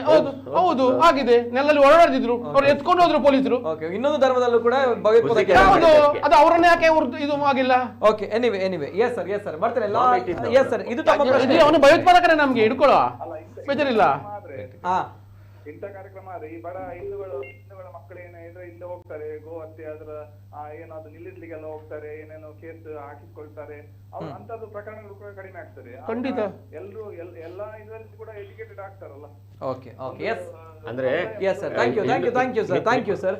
ಸರ್, ಇಲ್ಲಿ ಒಂದು ಅವರು ಒಳ್ಳೆ ಪ್ರಶ್ನೆ ರೈಸ್ ಮಾಡಿದ್ರಿ ನೋಡಿ. ಈಗ ಒಳ್ಳೊಳ್ಳೆ ಕಾರ್ಯಕ್ರಮಗಳಾಗುತ್ತೆ, ಅಲ್ಲಿ ಸೌಹಾರ್ದ ಮೆರೆಯುವಂತ ಕಾರ್ಯಕ್ರಮಗಳಾಗುತ್ತೆ, ಅಲ್ಲಿ ಯಾಕೆ ಒಂದು ಧರ್ಮದವರು ಇನ್ನೊಂದು ಧರ್ಮದವ್ರ ಜೊತೆ ರಿಕ್ವೆಸ್ಟ್ ಮಾಡಬಹುದು, ಮಾಡಬಾರ್ದು, ಮಾಡಲ್ಲ, ಯಾಕೆ ಏನ್ ಕತೆ? ದೊಡ್ಡವರು ಇರ್ತಾರಲ್ವಾ, ಆವಾಗ ತಾವು ಹೇಳಿದಾಗೆ ಜಮಾತಿಗೆಲ್ಲ ಮುಟ್ಟುವಂಥದ್ದು, ದೊಡ್ಡವರಿಗೆ ಮುಟ್ಟುವಂಥದ್ದು, ಅವರ ಅಧಿಕೃತವಾಗಿ ಹೇಳಿಕೆಗಳನ್ನು ಕೊಡುವಂಥದ್ದು, ಅವರು ನಾವು ಸಹೋದರತ್ವದಿಂದ ಇದ್ದೀವಿ, ನಾವು ಈ ರೀತಿ ಮಾಡುವಂಥ ತಪ್ಪು ಅನ್ನೋಂಥದ್ದು ಯಾಕಾಗಲ್ಲ? ಇಂಥದ್ದು ಆದ್ರೆ ಒಟ್ಟಿಗೆ ಕೂತ್ಕೊಂಡು ಇದ್ದಾಗ ಯಾಕಾಗಲ್ಲ? ಇಂಥ ಒಂದು ಸಂದೇಶ, ಸಣ್ಣ ಪುಟ್ಟ ಸಂದೇಶ ರವಾನೆ ಆಗಲ್ಲ ಅಂದ್ರೆ ಈಗ ಅವರು ಯಾರ್ಯಾರು ನಾಯಕರು ಇರ್ತಾರೆ, ಅವರವರ ಆಯಾ ಫೀಲ್ಡ್ ನಲ್ಲಿ ನುರಿತವ್ರು ಇರ್ತಾರೆ. ಈಗ ಮೊನ್ನೆ ಏನು ಮೆರವಣಿಗೆ ಆಯ್ತು, ರಂಜಾನ್ ಅವ್ರ ಮೆರವಣಿಗೆ, ಹಿಂದೂಗಳು ಹೂ ಹಾಕಿದ್ರು, ಮೇಲ್ಗಡೆಯಿಂದ ಹೂ ಹಾಕಿದ್ರು, ತುಂಬಾ ಪ್ರಚಾರ ಬಂತು, ತುಂಬಾ ಪಬ್ಲಿಸಿಟಿ ಆಯ್ತು, ವ್ಯಾಪಕ ಇದು ಬಂತು, ಇದು ಬೆಂಬಲವು ಬಂತು, ಕೆಲವು ಸಣ್ಣ ಮಟ್ಟ ಟೀಕೆ ಬಂದಿರ್ಬೋದು, ಆದ್ರೂ ತುಂಬಾ ಪಾಸಿಟಿವ್ ಬಂತು. ಆದ್ರೆ ಒಂದೊಂಥರ ಪಾಸಿಟಿವ್ ನರೇಷನ್ ಆಯ್ತು, ಅದಕ್ಕೋಸ್ಕರ ಅವರಿಗೆ ಒಳ್ಳೆ ಖುಷಿ ಆಯ್ತು ನಾಯಕರಿಗೆ. ಮತ್ತೆ ಅವ್ರು ಅಂಥದ್ದೇ ಸಣ್ಣ ಅಂಥದ್ದು ಮಾಡೋದ್ರಲ್ಲಿ ಅವರಿಗೆ ಒಳ್ಳೆ ಖುಷಿ ಸಿಗ್ತದೆ, ಅವ್ರು ಅಂಥದ್ದೇ ಮಾಡೋದು. ಇನ್ನೊಂದು ಕಡೆ ಕೆಲವರು ಇಫ್ತಾರ್ ಊಟ ಕೊಟ್ಟು ಅಭ್ಯಾಸ ಇರ್ತದೆ, ಕಾರ್ಯಕ್ರಮ ಮಾಡಿ ಊಟ, ಅವ್ರೇನ್ ಮಾಡ್ತಾರೆ, ಊಟ ಕೊಡುವ ಇದೇ ಮಾಡ್ತಾರೆ. ಇನ್ನೊಂದು ಹೊಡಿಯೋರು ಇರ್ತಾರೆ, ಏನು ಹೊಡಿಯೋರು, ಅವರು ಅದರಲ್ಲೇ ಗಲಾಟೆ ಕಷಾಯ ಇಂಥದ್ರಲ್ಲಿ ಬೇಡದಿದ್ರಲ್ಲೇ ಇರ್ತಾರೆ, ಅವರು ಅದನ್ನೇ ಮಾಡ್ತಾರೆ. ಈಗ ನಮಗೆ ನಾಯಕರು ಬೇಕಾಗಿರುವಂಥದ್ದು, ಹುಟ್ಟಬೇಕಾಗಿರುವಂಥದ್ದು. ಈಗ ಕೆಲವರು ಹಿಂದೂ ತಳಮಟ್ಟದ ಕಾರ್ಯಕರ್ತರು ಹೋದಾಡ್ತಾರೆ, ಕೇಸ್ ಹಾಕೊಳ್ತಾರೆ, ಅದು ಇದು ಮಾಡ್ಕೊಳ್ತಾರೆ. ಇವರು ನೋಡಿ ಹೇಳಿ ಮುಸ್ಲಿಮರು ಹಾಗೆ ಹೀಗೆ ಅಂತ ಹೇಳ್ತಾರೆ, ಸಿಟ್ಟು ಆಕ್ರೋಶ ಅವರಲ್ಲಿ ಹುಟ್ಟಿರ್ತದೆ. ಅದೇ ಇಫ್ತಾರ್ ಕೂಟದಲ್ಲಿ ಹಿಂದೂ ನಾಯಕರು ಟೊಪ್ಪಿ ಹಾಕೊಂಡು ಹೋಗಿ ಕೂತ್ಕೊಂಡು ಅವರೊಟ್ಟಿಗೆ ಮಾತಾಡುವಾಗ ಕಾರ್ಯಕರ್ತರಿಗೆ ಇದೇನು ದ್ವಂದ್ವಗಳು ಅಂತ ಕಾಣ್ತದೆ. ಅಂದ್ರೆ ನಾಯಕರು ಏನು ಈ ರೀತಿ ಮಾಡ್ತಾರೆ ಅಂದ್ರೆ, ಆದ್ರೆ ನಾಯಕರು ಏನು ಮಾಡ್ಬೇಕಾಗಿತ್ತು ಅಂತ ಹೇಳಿದ್ರೆ, ಇಂತಹ ಇವರು ಆಗ ಹೇಳಿದ್ರಲ್ಲ, ಎರಡು ಕಡೆಯಲ್ಲಿ ಗಲಾಟೆ ಮಾಡುವ ನಿಲ್ಬೇಕಾದ್ರೆ ಈ ಕಡೆಯ ನಾಯಕರು ಅದನ್ನ ಏನು ಸೌಹಾರ್ದಕ್ಕಿಂತಲೂ ಇಂತಹ ಸಂದರ್ಭದಲ್ಲಿ ಎರಡು ಒಗ್ಗಟ್ಟಾಗಿ ಎರಡು ಕಡೆಯ ಆರೋಪಿಗಳನ್ನ ಎರಡು ಕಡೆಯ ಕ್ರಿಮಿನಲ್ಗಳನ್ನ ವಿರೋಧಿಸಬೇಕು ಅಂತ ಆ ಕಾಲ ಬಂದಿಲ್ಲ ಇನ್ನು. ಅದು ಬಹಳ ಎರಡು ಕಡೆ ಅಂತ ನೋಡ್ಬಾರ್ಬೇಡಿ, ಎರಡು ಕಡೆ ಅಂತಲ್ಲ. ಅಲ್ಲ ಬಹುಶಃ ಒಂದೇ ಎರಡು ಇಲ್ಲ, ಯಾಕೆ ಗೊತ್ತಾ, ಕಡೆಯಲ್ಲಿ ಆಗ್ಬೇಕು ಅಂತ ಹೇಳಿ. ಗೋವನ ಹತ್ಯೆಯನ್ನ ತಡಿತೇವೆ ನಾವೇನು. ಗೋ ಹತ್ಯೆ ಮಾಡಲ್ಲ, ಇದು ಮಾಡಲ್ಲ, ಹೋಗಿ ಅಂತ ಮಾಡಲ್ಲ. ಗೋವಿನ ಹತ್ಯೆಯನ್ನು ತಡಿತೇವೆ, ಲವ್ ಜಿಹಾದನ್ನು ತಡಿತೇವೆ. ಆಗುವ ಕ್ರಿಯೆಗೆ ಅಲ್ಲಿ ನಿಲ್ಲಿಸುವಂತ ಕೆಲಸವನ್ನ ಮಾಡ್ತೇವೆ ಹೊರತಾಗಿ ಇಂದು ಹೋಗಿ ಯಾರನ್ನೋಗಿ ಸುಮ್ಮನೆ ಹೊಡಿಯಲ್ಲ, ಮಾಡಿದೆ ಇಲ್ಲ. ಓಕೆ, ಬರ್ತೀನಿ ಮತ್ತೊಂದು ಕರೆ ಇದೆ. ಹಲೋ ಸರ್, ನಮಸ್ತೆ. ನಮಸ್ತೆ. ನಮಸ್ತೆ ಸರ್, ತಮ್ಮ ಹೆಸರುಲಿಂದ ಸರ್? ಸತ್ಯನಾರಾಯಣ ಭಟ್ ಅಂತ ಪುತ್ತೂರಿಂದ ಎಸ್ ಸರ್, ನಮಸ್ತೆ, ಮಾತಾಡಿ ಸರ್. ಸರ್, ಇವತ್ತು ಏನಿದೆ ಗೋಹತ್ಯೆ ಕಳ್ಳ ಸಾಗಾಣಿಕೆ ಏನಿದೆ ಅಪರಾಧ ಕೃತ್ಯಗಳು ತಡೆಯುವುದನ್ನು ಬಹಳ ಮುಖ್ಯವಾಗಿತ್ತು. ಒಂದು ಜೊತೆಗೆ ನೀವು ಚರ್ಚೆ ಮಾಡೋದಾಯ್ತು ಗೋಹತ್ಯೆ ಲವ್ ಜಿಹಾದ್ ಇವೆಲ್ಲ ಈ ರಾಜಕಾರಣದ ವಿಷಯಗಳಿದಾವಲ್ಲ. ಈಗ ನೋಡಿ, ನನಗೆ ಬಹುಶಃ ಈ ಗೋಹತ್ಯೆ ನಿಷೇಧ ಬಿಜೆಪಿ ಪ್ರಮುಖ ಏನಂತೆ ಪ್ರಣಾಳಿಕೆಯಲ್ಲಿ ಘೋಷಿಸುವಂತಹದ್ದು. ನನಗೆ ಈ ಕರ್ನಾಟಕದಲ್ಲಿ, ಗುಜರಾತ್ ಅಲ್ಲಿ, ಉತ್ತರ ಪ್ರದೇಶದಲ್ಲಿ ಗೋ ದೇವರಾದ್ರೆ ಯಾಕೆ ಇವ್ರಿಗೆ ಈಶಾನ್ಯ ರಾಜ್ಯಗಳು ಮತ್ತು ಗೋವಾಗಳಲ್ಲಿ ದೇವರಾಗುದಿಲ್ಲ? ನಿಜ, ಹೌದಪ್ಪ. ಹೌದಲ್ಲ? ಹೌದು, ಗೋ ದೇವರಾಯ್ತಂದ್ರೆ ಎಲ್ಲ ರಾಜ್ಯಗಳಲ್ಲೂ ಆಗಬೇಕು. ಒಂದು. ಎರಡನೇದು, ಗೋಹತ್ಯೆ ನಿಷೇಧ ಪ್ರತಿಬಂಧಕ ಕಾಯ್ದೆಯನ್ನ ತಂದ ನಂತರ ಏನಾಗಿದೆ ಅಂದ್ರೆ ನೋಡಿ, ತಂದ ಜಾರಿಗೆ ಸರಿಯಾಗಿ ತರಬೇಕಲ್ಲ. ಮೇನ್ ನೋಡಿ 2020 ಗೋಹತ್ಯೆ ಕಾಯ್ದೆ ನಿಷೇಧ ಜಾರಿಗೆ ತರ್ತಾರೆ. ಅಲ್ಲಿ ಘೋಷಣೆ ಮಾಡ್ಲಾಗತ್ತೆ. ಅದ್ರಲ್ಲಿ ಏನಿದೆ ಅಂದ್ರೆ 5 ವರ್ಷಕ್ಕೆ ಸುಮಾರು 5,400 ಕೋಟಿ ರೂಪಾಯಿ ಬೇಕಾಗತ್ತೆ. ಗೋಹತ್ಯೆ ನಿಷೇಧ ಆಯ್ತಂದ್ರೆ ಗೋಶಾಲೆಗಳನ್ನ ತೆರೀಬೇಕು ಅಂದ್ರೆ ಒಂದು ಊರಿಗೆ ಕನಿಷ್ಠ ಅಂದ್ರೆ 80 ರೂಪಾಯಿ ಒಂದು ಕನಿಷ್ಠ ಖರ್ಚಿದೆ ಅಂತ. ಇವರು ಕೊಟ್ಟಿದ್ದು ಎಷ್ಟಿದೆ? ಬಿಜೆಪಿ ಸರ್ಕಾರದವರು 16 ರೂಪಾಯಿ ಕೊಡ್ತಾರೆ ಅವರು ಒಂದು ಊರಿಗೆ. ನಿಜವಾಗ್ಲೂ ಗೋವಿನ ಕಾಳಜಿ ಇತ್ತು ಅಂದ್ರೆ ಗೋವನ್ನ ಸಾಕಲಿಗೆ ರೈತನಿಗೆ ಪ್ರೋತ್ಸಾಹ ಕೊಡ್ಬೇಕಲ್ಲ ನೀವು. ಇದನ್ನ ಕೊಡದೆ ಗೋಹತ್ಯೆ ನಿಷೇಧ ಕಾಯ್ದೆ ಜಾರಿ ತಂದಿವಿ, ಗೋಹತ್ಯೆ ನಿಷೇಧ ಮಾಡಿದೇವಿ, ಈಶಾನ್ಯ ರಾಜ್ಯಗಳಲ್ಲಿ ಗೋಹತ್ಯೆ ನಿಷೇಧ ಮಾಡೋದಿಲ್ಲ ಅಂತ ನೀವೇನು ಹೇಳ್ತೀರಲ್ಲ. ಗೋಹತ್ಯೆ ನಿಷೇಧ ಇದ್ರ ಬಗ್ಗೆ ನಿಮ್ಮ ಇದನ್ನ ತೋರ್ಸತ್ತೆ, ಕಾಳಜಿಯನ್ನ ತೋರ್ಸತ್ತೆ. ನಾ ಎಲ್ಲರೂ ಹೇಳ್ತೀನಿ, ನೀವು ಗೋಹತ್ಯೆ ಏನು ಗೋ ವಿಶ್ವಾಸ ಮಾತ್ರ ಅಂತ ಏನ್ ಕರಿತೀವಿ, ನಮ್ಮ ತಾಯಿ ಅಂತ ಕರಿತೀವಿ. ನೋಡಿ, ಕರಾವಳಿಗಿಂತ ಉತ್ತರ ಕರ್ನಾಟಕ ಮತ್ತು ದಕ್ಷಿಣ ಕರ್ನಾಟಕದಲ್ಲಿ ಹಸುಗಳ ಸಾಕಾಣಿಕೆ ಮಾಡಿದೆ. ಅಂದ್ರೆ 70%. ಸರಿ, ಒಂದು ವಯಸ್ಸಾದಂತ ಹಸುಗಳನ್ನ ರೈತ ಸಾಕಬೇಕಂದ್ರೆ ಅವನಿಗೆ ರೆವಿನ್ಯೂ ಬೇಕಲ್ಲ. ಆ ರೆವಿನ್ಯೂನ ಕ್ರಿಯೇಟ್ ಮಾಡುವಂತದ್ದು ಸರ್ಕಾರದ ಕೆಲಸ. ಇಲ್ಲಾಂದ್ರೆ ಅವ್ನು ರೈತ ಇಟ್ಕೊಂಡು ಏನ್ ಮಾಡ್ಬೇಕು ಗೋವನ್ನ? ನಿಮ್ಗೆ ಒಂದು ಉತ್ತರ ಪ್ರದೇಶದ ಒಂದು ಉದಾಹರಣೆ ಹೇಳ್ತೇನೆ. ಸೀತಾಪುರ ಅಂತ ಒಂದು ಗ್ರಾಮ ಇದೆ ಉತ್ತರ ಪ್ರದೇಶದಲ್ಲಿ. ಅಲ್ಲಿ ಮುದಿಯಾದಂತ ಗೋಗಳನ್ನ ಹಿಂದುಗಡೆ ಸಾಕೋಕಾಗದನ್ನ ಕಾಡಿಗೆ ತಗೊಂಡು ವ್ಯಕ್ತಿ ಬರ್ತಾರೆ. ಆ ಕಡೆ ಗೋವನ್ನ ಒಬ್ಬನಿಗೆ ಮಾರುವ ಹಾಗಿಲ್ಲ, ನೀವು ಇಟ್ಕೊಳ್ಳೋ ಹಾಗಿಲ್ಲ. ಅಂದ್ರೆ ಕಾಡಿಗೆ ತಗೊಂಡ ಬರ್ತಾರೆ, ಯಾವ್ದೋ ಕಾಡಿ ಪ್ರಾಣಿ ತಿನ್ಕೊಳ್ಳಿ ಅಂತ. ಅಂದ್ರೆ ನಮ್ಮ ಸರ್ಕಾರಗಳು ಕಾಯ್ದೆಯನ್ನ ಜಾರಿ ತರುವಂತ ಉತ್ಸಾಹ, ಓಟುಗಳಿಕೆ ಮಾಡುವಂತ ಉತ್ಸಾಹವನ್ನ, ಅದನ್ನ ಕಾಯ್ದೆಯನ್ನ ಸುರೂಪತೆ ಏನು ಕಾಪಾಡಬೇಕಲ್ಲ, ಅದರಲ್ಲಿ ಉತ್ಸಾಹ ತೋರುದಿಲ್ಲ. ನಾವು ಗೋಹತ್ಯೆಯನ್ನು ರಫ್ತು ಗೋಮಾಂಸವನ್ನ ರಫ್ತು ಮಾಡುವಲ್ಲಿ ನಮ್ದು 2ನೇ ಸ್ಥಾನದಲ್ಲಿದೆ. ಬಹಳ ಜನ ಹೇಳ್ತಾರೆ ಎಮ್ಮೆ ಮಾಂಸವನ್ನ ರಫ್ತು ಮಾಡ್ತೀವಿ ನಾವು, ಗೋಮಾಂಸವನ್ನ ರಫ್ತು ಮಾಡ್ತಾರೆ ಅಂತ. ಭಾರತದಲ್ಲಿ ಕೇವಲ 30% ಮಾತ್ರ ಎಮ್ಮೆಗಳಿವೆ, 70% ಆಕಳಿದೆ. ಹಾಗಾದ್ರೆ ಜಗತ್ತಿನ ನಾವು ಯಾವಾಗ 2ನೇ ಸ್ಥಾನಕ್ಕೆ ಹೇಗೆ ಬರ್ತೀವಿ? ಗೋಮಾಂಸ ಸೇರಿದ್ರೆ ಮಾತ್ರ ಅಲ್ಲ, ಇದನ್ನ ಎಕ್ಸ್ಪೋರ್ಟ್ ಆಗುವಂತದ್ದು ಇಲ್ಲಿ. ನೋಡಿ, ಜನಕ್ಕೆ ರಾಜಕಾರಣಿಗಳು ಹೇಳೋದೊಂದು ಮಾಡೋದೊಂದು, ವೋಟಿಂಗ್ ವಿಷಯ ಆಗ್ಬಾರ್ದು. ಕರೆಕ್ಟ್, ಹೌದಲ್ಲ? ಮತ್ತೊಂದು ಅವರು ಮತ್ತೆ ಬಜರಂಗ ದಳದ ಮುಖ್ಯಸ್ಥರಂದ್ರು, ನೀವು ಮುಸ್ಲಿಮರು ಇದ್ರು ನೋಡಿ, ಬೀಫ್ ಅನ್ನ ಕನ್ಸ್ಯೂಮ್ ಮಾಡುವುದರಲ್ಲಿ ಪರಿಶಿಷ್ಟ ಜಾತಿಯ ಎಷ್ಟೋ ಜನಾಂಗಗಳು ಹಿಂದೂಗಳಲ್ಲೂ ಇದ್ದಾರೆ, ಕ್ರಿಶ್ಚಿಯನ್ರಲ್ಲೂ ಇದ್ದಾರೆ. ಹೌದಾ? ನಾವು ಒಂದು ಎಲ್ಲಾ ಮುಖಂಡರು ಕೂಡ ನಮ್ಗೊಂದು ಧಾರ್ಮಿಕ ಪ್ರಮುಖ ಸ್ಥಾನವನ್ನ ಪಡ್ಕೊಂಡಂತ ಆಕ್ಳು ನನ್ನಲ್ಲಿ ಸಾಕುವಂತ ಸಾಮರ್ಥ್ಯ ಇಲ್ದಿದ್ದಾಗ ಸರ್ಕಾರ ಅದನ್ನ ಕಾಪಾಡ್ಬೇಕು. ಇಲ್ಲಾಂದ್ರೆ ರೈತ ಮಾರ್ಲೇಬೇಕಲ್ಲ. ಏನ್ ಕೊಟ್ಟಿದ್ದೀನಿ ನೀವು ರೈತರಿಗೆ? ಇವತ್ತರೆಗೂ ಗೋಶಾಲೆಗಳು 15 ರಿಂದ 20 ರೂಪಾಯಿ ಕೊಡ್ತಾ ಇದ್ದಾರೆ ಸರ್ಕಾರದವರು. ಕಾಪಾಡ್ಬೇಕಿದೆ ಅದನ್ನ. ಇದ್ರ ಬಗ್ಗೆ ಚರ್ಚೆ ನಡೀಬೇಕು. ಜೊತೆಗೆ ನನ್ನ ಕಳ್ಳ ಸಾಗಾಣಿಕೆ ಇದೆಲ್ಲ ಕಟ್ಟುನಿಟ್ಟಾಗಿ ಕಾನೂನು ಕ್ರಮವನ್ನು ಕೈಗೊಳ್ಳಬೇಕು ಇದ್ರ ಬಗ್ಗೆ ಸರ್ಕಾರಗಳು. Okay sir, yes thank you. Yes sir, thank you, ಧನ್ಯವಾದಗಳು. ಜೊತೆಗೆ ಇವ್ರು ಹೇಳಿದ್ರು, ಅವರ ತಾಯಿನ ಕೂಡ ಅಲ್ಲಿ ಕಾಡಿಗೆ ಹಟ್ಟಿ ಬಿಡ್ತಾರ. ಗೋವೊಂದು ಮನೇಲಿ ಇದ್ದಾಗ ಚಿಕ್ಕ ಪ್ರಾಣಿನ ನಾವು ಸಾಯಿಸೋದು ಬಿಡಿ, ಅದಕ್ಕೆ ನೋವಾದಾಗ ಅದಕ್ಕೆ ಮುಲಾಮು ತಂದು ಹಚ್ತೇವೆ, ನಾಯಿಗೆ ಹಚ್ತೇವೆ. ನಾಯಿಗೆ ಅದು ನಮ್ಮ ಕಾರ್ಯದಲ್ಲಿ ನಾಯಿಗೆ ಹಚ್ತೇವೆ. Correct. ಇದು ಗೋವನ ಕೊಟ್ಟು ಅಲ್ಲಲ್ಲ. ಗೋಮಾಲ ಜಾಗ ಇದೆ ಸ್ವಾಮಿ, ಗೋಮಾಲ ಸರಿ, ಜಾಗ ಅಲ್ಲ, ಇದೆ ಸರ್ಕಾರದ್ದು. ನಾಯಿಗಳಿಗೆ ರಕ್ಷಣೆ ಇದೆ, ಬಹುಶಃ ಈಗ ನಾಯಿಗಳಿಗೆ ರಕ್ಷಣೆ ಅಲ್ಲ, ಅದು ಇದೆ, ಹೇಳೋದು. ಆದ್ರೆ ಗೋವುಗಳಿಗೆಲ್ಲ ಅಲ್ಲ, ರಕ್ಷಣೆ ಅಷ್ಟೇ. ಗೋಮಾಳ ಜಾಗ ಎಲ್ಲ ಒಂದೇ ಇದೇ ವಿಚಾರಗಳು ನಾಯಿಗಳಿಗೆ ಬರ್ತಾ ಇದ್ರೆ ಎಲ್ಲವೂ ಕೂಡ ತಾವರೆಗೆ ಪೇಟ, ಪ್ರಾಣಿ ದಯಾ ಸಂಘ ಎಲ್ಲವೂ ಕೂಡ ಬರ್ತಾ ಅದಲ್ಲ, ಅವ್ರು ಹೇಳಿದ್ರಲ್ಲ, ಪ್ರಾಣಿ ರಕ್ಷಣಾ ಸಂಘ ಎಲ್ಲವೂ ಕೂಡ ಬರ್ತಾ ಇದೆ. ನಾಯಿಗಳಿಗೆ ಲಕ್ಷಗಟ್ಟಲೆ ಖರ್ಚಾಗುತ್ತೆ. ಬರುತ್ತೆ, ಎಲ್ಲವೂ ಕೂಡ ಆಗುತ್ತೆ. ಅದೇ ಇವ್ರ ಮನೆ ತಾಯಿಯನ್ನ ಬಿಟ್ಟು ಗೋವುಗಳಿಗಿಲ್ಲ. ಬರ್ತಾರಾ? ಈಗ ಇವ್ರ ನೋಡಿ, ಮನೆ ತಾಯಿಯನ್ನ ಬಿಟ್ಟು ಬರ್ತಾರಾ? ಈಗ ನಾನು ಹೇಳಿದ್ರೆ ಇವ್ರ ಮನೆ ತಾಯಿಯನ್ನ ಬಿಟ್ಟು ಬರ್ತಾರ ಅವ್ರ ಕಾಡಿಗೆ? ಓಕೆ, ಅಲ್ಲ ತಾಯಿ ಗೋ ಅವ್ರ ಮನೆಗೆ ಹಾಲು ಕೊಟ್ಟಿಲ್ವಾ, ತಾಯಿ ಆಗಲ್ವಾ? ಓಕೆ ನೋಡಿ, ಅವ್ರು ಕೆಲವೊಂದು ವಿಚಾರಗಳನ್ನ ಹೇಳಿದ್ರು. ಎಸ್, ಅರ್ಥ ಆಯ್ತು, ಅರ್ಥ ಆಯ್ತು. ಎಸ್, ಗೋಕ್ಕಿಂತ ಕನ್ಸಂಪ್ಷನ್ ಮಾಡೋದು ಹಿಂದೂಗಳಲ್ಲಿ ಗೋವನ್ನಲ್ಲ, ಅದು ಕೋಣವನ್ನ ಮೊದಲ ಕಾಲದಲ್ಲಿ ಕೋಣವನ್ನ ಕಟ್ಟಿದಾಗ ಕನ್ಸಂಪ್ಷನ್ ಮಾಡ್ತಾ ಇದ್ರು, ಗೋವನ್ನಲ್ಲ. ಅವರು ಇನ್ನೂ ಕೂಡ ಅದನ್ನ ಏನೋ ಒಂದು ನರೇಟಿವ್ ನ ಕ್ರಿಯೇಟ್ ಮಾಡ್ತಾ ಇದ್ದಾರೆ. ಓಕೆ ಓಕೆ, ಸರಿ ಸರ್, ಬರ್ತೇನೆ. ಮತ್ತೆ ಕೊಂದು ತಿಂತಾ ಇರ್ಲಿಲ್ಲ ಇಲ್ಲ, ಹಿಂದೂಗಳು. ಖಂಡಿತ ಇಲ್ಲ. ಓಕೆ, ಬರ್ತೇನೆ. ಮತ್ತೊಂದು ಈ ಬೇರೆ ಏನೋ ಒಂದು rules ಸೋಷಿಯಲ್ ಇದೆ. ಮೀಡಿಯಾದಲ್ಲಿ ಈ ಒಂದು ಘಟನೆ ಆದ ಅಂದಿನಿಂದ ಇಂದಿನವರೆಗೂ ಕೂಡ ಬಹಳಷ್ಟು ಜನರು, ಅಂದ್ರೆ ಮುಸಲ್ಮಾನ ಬಂಧುಗಳು ಕೂಡ ಬಹಳಷ್ಟು ಈ ಒಂದು ವಿಚಾರವನ್ನು ಖಂಡಿಸಿದ್ದಾರೆ. ನೋಡಿ, ಈ ಒಂದು ಸೋಷಿಯಲ್ ಮೀಡಿಯಾದಲ್ಲಿ ಈ ಒಂದು ಸ್ಟೇಟಸ್, ಈ ಒಂದು ಅವರ ಒಂದು ಮಾತುಗಳು ವೈರಲ್ ಆಗಿದೆ. ಮೊಹಮ್ಮದ್ ನಸೀಬ್ ಕೋಯ ಅವರು ಬರೆದಿರುವಂಥದ್ದು, ಈ ರೀತಿ ಚಿತ್ರಹಿಂಸೆ ನೀಡಿ ಧನ ಸಾಗಾಟ ಮಾಡುವವರನ್ನ ಅದೇ ರೀತಿ ಕಟ್ಟಿ ತೂಗು ಹಾಕಿ 50 ಕಿಲೋಮೀಟರ್ ಸಾಗಾಟ ಮಾಡಿದರೆ ಅದರ ನೋವು ಆ ನಾಲಾಯಕ ಅನ್ಪಾಡ್ಗಳಿಗೆ ತಿಳಿತದೆ. ಇದನ್ನು ತಡೆದಂತಹ ಯುವಕರಿಗೆ ನನ್ನ ಕಡೆಯಿಂದ ಬಿಗ್ ಸೆಲ್ಯೂಟ್ ಅಂತ ಹೇಳಿ ಮೊಹಮ್ಮದ್ ನಸೀಬ್ ಅವರು ಈ ಬಗ್ಗೆ ಅವರ ಸೋಷಿಯಲ್ ಮೀಡಿಯಾದಲ್ಲಿ ಬರೆದಿದ್ದಾರೆ. ಅಂದ್ರೆ ಇದೇ ದೃಶ್ಯವನ್ನ ಉಲ್ಲೇಖ ಮಾಡಿಕೊಂಡು ಅವರು ಬರೆದಿದ್ದಾರೆ. ಇದನ್ನ ಕುಂದೇಶ್ವರ ಅವರು ಸೇರಿದಂತೆ ಬಹಳಷ್ಟು ಜನ ಇದನ್ನ ಶೇರ್ ಮಾಡಿದ್ದಾರೆ. ಅಂದ್ರೆ ಇಲ್ಲಿ ಕೂಡ ಮುಸಲ್ಮಾನ ಬಂಧುಗಳಲ್ಲೂ ಕೂಡ ಬದಲಾವಣೆ ಆಗ್ತಾ ಇದೆ. ಯಾಕಂದ್ರೆ ಒಂದು ಬದಲಾವಣೆ ಅಲ್ಲ, ಅದು ಮುಂಚಿನದೇ ಇದೆ, ಬದಲಾವಣೆ ಅಲ್ಲ. ನಾವು ಅದನ್ನು ಅಲ್ಲಲ್ಲ, ಇಂಥ ಬದಲಾವಣೆ ಆಗ್ಬೇಕು ಸರ್, ಆಗ್ಬೇಕು. ಬದಲಾವಣೆ ನನ್ನ ಪ್ರಕಾರ ಇನ್ನೂ ಬದಲಾವಣೆ ಆಗಿಲ್ಲ. ಬರೇ ಅವರು ನೋಡಿ, ಮಾತಿನಿಂದ ಆಗಿದೆ, ಕೃತ್ಯದಿಂದ ಆಗಿಲ್ಲ, ಕೃತ್ಯದಿಂದ ಇನ್ನೂ ಆಗ್ಬೇಕು. ಇದನ್ನ ಮಾಡಿ ಈ ರೀತಿ ಓಪನ್ ಆಗಿದೆ. ಯಾಕೆ ಗೊತ್ತಾ, ಇಂತಹ ಬದಲಾವಣೆಗಳು ಆಗುತ್ತೆ ಅಂತ ಬಂದಾಗ ಅವರುಗಳಿಗೆ ನಾವುಗಳು ಬೆಂಬಲವಾಗಿ ನಿಲ್ಬೇಕು. ಯಾಕಂದ್ರೆ ಬೆಂಬಲ ನಿಲ್ಲಿಕ್ಕೆ ಆಗುದಿಲ್ಲ. ಬೆಂಬಲ ಖಂಡಿತ ಬೆಂಬಲ ಮಾಡ್ತೇವೆ, ಮಾತಿನಿಂದಲ್ಲ. ಇಲ್ಲ, ಇಲ್ಲಿಂದಲೇ ಶುರುವಾಗಬೇಕು. ಅಲ್ಲ, ಸಣ್ಣ ಮಟ್ಟಿನಿಂದಲೇ ಶುರುವಾಗುವಂಥದ್ದು. ಪ್ರತಿಯೊಂದು ವಿಚಾರಗಳು ಕೂಡ ಸಣ್ಣ ರಿಯಾಕ್ಷನ್ ಗಳಿಂದಲೇ ಶುರುವಾಗುವಂಥದ್ದು. ಸೊ ಹಾಗಿದ್ದಾಗ ಅವರುಗಳ ಒಂದು ಬೆಂಬಲ ಇದೆ ಅಂತ ಬಂದಾಗ, ಅವರುಗಳು ಇದಕ್ಕೆ ಪ್ರೋತ್ಸಾಹವನ್ನು ಕೊಡ್ತಾರೆ ಅಂತ ಬಂದಾಗ, ಎಸ್, ಅವರುಗಳ ಜೊತೆ ನಿಲ್ಬೇಕಾಗುತ್ತೆ. ಅವರುಗಳು ಬದಲಾವಣೆ ತರ್ತಾ ಇದ್ದಾರೆ ಅಂತ ಬಂದಾಗ ಬದಲಾವಣೆ ಆಗ್ಬೇಕು. ಇದನ್ನ ನಾನು ಹೇಳ್ತಾ ಇರುವಂಥದ್ದು. ನೋಡಿ, ಈ ಒಂದು ವಿಚಾರದ ಬಗ್ಗೆ ಅಟ್ ದ ಸೇಮ್ ಟೈಮ್ ಒಂದು ರಕ್ಷಣೆ ಮಾಡಿದಂತಹ ಒಂದು ಕಾರ್ಯಾಚರಣೆ ಮಾಡಿದಂತಹ ವಿಚಾರವನ್ನ ಹಾಕಿ ಒಂದು ದೃಶ್ಯಗಳನ್ನ ಪ್ಲೇ ಮಾಡಿ. ಎಸ್, ಅದಲ್ಲ, ಎಸ್, ಇದಲ್ಲ, ರಕ್ಷಣೆಯನ್ನ ಮಾಡಿದಂತಹ, ಚೇಸ್ ಮಾಡಿದಂತಹ ದೃಶ್ಯಾವಳಿಗಳನ್ನ ಪ್ಲೇ ಮಾಡಿ. ಇದಲ್ಲ, ಚೇಸ್ ಮಾಡಿದಂತಹ ದೃಶ್ಯಾವಳಿಗಳಿದೆ, ಇನ್ನೊಂದಿದೆ.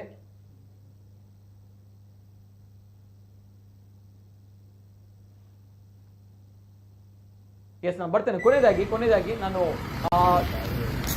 ಎಸ್, ಈಗ ನೋಡಿ, ಎಸ್ ಸರ್, ಮಾತಾಡಿ ಸರ್. ಇವಾಗ ಮುಸ್ಲಿಂ ಸಮುದಾಯದವರಿಗೆ ನಾನು ಏನು ಮನವಿ ಮಾಡ್ತೇನೆ ಅಂತ ಹೇಳಿದ್ರೆ, ಇವಾಗ ಈ ದೃಶ್ಯವರೆಲ್ಲ ನೋಡ್ತೀರ ನೀವು, ಇದು ಖಂಡಿತವಾಗಿಯೂ ಮಾಂಸಕ್ಕಾಗಿ ಬರುವಂತದ್ದು, ಇದು ಸಾಕಾಣಿಕೆಗೆ ತರುವಂತದ್ದಲ್ಲ. ಹೌದು, ಮಾಂಸಕ್ಕಾಗಿ ತರುವುದು. ಇಂಥ ಘಟನೆಯನ್ನು ಕಂಡು ಕೂಡ ತಾವು ಖರೀದಿ ಮಾಡಿ ತಿನ್ನುವ ಮಾಂಸ ಇದು ನಿಷಿದ್ಧವಾದ, ಅನುಮೋದನೀಯವಾದಂತ ನೋಡ್ಬೇಕು, ತಿಳ್ಕೊಂಡು ತಗೋಬೇಕಾಗತ್ತೆ. ಇಲ್ಲ ಅಂತ ಹೇಳಿದ್ರೆ ಖಂಡಿತವಾಗಿ ನೀವು ಅಲ್ಲಾಹನ ಮುಂದೆ ಇದಕ್ಕೆ ಉತ್ತರ ಹೇಳಲೇಬೇಕಾಗತ್ತೆ. ನೀವು ಮಾಂಸ ತಿಂತೀರಿ, ನೀವು ದುಡ್ಡು ಕೊಟ್ಟು ತಂದು ತಿಂತೀರಿ ಅಂತ ಹೇಳಿ ವಾದ ಮಾಡೋದಲ್ಲ. ಇದು ಎಲ್ಲಿಂದ ಬಂದಿದೆ, ಎಲ್ಲಿ ಯಾವ ರೀತಿಯನ್ನು ಇದನ್ನು ಖರೀದಿ ಮಾಡಿದ್ದಾರೆ, ಅದ ವಿಚಾರ ಗೊತ್ತಾದ ನಂತರ ಮಾತ್ರ ನೀವು ಸೇವಿಸಿ ಅಂತ ಹೇಳೋದು ಮನವಿಯನ್ನು ಮಾಡ್ತಾನೆ. ಈ ತರ ತಂದು ನಿಮ್ಗೆ ತಿನ್ನಿಸಿದ್ರೆ ತಿಂದವನು ಕೂಡ ನಾಶ, ಕೊಡಿಸೋದನ್ನು ಕೂಡ ನಾಶಕ್ಕೊಳಗಾಗ್ತಾನೆ. ನಾವೇಕಂತ ಹೇಳಿದ್ರೆ ಮುಸಲ್ಮಾನರ ನಂಬಿಕೆ ಅಂತ ಹೇಳಿದ್ರೆ ಇನ್ನೂ ಒಂದು ಪ್ರಪಂಚ ಇದೆ, ಆಖರ ಅಂತ ಹೇಳ್ತೀವಿ ನಾವು. ಅಲ್ಲಿ ನಮ್ಗೆ ಮುಕ್ತಿ ಸಿಗ್ಬೇಕಾದ್ರೆ ಇಂಥ ಘಟನೆಗಳಿಂದಲೇ ದೂರ ಇರಲೇಬೇಕಾಗುತ್ತೆ. ಯಾರು ಏನೇ ಮಾಡ್ಲಿ, ಈಗ ಬಜರಂಗ ದಳದವ್ರನ್ನ ವಿರೋಧ ಮಾಡ್ಲಿ, ಇದು ಮಾಡ್ಲಿ, ಅದೆಲ್ಲ ವಿಚಾರ. ಇಂಥ ಘಟನೆಯನ್ನು ಪ್ರತಿಯೊಬ್ಬ ಮುಸಲ್ಮಾನನು ಖಂಡಿಸದಿದ್ರೆ ಅವನು ಮುಸಲ್ಮಾನ ಆಗಲಿಕ್ಕೆ ಸಾಧ್ಯನೇ ಇಲ್ಲ. ಈ ತರ ಮಾಂಸವನ್ನು ತಿಂದವನು ಕೂಡ ಮುಸಲ್ಮಾನ ಆಗಲಿಕ್ಕೆ ಸಾಧ್ಯ ಇಲ್ಲ ಅಂತ ಹೇಳಿ ನಿಷಿದ್ಧವಾದ ಹರಾಮನ್ನ ಸೇವಿಸ್ತಾ ಇದ್ದೀವಿ ಅಂತ ಹೇಳ್ತೀನಿ ನಾನು. ನೀವು ಹರಾಮನ್ನ ನೀವು ತಿನ್ನುವ ಮಾಂಸದ ಬಗ್ಗೆ ನೀವು ವಿಚಾರಿಸಿ, ಎಲ್ಲಿಂದ ಬಂತು, ಎಲ್ಲಿಂದ ಖರೀದಿ ಮಾಡಿದ್ದಾರೆ ಇದನ್ನು. ನೀವು ಏನೋ ತಂದು ಅಂಗಡಿಯಿಂದ ಯಾರ ತಂದ್ರು ಬೇಯಿಸಿ ತಿಂದ್ರು ಅಂತ ಹೇಳಿದ್ರೆ ಆಗೋದಿಲ್ಲ. ನಾಳೆ ನೀವು ಕೂಡ ಉತ್ತರ ಹೇಳಬೇಕಾಗುತ್ತೆ. ಇಂಥ ಘಟನೆಯೆಲ್ಲ ಕಂಡು ಕೂಡ ನೀವು ಇದಕ್ಕೆ ಪ್ರೋತ್ಸಾಹ ಕೊಟ್ಟು ನೀವು ತಿನ್ನುವುದಾದ್ರೆ ಅದಕ್ಕೆ ನಾಳೆ ನೀವು ಉತ್ತರ ಹೇಳಲೇಬೇಕಾಗುತ್ತೆ. ಇದು ಪಕ್ಕ ಹರಾಮ್ ಅಂತ ಹೇಳ್ತೀರಿ? ಖಂಡಿತವಾಗಿಯೂ ಈ ತರ ತಿಂದು ಈ ಮನುಷ್ಯನ ಅಂತ ನಮ್ಗೆ ಅದು ಯಾವ್ದು ವರ್ಡ್ ಇಲ್ಲ, ಇದನ್ನ ಹೇಳಲಿಕ್ಕೆ ವರ್ಡೇ ಇಲ್ಲ. ಗೊತ್ತಾಯ್ತಲ್ಲ? ನಾವಿವತ್ತು ಮಾಧ್ಯಮದ ಮುಂದೆ ಯಾಕೆ ಈ ತರ ಬೊಬ್ಬೆ ಆಗ್ತೀವಿ ಅಂತ ಹೇಳಿದ್ರೆ, ನೋಡಿ ನಿಮ್ಗೆ ಅರ್ಥ ಮಾಡ್ಕೊಳ್ಳಿ. ಮಾಂಸ ತಿನ್ನುವುದಾದ್ರೆ ಅದರ ಬಗ್ಗೆ ನೀವು ಯೋಚನೆ ಮಾಡಿ, ನಿಮ್ಗೆ ಗೊತ್ತಾದ್ರೆ ಮಾತ್ರ ತಿನ್ನಿ, ಇಲ್ಲ ಅಂದ್ರೆ ನೀವು ಹರಾಮಾನು ತಿಂತೀರಿ ಅಂತ ನಾನು ಹೇಳ್ತೀನಿ. Okay, yes sir. ಲಾಸ್ಟ್ ಆಗಿ ಒಂದು ಕೊನೆಯದಾಗಿ ದಯಮಾಡಿ ಕ್ಷಮಿಸಿ, ಇನ್ನು ಮುಂದಕ್ಕೆ ಕರೆಗಳನ್ನು ನಾನು ತೆಗೆದುಕೊಳ್ತಾ ಇಲ್ಲ, ಸಮಯದ ಅಭಾವ ಇದೆ. ಈ ಒಂದು ಚೇಸಿಂಗ್ ದೃಶ್ಯಾವಳಿ ಯಾವ ರೀತಿ ಇತ್ತು ಅಂತ ಬಂದಾಗ, ಎಸ್ 25 ದನಗಳನ್ನ ಹೊತ್ತುಕೊಂಡು ಹೋಗ್ತಾ ಇರೋ ಪಿಕಪ್ ವಾಹನ, ಅದನ್ನ ಯಾವ ರೀತಿ ಬಜರಂಗ ದಳದ ಹಿಂದೂ ಸಂಘಟನೆ ಕಾರ್ಯಕರ್ತರು ಅದನ್ನ ಹಿಡಿದಿದ್ದಾರೆ ಅನ್ನುವಂಥದ್ದು ಸ್ವಲ್ಪ ವೀಕ್ಷಿಸಿ ಆ ಒಂದು ದೃಶ್ಯಾವಳಿಗಳು. ಅಂದ್ರೆ ಫಿಲ್ಮ್ ಅಲ್ಲಿ ನಾವು ನೋಡ್ತೀವಿ ಆ ರೀತಿ ಚೇಸಿಂಗ್ ಇರುವಂತದ್ದು. ಅಂದ್ರೆ ಆ ಒಂದು ಗಾಡಿಗೆ ಅಡ್ಡವಾಗಿ ನಿಂತುಕೊಂಡಿರುವಂತಹ ಒಂದು ಕಾರು, ಆ ಕಾರು ಅಡ್ಡವಾಗಿ ನಿಂತು ಆ ರೀತಿ ಚೇಸಿಂಗ್ ಮಾಡಿದೆ. ಜಸ್ಟ್ ಇಮ್ಯಾಜಿನ್ ನೋಡಿ ಯಾವ ರೀತಿ ಜಿಹಾದಿಗಳು ಗಾಡಿ ಬಿಟ್ಟು ಓಡ್ತಾರೆ ನೋಡಿ. ಇದು ಓಡಿದಂತಹ ವ್ಯಕ್ತಿಗಳು, ಅಲ್ಲಿ ಗಾಡಿಯಲ್ಲಿದ್ದಂತಹ ವ್ಯಕ್ತಿಗಳು ನೋಡಿ, ಈ ಕಿರಾತಕರು ನೋಡಿ, ಇವರೇ ರಾಕ್ಷಸರು ನೋಡಿ. ನೋಡಿ ಈ ರೀತಿಯ ಚೇಸಿಂಗ್. ನಾನು ವಿಚಾರ ಹೇಳುವಂತ, ಇಲ್ಲಿ ದೇವರು ದೊಡ್ಡವನು. ಯಾಕೆ ಗೊತ್ತಾ, ಅಲ್ಲಿ ರಸ್ತೆಯಲ್ಲಿ ಯಾರು ಅಲ್ಲಿ ಹೋಗ್ತಾ ಇರಲಿಲ್ಲ, ಅಲ್ಲಿ ಇತರ ವಾಹನಗಳು ಇರ್ತಾ ಇರಲಿಲ್ಲ. ಒಂದು ವೇಳೆ ಅಲ್ಲಿ ರಸ್ತೆಯಲ್ಲಿ ಯಾರಾದ್ರೂ ಹೋಗ್ತಾ ಇದ್ರೆ ಇತರ ವಾಹನಗಳಿರ್ತಾರೆ, ಆಕ್ಸಿಡೆಂಟ್. ಮತ್ತೆ ಆವಾಗ ಈ ರಕ್ಷಣೆ ಮಾಡುವಂತ ಕಾರ್ಯಕರ್ತರು ಅಲ್ಲ, ಇದಕ್ಕಿಂತ ಮುಂಚೆ ಕೂಡ ಒಳಗಡೆ ಇಷ್ಟು ಸಿಸಿ ಕ್ಯಾಮೆರಾಗಳು ಇರಲಿಲ್ಲ. ಕೊಟ್ಟಾರದಲ್ಲಿ, ಕೊಟ್ಟರ ಚೌಕಿಯಲ್ಲಿ, ಮಾಲೆಮಾರಲ್ಲಿ, ಆ ಕಡೆ ಬಿಜಯಲ್ಲಿ ನೋಡಿ, ಇದು ಪೊಲೀಸರಿಗೆ ತಲೆಗೆ ಹೊಡಿತಾರೆ ಅವರು. ಇದು ನೋಡಿ, ಕಲ್ಲು ಬಿಸಾಡ್ತಾರೆ, ಪಿಸ್ತೂಲಿಂದ ಹೊಡಿತಾರೆ, ಎಲ್ಲ ಮಾಡ್ತಾರೆ ಇವರು. ನೋಡಿ ಇಲ್ಲೂ ಕೂಡ ಅವರು ಬಿಡ್ಲಿಕ್ಕೆ ರೆಡಿ ಇರಲಿಲ್ಲ. ಅವರು ಅಲ್ಲಿಂದ ಕಾರನ್ನ ಟರ್ನ್ ಮಾಡ್ತಾರೆ, ಅಗೇನ್ ಅಲ್ಲಿಂದ ಕಾರ್ ಟರ್ನ್ ಮಾಡ್ತಾರೆ, ಅವರ ವಾಹನವನ್ನ, ಟೆಂಪೋ ವಾಹನವನ್ನ ಟರ್ನ್ ಮಾಡ್ತಾರೆ, ಪಿಕಪ್ ವಾಹನವನ್ನ ಹೋಗ್ಲಿಕ್ಕೆ ಟ್ರೈ ಮಾಡ್ತಾರೆ. ಬಟ್ ಸ್ಟಿಲ್ ಆ ವ್ಯಕ್ತಿ ಬಿಡಲ್ಲ, ಮತ್ತೆ ಅವರು ಆ ಕಡೆಯಿಂದ ತಿರುಗಿಸಿ ಬರ್ತಾರೆ, ಆಗಲ್ಲ. ಸೊ ಹಾಗಿದ್ದಾಗ ಆ ಗಾಡಿಯನ್ನ ಬಿಟ್ಟು ಅಲ್ಲಿಂದ ಓಡಿ ಹೋಗ್ತಾರೆ. ನೋಡಿ ಕಳ್ಳರು ಓಡಿ ಹೋಗುವಂತ ಪರಿಸ್ಥಿತಿ ನೋಡಿ, ಆ ರಕ್ಕಸರು ಓಡಿ ಹೋಗುವಂತ ಪರಿಸ್ಥಿತಿ, ಆ ರೀತಿ ಪರಿಸ್ಥಿತಿಯಲ್ಲಿ ಓಡಿ ಹೋಗ್ತಾರೆ ನೋಡಿ. ಆ ರೀತಿಯ ಒಂದು ಚೇಸಿಂಗ್. ಒಂದು ವೇಳೆ ಅಲ್ಲಿ ಏನಾದ್ರೂ ಮಿನಿ ಆಗ್ತಾ ಇದ್ರೆ, ಅಪಘಾತ ಆಗ್ತಾ ಇದ್ರೆ, ಪಕ್ಕ ಆ ಬಜರಂಗ ದಳದ ಕಾರ್ಯಕರ್ತರು ಒಳಗಡೆ ಇಲ್ಲಿರುವಂತಹ ಒಂದು 25 ದನಗಳು ಕೂಡ ಹೋಗ್ತಾ ಇತ್ತು. ಕೊನೆದಾಗಿ yes sir, last reaction. Yes Pradeep sir, ಗೋವನ್ನ ನಾವು ಯಾವ ರೀತಿ ನೋಡ್ತೀವಿ ಅಂತ ಹೇಳಿದ್ರೆ, ತುಳುನಾಡಿನಲ್ಲಿ ಇರ್ಬೋದು ಅಥವಾ ಇಡೀ ದೇಶದಲ್ಲಿ, ಮನೆಗೆ ಒಂದು ದೈವಕ್ಕೂ ಹೊಂದಿಕೊಂಡ ಪೇರು ಅಂತ ಕೇಳೋದು. ದೈವರಾಧನೆಗ ಗೋ ಬೇಕು, ಮನೆಗೆ ಮನೆ ಒಕ್ಕಲಾದ್ರೂ ಗೋ ಬೇಕು. ಗೋವಿಲ್ಲದೆ ಕಾರ್ಯಗಳು ನಡೀಲಿಕ್ಕೆ ಸಾಧ್ಯ ಇಲ್ಲ. ಅಂತಹ ಗೋವು ಅಂತ ಹೇಳಿದ್ರೆ ತಾಯಿ ಮಾತ್ರ ಅಲ್ಲ, ಅದು ನನಗೆ ಅನ್ನಪೂರ್ಣೆ ಇರ್ಬೋದು ಅಥವಾ ಧನ್ವಂತರಿ ಇರ್ಬೋದು. ಅಂತಹ ಗೋವನ್ನ ಹಿಂದೂಗಳಿಗೆ ಧಾರ್ಮಿಕ ಭಾವನೆ ಯಾವ ರೀತಿ ಇದೆ ಅಂತ ಕೇಳಿದ್ರೆ, ಮೊದಲೊಂದು ಏನಾದ್ರು ಒಟ್ಟಿಗೆ ತಿನ್ಬೇಕಾದ್ರೆ ಗೋಗ್ರಾಸ ಕೊಟ್ಟು ತಿನ್ಬೇಕು ಅಂತ ಇದೆ. ಆ ರೀತಿಯ ಭಾವನೆ ಹಿಂದೂಗಳಲ್ಲಿ ಇದೆ. ಅಂತಹ ಧಾರ್ಮಿಕ ಭಾವನೆ ಇರುವಂತಹ ಹಿಂದೂಗಳು ಈ ದೃಶ್ಯವನ್ನ ನೋಡಿದಾಗ ಯಾವ ರೀತಿ ಆಗ್ಬೇಕು? ಆಕ್ರೋಶ ಆಗುತ್ತೆ. ಹಾಗಾಗಿ ನಾನು ಹೇಳೋದು, ಈ ತರ ಮಾಡ್ಲಿಕ್ಕೆ ಹೋಗಬೇಡಿ. ಗೋರಕ್ಷಣೆ ನಮ್ಮ ಹೊಣೆ. ಇವ್ರಿಗೆ ಹೇಳಿದ್ರು ಆ ಕಡೆಯಿಂದ ಬರ್ತದೆ, ಇನ್ನು ಗೋರಕ್ಷಣೆ ನಾವು ಮಾಡ್ತೇವೆ, ಪೊಲೀಸ್ ಇಲಾಖೆ ಮಾಡಿಲ್ಲ ಅಂತ ಆದ್ರೆ ಬಜರಂಗ ದಳ ಅದನ್ನ ಖಂಡಿತ ಮಾಡುತ್ತೆ. ಗೋವಿನ ರಕ್ಷಣೆಗೆ ಕಟಿಬದ್ಧವಾಗಿದೆ. ಬಜರಂಗ ದಳ ಕಾರ್ಯಕರ್ತರು ಖಂಡಿತವಾಗಿ ರಕ್ಷಣೆಯನ್ನು ಮಾಡ್ತಾರೆ. ಜೀವದ ಹಂಗು ಬಿಟ್ಟು ಗೋವುಗಳನ್ನ ವರ್ಷಕ್ಕೆ 1.5 ಲಕ್ಷದಷ್ಟು, ನಾನು ಹೇಳಿದ ಲೆಕ್ಕ ನೋಡಿದ್ರೆ 1.5 ಲಕ್ಷದಷ್ಟು ನಮ್ಮ ದೇಶದಲ್ಲಿ, ಹೌದು 15 ಲಕ್ಷ, 2 ಲಕ್ಷ ಗೋವುಗಳನ್ನು ಕಳೆದ ವರ್ಷ ಈ ತರ ಆದ್ರೆ ರಕ್ಷಣೆ ಆಗಿದೆ. ಪೊಲೀಸ್ ಇಲ್ಲ ಇರೋದಲ್ಲ, ರಕ್ಷಣೆ ಆಗಿದೆ. 2 ಲಕ್ಷ ಗೋವುಗಳು ಅಧಿಕ ರಕ್ಷಣೆ ಆಗಿದೆ ದೇಶದಲ್ಲಿ. ಆಗ ಹೇಳೋದು ನಾನು, ಬಜರಂಗ ದಳದ ಕಾರ್ಯಕರ್ತರು ಖಂಡಿತ ಮನಸ್ಸು ಮಾಡ್ತಾರೆ. ಈ ಹುಡುಗರಿಗೆ ಏನಾದ್ರೂ ಆಗಿದೆಯಾ ಈ ರೀತಿ ಚೇಸ್ ಮಾಡೋದಕ್ಕೆ? ಏನಾದ್ರೂ ಒಂದು ಕೇಸ್ ಹಾಕಿದ್ರಲ್ಲ, ಪೊಲೀಸರು ಕೇಸ್ ಹಾಕಿದ್ರಲ್ಲ ಮೊನ್ನೆ. ಜಯಪ್ರಶಾಂತ್ ನಮಿತ ಮೇಲೆ ಕೇಸ್ ಹಾಕಿದ್ರು, ಕರ್ನಾಟಕದಲ್ಲಿ ಕರ್ಕೊಂಡು ಹೋಗಿ ಕೇಸ್ ಹಾಕಿದ್ರು. ಬೇರೆ ಅದನ್ನ ನೋಡಿ ಕಾರಣ ಅದನ್ನ ಮಾಂಸ ಹಿಡ್ದ ಅಂತೇಳಿ. ಓಕೆ, ಅಲ್ಲ ಈ ಕೇಸಲ್ಲಿ ಅದಕ್ಕೆ ಹಾಕ್ಲಿಕ್ಕೆ ಆಗಿಲ್ಲ. ಅದಕ್ಕೆ 2 ದಿನ ಬಿಟ್ಟು, ಅದು 3 ವಾರ ಬಿಟ್ಟು, ಪ್ರಕರಣ ಬಿಟ್ಟು 1 ವಾರ ಆದ್ಮೇಲೆ, ಅಲ್ಲ 25 ಇದನ್ನ ರೆಸ್ಕ್ಯೂ ಮಾಡಿದಂತ ವಿಚಾರದಲ್ಲಿ ಕೇಸ್ ಆಯ್ತಾ? ಅದಕ್ಕೆ ಅಲ್ಲಿ ಕೇಸ್ ಏನು ಹಾಕ್ಲಿಕ್ಕೆ ಆಗಿಲ್ಲ ಅಲ್ಲ, ಅದಕ್ಕೆ ತಕೊಂಡೋಗಿ ಇವನನ್ನ ಈ ಕೇಸ್ ಹಾಕಿದ್ರು. ಅವನನ್ನೇ ತಕೊಂಡೋಗಿ ಹಾಕಿದ್ರು, ಆ ಗಾಡಿಯಲ್ಲಿ ಇದ್ದಂತ ವ್ಯಕ್ತಿಯನ್ನೇ. ಅಲ್ಲ, ಅಲ್ಲಿ ಇದ್ದ ಅಂತೇಳಿ ನಾವು ಹೇಳಿದ್, ಅವನು ಜಯಪ್ರಶಾಂತ್ ಅದ್ರಲ್ಲಿ ಇದ್ದ ಅಂತ ಹೇಳಿ ಅನ್ಸ್ಕೊಂಡು ಅವನ ಮೇಲೆ ಕೇಸ್ ಹಾಕಿದ್ದಾರೆ. ಗೂಂಡಾ ಕಾಯ್ದೆ ಹಾಕಿದ್ದಾರೆ ಬಿಡಿ.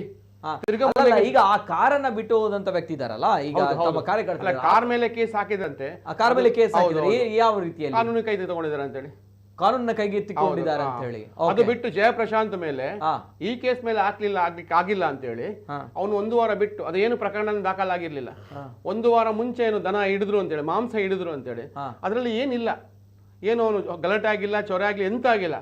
ಆದ್ರೆ ಅವನ ಮೇಲೆ ಕೇಸು ಕದ್ರಿ ಠಾಣೆಯಲ್ಲಿ ಹಾಕಿದ್ರು. ಅದನ್ನ ಇವ್ರು ನಮ್ಮ ವೇದವ್ಯಾಸ ಕಾಮತರು ಪ್ರಶ್ನೆ ಮಾಡಿ ಅವನನ್ನ ಕೋರ್ಟಿಂದ, ನಂದನ್ ಮಲ್ಯ ಇಬ್ರು ಸೇರಿ ಅದಕ್ಕೆ ಸಹಕಾರವನ್ನ ಕೊಟ್ಟು ಅದನ್ನ ಕೋರ್ಟಿಗೆ ಜಾಮೀನು ಕೊಟ್ಟು ಅದನ್ನು ಬಿಡಿಸುವಂತ ಕೆಲಸವನ್ನ ಮಾಡಿದ್ರು. ಓಕೆ ಓಕೆ ಅಂದ್ರೆ ಟಾರ್ಗೆಟ್ ಮಾಡಿದ್ದಾರೆ. ಯಾಕಂದ್ರೆ ಯಾಕೆ ಗೊತ್ತಾ, ಯಾಕೆ ಟಾರ್ಗೆಟ್ ಮಾಡಿದ್ರು ಅಂತ ಹೇಳಿದ್ರೆ ಮತ್ತೆ ಅವ್ನು ಹೋಗ್ಬಾರ್ದು ಗೋರಕ್ಷಣೆಗೆ. ಒಂದು ವೇಳೆ ಅಲ್ಲಿ ಏನಾದ್ರು ಆಗ್ತಾ ಇದೆ, ಏನು ಆಗಿಲ್ಲ, ಅಲ್ಲಿ ಆಕ್ಸಿಡೆಂಟ್ ಆಗಿಲ್ಲ, ಒಂದು ಆಗ್ತಾ ಇದ್ರೆ ಪಾಪ ಆ ವ್ಯಕ್ತಿ ಒಳಗಡೆ ಈ ದನಗಳು ಕೂಡ ಅಲ್ಲಿಂದ ಹೋಗ್ತಾ ಇತ್ತು, ಲಾರಿ ಬರ್ತಾ ಇದ್ರೆ ಕಾರ್ಯಕರ್ತರು ಹೋಗ್ತಾ ಇದ್ರು. ಅಂದ್ರೆ ನಾಟ್ ಓನ್ಲಿ ಅವರಿಗೆ ಏನಾಗಬೇಕಾಗಿಲ್ಲ, ಅವರು ಒಳಗಡೆ ಇರ್ತಾರೆ, ಜೊತೆಗೆ ಈ ದನ ಕೂಡ ಸೇಫ್ ಆಗಿ ಎಲ್ಲಿ ಹೋಗ್ಬೇಕಾಗಿತ್ತು ಅಲ್ಲಿ ಹೋಗ್ತಾ ಇತ್ತು, ರಕ್ಷಣೆ ಆಗ್ತಾ ಇರಲಿಲ್ಲ. ಅಂದ್ರೆ ದೇವರು ದೊಡ್ಡ. ಈಗ ದನವನ್ನ ಸಾಗಾಟ ಮಾಡ್ತಾ ಇದ್ದ, ಅಮಾನವೀಯವಾಗಿ ಸಾಗಾಟ ಮಾಡ್ತಾ ಇದ್ದ ಚಾಲಕರ ಕರ್ತವ್ಯಕ್ಕೆ ಅಡ್ಡಿಪಡಿಸಿದ ಕೇಸ. ಏನ್ ಹೇಳ್ತೀರಿ last section sir? Yes sir. ಅದೇ ನನಗೆ ಒಂದು ಈ ನಮ್ಮ ತುಳುನಾಡು ಅಥವಾ ನಮ್ಮ ದೇಶದಲ್ಲಿ ಗೋವಿಗೆ ಇರುವಂತ ಪ್ರಾತಿನಿಧ್ಯ ಅದಕ್ಕಿಂತ ಹೆಚ್ಚಾಗಿ ನಾವು ಸಣ್ಣದಿಂದ ಹುಟ್ಟಿ ಬೆಳೆದಿರುವಂತ ಆ ಕರು, ಗೋವು, ಅದಕ್ಕೆ ಹೆಸರಿಟ್ಟು ಕರೆಯುವಂಥದ್ದು, ಪ್ರತಿಯೊಂದಕ್ಕೂ ನಮ್ಮ ಮನೆಯ ಸದಸ್ಯನಾಗಿ ಅದಕ್ಕೆ ಆರೈಕೆ ಮಾಡುವಂಥದ್ದು. ಮತ್ತೆ ಬೆಳಿಗ್ಗೆ ಎದ್ದ ತಕ್ಷಣ ಮೊದಲು ಹಾಲಿನ ನೀರು ಕುಡಿದು ಹಾಲು ಕಾಫಿಯನ್ನು ಕುಡಿಯುವಂಥದ್ದು. ಅಂದರೆ ನಮ್ಮ ಜೀವನದ ಬದುಕಿನ ಅವಿಭಾಜ್ಯ ಅಂಗ. ತಾಯಿ ಹಾಲನ್ನಾದರೂ ನಾವು ಸ್ವಲ್ಪ ವರ್ಷ ಕುಡಿದು ಇದ್ರ ಹಾಲನ್ನು ಸಾಯುವವರೆಗೆ ಕುಡಿತಾ ಇದ್ದೇವೆ. ಅಷ್ಟು ನಮಗೆ ಕೃತಜ್ಞತೆ ಇರಬೇಕಾದದ್ದು. ಮತ್ತು ನಮ್ಮ ನಾಗಾರಾಧನೆಯಲ್ಲೂ ನಾಗ ತಮಿಳ ಪೇರ ಮೈಪುನ ಇರ್ತಾರೆ, ದೈವಕ್ಕೂ ಬೇಕು, ದೇವರಿಗೂ ಅಭಿಷೇಕ, ಎಲ್ಲದಕ್ಕೂ ಹಾಲು. ಯಾಕೆಂದ್ರೆ ನಮಗೆ ಅದೇ ಗೊತ್ತಿರೋದು, ನಮ್ಮ ಪ್ರೀತಿಯನ್ನ ದೇವರ ಮೇಲೂ ದೈವದ ಮೇಲೂ ನಮಗೆ ಇಷ್ಟವಾಗುವಂಥ ವಸ್ತುವನ್ನು ಕೊಡುವಂಥದ್ದು. ಸೊ ಅಷ್ಟೆಲ್ಲ ಪ್ರಾತಿನಿಧ್ಯ ಇರುವಂತಹ ಆ ಹಾಲನ್ನು ಕೊಡ್ತಿರುವಂತಹ ಆ ಗೋವನ್ನ ನೀವು ಇಲ್ಲಿ ನನ್ನ 25 ವರ್ಷಗಳ ಅಪರಾಧಕ್ಕೆ ವರದಿಗಾರಿ ವಿಭಾಗದಲ್ಲಿ ಆ ಗೋವುಗಳಿಗೆ ಕೊಡಬಾರದ ಕಷ್ಟಗಳನ್ನು ನಾನು ನೋಡಿದ್ದೇನೆ. ಈ ರೌರವ ನರಕ, ಈ ನರಕಗಳಲ್ಲೆಲ್ಲ ಚಿತ್ರಗುಪ್ತನ ಶಿಕ್ಷೆಗಳನ್ನೆಲ್ಲ ಏನಿದೆಯೋ ಇದು ನಾವು ಈ ಫೋಟೋಗಳಲ್ಲಿ ವಿಡಿಯೋಗಳಲ್ಲಿ ನೋಡಿದ್ದೇವೆ. ಅಷ್ಟೊಂದು ಕೆಟ್ಟದಾಗಿ ಇವನ್ ಡಿಕ್ಕಿಯಲ್ಲಿ ಸಹಿತ ದನ ಕರುಗಳನ್ನು ಹಾಕಿ, ಎಲ್ಲಿ ಯಾವ ವಾಹನ ಅಡಿ ಮೇಲೆ ಎಲ್ಲೆಲ್ಲ ಸಿಕ್ಕಿಸಿ ನೇತಾಡಿಸಿ ಕೈಕಾಲ್ಗಟ್ಟಿ ಬೆನ್ನೂರಿ ಹೊಡೆದು, ಯಾಕೆ ಅಂದ್ರೆ ಅದು ಸಿಕ್ಕಾಕೊಳ್ಬಾರ್ದು ಅಂತ ನಾವು. ಅಲ್ಲ ಮನಸ್ಥಿತಿ ಹೇಗೆ ಬರುತ್ತೆ? ಮನಸ್ಸಂದ್ರೆ ಇವ್ರಿಗೆ ಗೊತ್ತಾಗಬಾರ್ದು, ಅವುಗಳು ಮಾತ್ರ ಬೊಬ್ಬೆ ಹೊಡಿಬಾರ್ದು, ಬಂದ್ ಮಾಡಿ, ಅಂದ್ರೆ ಯಾರಿಗೂ ಸಿಕ್ಕಿ ಹಾಕಬಾರ್ದು. ಇವರೇನು ಹೇಗೆ ಹಿಡಿತಾರೆ, ನಾವು ಹೀಗೆ ಮಾಡ್ತೇವೆ. ಅಂದ್ರೆ ಅಷ್ಟೊಂದು ಬೀಭತ್ಸವಾಗಿ ನಾನು ನೋಡಿದ ಇದನ್ನ ಇಲ್ಲಿ ಎಲ್ಲ ನೋಡಿದೆ ನನ್ನ ಅಂದ್ರೆ ಇಷ್ಟೊಂದು ಒಳ್ಳೆ ಪ್ರೀತಿ ಬಾಂಧವ್ಯ ಪೂಜನೆ ಇರುವಂತಹ ಒಂದು ಗೋವುಗಳಿಗೆ ಈ ರೀತಿ ಮಾಡ್ತಾ ಇರ್ಬೇಕಾದ್ರೆ ಇಂಥದ್ದನ್ನ ಒಂದು ಅಲ್ಲ ಏನ್ ಕಾರಣ ಅನ್ನೋದು ಆ ರೀತಿ ಆಗೋದು. ಇದಕ್ಕೆ ಕಾರಣ ತಿನ್ನುವಂತವ್ರು. ಅವನು ಇಷ್ಟೆಲ್ಲ ದನಗಳನ್ನ ತಿನ್ನುವರಿಗೆ ಕೊಡುದಲ್ಲ, ಬೇರೆ ಏನೋ ಬಲಿಗೆ ಕೊಡುವಂಥದ್ದು. ಇದಕ್ಕೆ ತಿನ್ನುವರು, ಆ ತಿನ್ನುವವರಿಗೆ ಬೇಡಿಕೆ ಜಾಸ್ತಿ ಇದೆ. ಅಲ್ಲ ಬೇಡಿಕೆ ಇದೆ, ಬೇಡಿಕೆ ಜಾಸ್ತಿ ಇದ್ದದಕ್ಕೋಸ್ಕರ ಅವನಿಗೆ ಜಾಸ್ತಿ ಹಣ ಬರ್ತದೆ. ಜಾಸ್ತಿ ಹಣ ಬರ್ತದೆ ಅಂದ್ರೆ ಇವ್ರು ಎಷ್ಟು ತಡಿತಾರೋ ಅಷ್ಟು ಪ್ರಬಲವಾಗಿ ಅವರು ಅಸ್ತ್ರಗಳನ್ನು ತಡ್ಕೊಂಡು ಬಂದು ಇವರನ್ನು ಹೊಡೆದು ಅವರು ಗೆಲ್ಲಿಕ್ಕೆ ನೋಡ್ತಾರೆ. ಅಂದ್ರೆ ಇದರಲ್ಲಿ ಹಣ ಇದನ್ನ ಅವರು ತಿನ್ನುವವರಿಗೆ ತೋರಿಸ್ಬೇಕು. ನೋಡಿ ನೀವು ಇಷ್ಟೆಲ್ಲ ತರ್ಕೊಂಡು ಹೋಗ್ತದೆ, ಇದನ್ನ ಮತ್ತೆ ತಿಂತಾರ. ಈ ರೀತಿಯಾಗಿ ಮಾಡಿದ್ದನ್ನ ಅವರು ತಿಂದ್ರೆ ಅವರು ಕಟುಕರು. ಮತ್ತೆ ಈ ರೀತಿಯಾಗಿ ಕೊಂಡೋಗುವುದನ್ನ ತಡೆದ್ರೆ, ನಾನು ಹೇಳಿದೆ ಮೊನ್ನೆ ಒಂದು ಮಾತನ್ನು ಹೇಳಿದರೆ, ಈ ರೀತಿಯಾಗಿ ಕೊಂಡೋಗುವುದನ್ನ ತಡೆದ್ರೆ ಅದನ್ನು ಕಾನೂನಿನ ಉಲ್ಲಂಘನೆ ಅಂತ ಮಾಡಬೇಡಿ, ರಕ್ಷಣಾ ಕಾರ್ಯಾಚರಣೆ ಅಂತ ಹೇಳಿ ಅವರಿಗೆ ಗೌರವ ಕೊಡಬೇಕು. ಯಾಕಂದ್ರೆ ಅವರಿಗೆ ಯಾರಿಗೂ ಅನ್ಯಾಯ ಮಾಡಿಲ್ಲ. ಇದನ್ನ ತಡೆದು ನಿಲ್ಲಿಸಿದ್ದಾರೆ.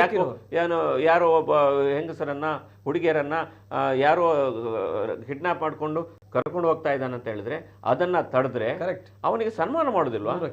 ಘೋಷಣೆ ಮಾಡ್ತಾರೆ, ಬಹುಮಾನಗಳನ್ನು ಘೋಷಣೆ ಮಾಡ್ತಾರೆ. ಇಲ್ಲಿ ಇಂಥದ್ದೆಲ್ಲ ನೋಡಿದ್ದಾರೆ ವಿಡಿಯೋ ಆದ್ಮೇಲೆ. ಅವರೇನು ಹೊಡಿಲಿಲ್ಲ ಯಾರಿಗೂ, ಅದು ತಡೆದು ನಿಲ್ಲಿಸಿದಾಗ ಅವನ ಮೇಲೆ ವಾಹನದ ಮೇಲೆ ಕೇಸು, ಅಂದರೆ ಇವರು ಆ ಡ್ರೈವರ್ಗಳ ಮೇಲೆ ಕೇಸು, ಇಂಥದ್ದನ್ನೆಲ್ಲ ಇಂಥ ಸಂದರ್ಭಗಳಲ್ಲಿ ಆದರೂ ನಿಲ್ಲಿಸಿ. ಬೇರೆ ಕಡೆಯಲ್ಲಿ ಹೊಡೆದ್ರೆ ಕಾನೂನು ಅದು ಇದೆ, ಏನು ಮಾಡ್ಲಿಕ್ಕೆ ಆಗೋದಿಲ್ಲ ಕಾನೂನು. ಬಟ್ ಇಂಥ ಪ್ರಕರಣಗಳಲ್ಲಿ ರಕ್ಷಣೆಯಲ್ಲಿ ಅವರನ್ನ 25 ಪ್ರಾಣಿಗಳಲ್ಲಿ ಜೀವ ಉಳಿತಲ್ವಾ? ಹೌದು, ಉಳಿತು. ಮತ್ತೆ ಆ ರೀತಿ ಕಾನೂನು ಉಲ್ಲಂಘಿಸಿ, ನಿಯಮ ಉಲ್ಲಂಘಿಸಿ ಆತರ ಮಾಡಿದ್ರೆ ಎಷ್ಟು ಕೇಸು ಜಡಿಬಹುದು ಅವ್ರ ಮೇಲೆ. ಅವರನ್ನ ಕೇಸು ಜಡಿಯದೆ ರಕ್ಷಣೆ ಮಾಡಿದ್ರೆ ಅದ್ರ ಅರ್ಥ ಏನು ಅಂತ ಮಾಡ್ತಾ ಇರ್ತಾನೆ. ಅದ್ರ ಅರ್ಥ ಏನು? ಇವ್ರು ಏನಾದ್ರು ಹೊಡೆದ್ರು, ತಲವಾರಿಂದ ಕಡಿದ್ರು, ರಕ್ಷಣೆ ಕಾರ್ಯಾಚರಣೆ ಮಾಡುವಾಗ ಇವ್ರ ಮೇಲೆ ಕೇಸ್ ಹಾಕ್ಬೇಕು. ಕಾನೂನಿದೆ, ರಕ್ಷಣೆ ಆದ್ರೂ ನೀವು ಆ ರೀತಿ ಕಾನೂನು ಕೈಗೊಳ್ಳುತ್ತ ಇದು ಏನು ಮಾಡದೆ ಇಂಥದ್ದನ್ನ ಹೀನಾಯವಾಗಿ, ಹಿಂಸಾತ್ಮಕವಾಗಿ, ಕ್ರೂರತನಿಂದ ಒಯ್ತಾ ಇರೋದನ್ನ ತಡೆದಾಗ ಅದರ ಮೇಲೆ ಕೇಸ್ ಹಾಕಬೇಡಿ. ಆ ಒಂದು ವಿಕೃತ ಮನಸ್ಥಿತಿ ಅಂದ್ರೆ ಹೇಗ್ ಬರುತ್ತೆ ಅವ್ರಗಳಿಗೆ? ಅಂದ್ರೆ ಏನಾದ್ರು ಒಂದು ಅಮಲ್ ನಾವು ನಶೆಯಲ್ಲಿ ಇರ್ತಾರ ಅಂದ್ರೆ ವಿಕೃತ ಮನಸ್ಥಿತಿ ಆ ರೀತಿಯೂ ಕೂಡ ನಾನು ಪೇಲ್ ಮಾಡಬೇಕು. ದುಡ್ಡಿನ ಅಮಲು, ಮತ್ತೆ ಅವರ ಕ್ರಿಮಿನಲ್ ಹಿನ್ನೆಲೆ, ಮತ್ತೆ ಅವರಿಗೆ ಬರ್ತಾ ಇರುವಂತ ಬೇಡಿಕೆ, ಮತ್ತು ಅವರ ಒಳಗಿರುವಂಥ ಕ್ರೌರ್ಯ ಇದೆಲ್ಲ ಹೆಲ್ಪ್ ಮಾಡ್ತದೆ. ಓಕೆ, ಎಸ್, ಇದು ದಯಮಾಡಿ ಕ್ಷಮಿಸಿ, ಸಮಯದ ತುಂಬಾನೇ ಆಗಿದಾಗ ಇನ್ನು ಮುಂದೆ ಕರೆಗಳನ್ನು ನಾನು ತೆಗೆದುಕೊಳ್ತಾ ಇಲ್ಲ. ಕಾರ್ಯಕ್ರಮ ಕೊನೆಗೊಳಿಸುವಂತಹ ಸಂದರ್ಭ, ಇವೆಲ್ಲದರ ಜೊತೆಗೆ ಇದು ಯಾವಾಗ ಕೊನೆಗೊಳ್ಳುತ್ತೆ ಗೊತ್ತಿಲ್ಲ, ಕೊನೆಗೊಳ್ಳಬೇಕು ಅನ್ನೋದು ನಮ್ಮ ಆಶಯ. ಯಾಕಂದ್ರೆ ಇಂತಹ ಮೂಕ ರೋದನೆ, ಯಾಕಂದ್ರೆ ಆ ಒಂದು ದೃಶ್ಯಾವಳಿಗಳನ್ನು ನೋಡಿದಾಗ ಕುಂದೇಶ್ವರರು ಹೇಳಿದಾಗೆ ಅದು ಹಿಂಸೆ ಅನ್ನೋಂಥದ್ದು ಹೇಳುವಂತಿಲ್ಲ, ಅಂದರೆ ಹೇಳೋಕ್ಕಾಗಲ್ಲ. ಯಾಕಂದರೆ ನಮ್ಗೆ ನೋಡಿದಾಗ ಮನುಷ್ಯನಾಗಿ ಹುಟ್ಟಿದ ಮೇಲೆ ತಾಯಿಯ ಹಾಲನ್ನು ಕುಡಿದು ಬಂದು ಭೂಮಿಗೆ ಬಂದಂತಹ ಪ್ರತಿಯೊಬ್ಬ ವ್ಯಕ್ತಿ ಕೂಡ ಅದು ಹಿಂಸೆ ಅನ್ನೋಂಥದ್ದು ಪಕ್ಕಾ ಗೊತ್ತಾಗುತ್ತೆ. ಅಂತಹ ಹಿಂಸಾತ್ಮಕ ರೀತಿಯಲ್ಲಿ ಸಾಗಿಸಿದಂತಹ ದನಗಳ ಮಾಂಸವನ್ನು ತಿಂದರೆ ಏನು ಸಿಗುತ್ತೋ ಅನ್ನೋದು ಗೊತ್ತಿಲ್ಲ. ಇದೇ ಪ್ರಶ್ನೆ, ಇದು ಹರಾಮ್ ಅನ್ನುವಂಥದ್ದು ಕೂಡ ಸಿದ್ದಿಕ್ ತಲಪಾಡಿ ಅವರು ಹೇಳ್ತಾರೆ. ಆದರೆ ಇಂತಹ ಪೈಶಾಚಿಕ ಕೃತ್ಯಗಳು, ಅಮಾನವೀಯ ಕೃತ್ಯಗಳು ನಮ್ಮ ಕರಾವಳಿ ಭಾಗದಲ್ಲಿ ನಡೀತಾ ಇದೆ. ಅದಕ್ಕೆ ಕುಮ್ಮಕ್ಕು ಕೊಡುವಂತಹ ನಮ್ಮ ಜನಪ್ರತಿನಿಧಿಗಳು, ಪೊಲೀಸ್ ಇಲಾಖೆ ಅಂತಹ ಮನಸ್ಥಿತಿ ಇರೋದಕ್ಕೂ ಕೂಡ ದೊಡ್ಡ ಧಿಕ್ಕಾರವಿದೆ. ಯಾಕಂದರೆ ತಮ್ಗಳ ಒಂದು ಮನಸ್ಥಿತಿಯಿಂದ, ತಮ್ಗಳ ಒಂದು ಪೈಶಾಚಿಕ ಮೈಂಡ್ ಸೆಟ್ಟಿಂದ ಇಂತಹ ಪ್ರಕ್ರಿಯೆಗಳು ಆಗುತ್ತೆ ಅಂತ ಬಂದಾಗ ತಮ್ಗಳಿಗೂ ಕೂಡ ಒಂದು ಕಾಲಘಟ್ಟ ಅನ್ನೋಂಥದ್ದು ಕಾದಿದೆ. ಯಾಕಂದರೆ ಪ್ರತಿಯೊಂದು ಜೀವ, ಅದು ಪ್ರತಿಯೊಂದು ಜೀವಕ್ಕೂ ಕೂಡ ಬೆಲೆ ಇದೆ. ಅದರ ಹಿಂಸೆ, ಅದರ ನೋವು, ಆ ಒಂದು ನೋವಿನಲ್ಲಿ ಆ ಒಂದು ಮನಸ್ಥಿತಿಯಲ್ಲಿ ಹೇಳುವಂಥ ಪ್ರತಿಯೊಂದು ವಿಚಾರಗಳು ನಮ್ಮಲ್ಲಿ ಒಂದು ನಂಬಿಕೆ ಇದೆ, ಶಾಪ ಇದೆ. ಅದು ಎಲ್ಲ ಧರ್ಮಗಳು, ಹಿಂದೂ ಧರ್ಮಗಳಲ್ಲ, ಎಲ್ಲ ಅದೇ ಹೇಳಿದ ಜನಪ್ರತಿನಿಧಿಗಳು ಅದಕ್ಕೆ ಕೇಳುವಂಥದ್ದು. ಯಾಕಂದ್ರೆ ಅವರುಗಳು ದೊಡ್ಡ ಇದರಲ್ಲಿ ಸೂತ್ರಧಾರರು ರಾಜಕಾರಣಿಗಳು, ಅದಕ್ಕೆ ಹೇಳೋದು ಜನಪ್ರತಿನಿಧಿಗಳು ಹೇಳಿದಂಥದ್ದು ನಾನು. ತದನಂತರ ಪೊಲೀಸ್ ಇಲಾಖೆ ಹೇಳಿರುವಂಥದ್ದು, ತದನಂತರ ಇಂತಹ ಪೈಶಾಚಿಕ ಕೃತ್ಯ ಮನಸ್ಥಿತಿಗಳು ಅವರು ಎಲ್ಲದಕ್ಕೂ ಕೂಡ ನಮ್ಗಳಿಗೆ ಪಾಲಿದೆ. ನಾಟ್ ಓನ್ಲಿ ಕುಂದೇಶ್ವರ ಸರ್ ಹೇಳಿದಾಗೆ ಯಮದೂತ, ಚಿತ್ರಗುಪ್ತ ಮಾತ್ರ ಅಲ್ಲ, ಹಿಂದೂ ಧರ್ಮ, ಮುಸಲ್ಮಾನ ಧರ್ಮ, ಕ್ರೈಸ್ತ ಧರ್ಮ, ಪ್ರತಿಯೊಂದು ಧರ್ಮಗಳಿಗೇನಿದೆ, ಪ್ರತಿಯೊಂದು ಧರ್ಮಗಳಲ್ಲೂ ಕೂಡ ಈ ಪಾಪ ಪುಣ್ಯದ ಕಾನ್ಸೆಪ್ಟ್ಗಳಿದೆ. ಪ್ರತಿಯೊಂದು ಧರ್ಮದಲ್ಲಿ ಇದೆಯಲ್ಲ ಸರ್ ಪಾಪ ಪುಣ್ಯದ ಕಾನ್ಸೆಪ್ಟ್? ಹೌದು, ಪ್ರತಿಯೊಂದು ಧರ್ಮದಲ್ಲಿ ಪಾಪ ಪುಣ್ಯದ ಲೆಕ್ಕ ಕೊಡ್ಲೇಬೇಕಾಗುತ್ತೆ. ಅದು ಈಗ ರಾಜಕಾರಣಿಗಳು, ಪೊಲಿಟಿಷಿಯನ್ಸ್ಗಳು ಎಷ್ಟೇ ಹಣ ಮಾಡಬಹುದು, ಎಷ್ಟೇ ಓಟ್ಗಳನ್ನು ತೆಗೆದುಕೊಳ್ಬಹುದು, ಆದ್ರೆ ತಮಗೂ ಕೂಡ ಒಂದು ಲೆಕ್ಕ ಸಿಗುತ್ತೆ. ಪೊಲೀಸ್ ಇಲಾಖೆಯವರು ಎಷ್ಟೇ ತಾವುಗಳು ತುಂಬಾ ಲಂಚವನ್ನು ತೆಗೆದುಕೊಳ್ಬಹುದು ಅಥವಾ ಇತರರಿಗೆ ಬಕೆಟ್ ಹಿಡಿಬಹುದು, ಆದ್ರೆ ಪಾಪ ಪುಣ್ಯದ ಲೆಕ್ಕಾಚಾರಗಳು ಇದ್ದೇ ಇರುತ್ತೆ. ಪ್ರತಿಯೊಬ್ರು ಕೂಡ ಪಾಪ ಪುಣ್ಯದ ಲೆಕ್ಕಾಚಾರಗಳು ಇಡಲೇಬೇಕಾಗುತ್ತೆ. ಅದು ಎಲ್ಲೂ ಕೂಡ ಬಿಟ್ಟು ಹೋಗಲ್ಲ, ಸಿಕ್ಕೇ ಸಿಗುತ್ತೆ. ನಾವುಗಳು ನೋಡಿದ್ದೀವಿ ಸಮಾಜದಲ್ಲಿ. ಎನಿವೆ, ಅಂತಹ ಮೂಕ ರೋದನ, ಅಂತಹ ಮೂಕ ಪ್ರಾಣಿಗಳು ಹಾಕಿದಂತಹ ನೋವಿಗೂ ಕೂಡ ಬೆಲೆ ಸಿಗುವಂತಹ ಕಾಲ ಬರುತ್ತೆ. ಅವುಗಳ ತಮಗೆ ಗೊತ್ತಾಗುತ್ತೆ ಅಂತ ಹೇಳ್ತಾ, ಇವತ್ತಿನ ಕಾರ್ಯಕ್ರಮದಲ್ಲಿ ನಮ್ಮ ಜೊತೆ ಇರುವಂತಹ ಅತಿಥಿಗಳು ಮುಸ್ಲಿಂ ಲೀಗ್ನಿಂದ ಸಿದ್ದಿಕ್ ತಲಪಾಡಿ ಅವರು, ಅದೇ ರೀತಿ ಹಿರಿಯ ಪತ್ರಕರ್ತರು ಜಿತೇಂದ್ರ ಕುಂದೇಶ್ವರ ಸರ್, ಅದೇ ರೀತಿ ಪ್ರದೀಪ್ ಸರಿಪಳ್ಳ ಅವರು. 3 of you sir, thank you so much. Yes ವೀಕ್ಷಕರು, ಇದು ಇವತ್ತಿನ ವಿಶೇಷ. ನಿರಂತರ ಸುದ್ದಿ ಹಾಗೂ ಮನೋರಂಜನೆಗಾಗಿ ನೋಡ್ತಾ ಇರಿ ನಮ್ಮ ಕುಂಡ ನ್ಯೂಸ್ 24/7.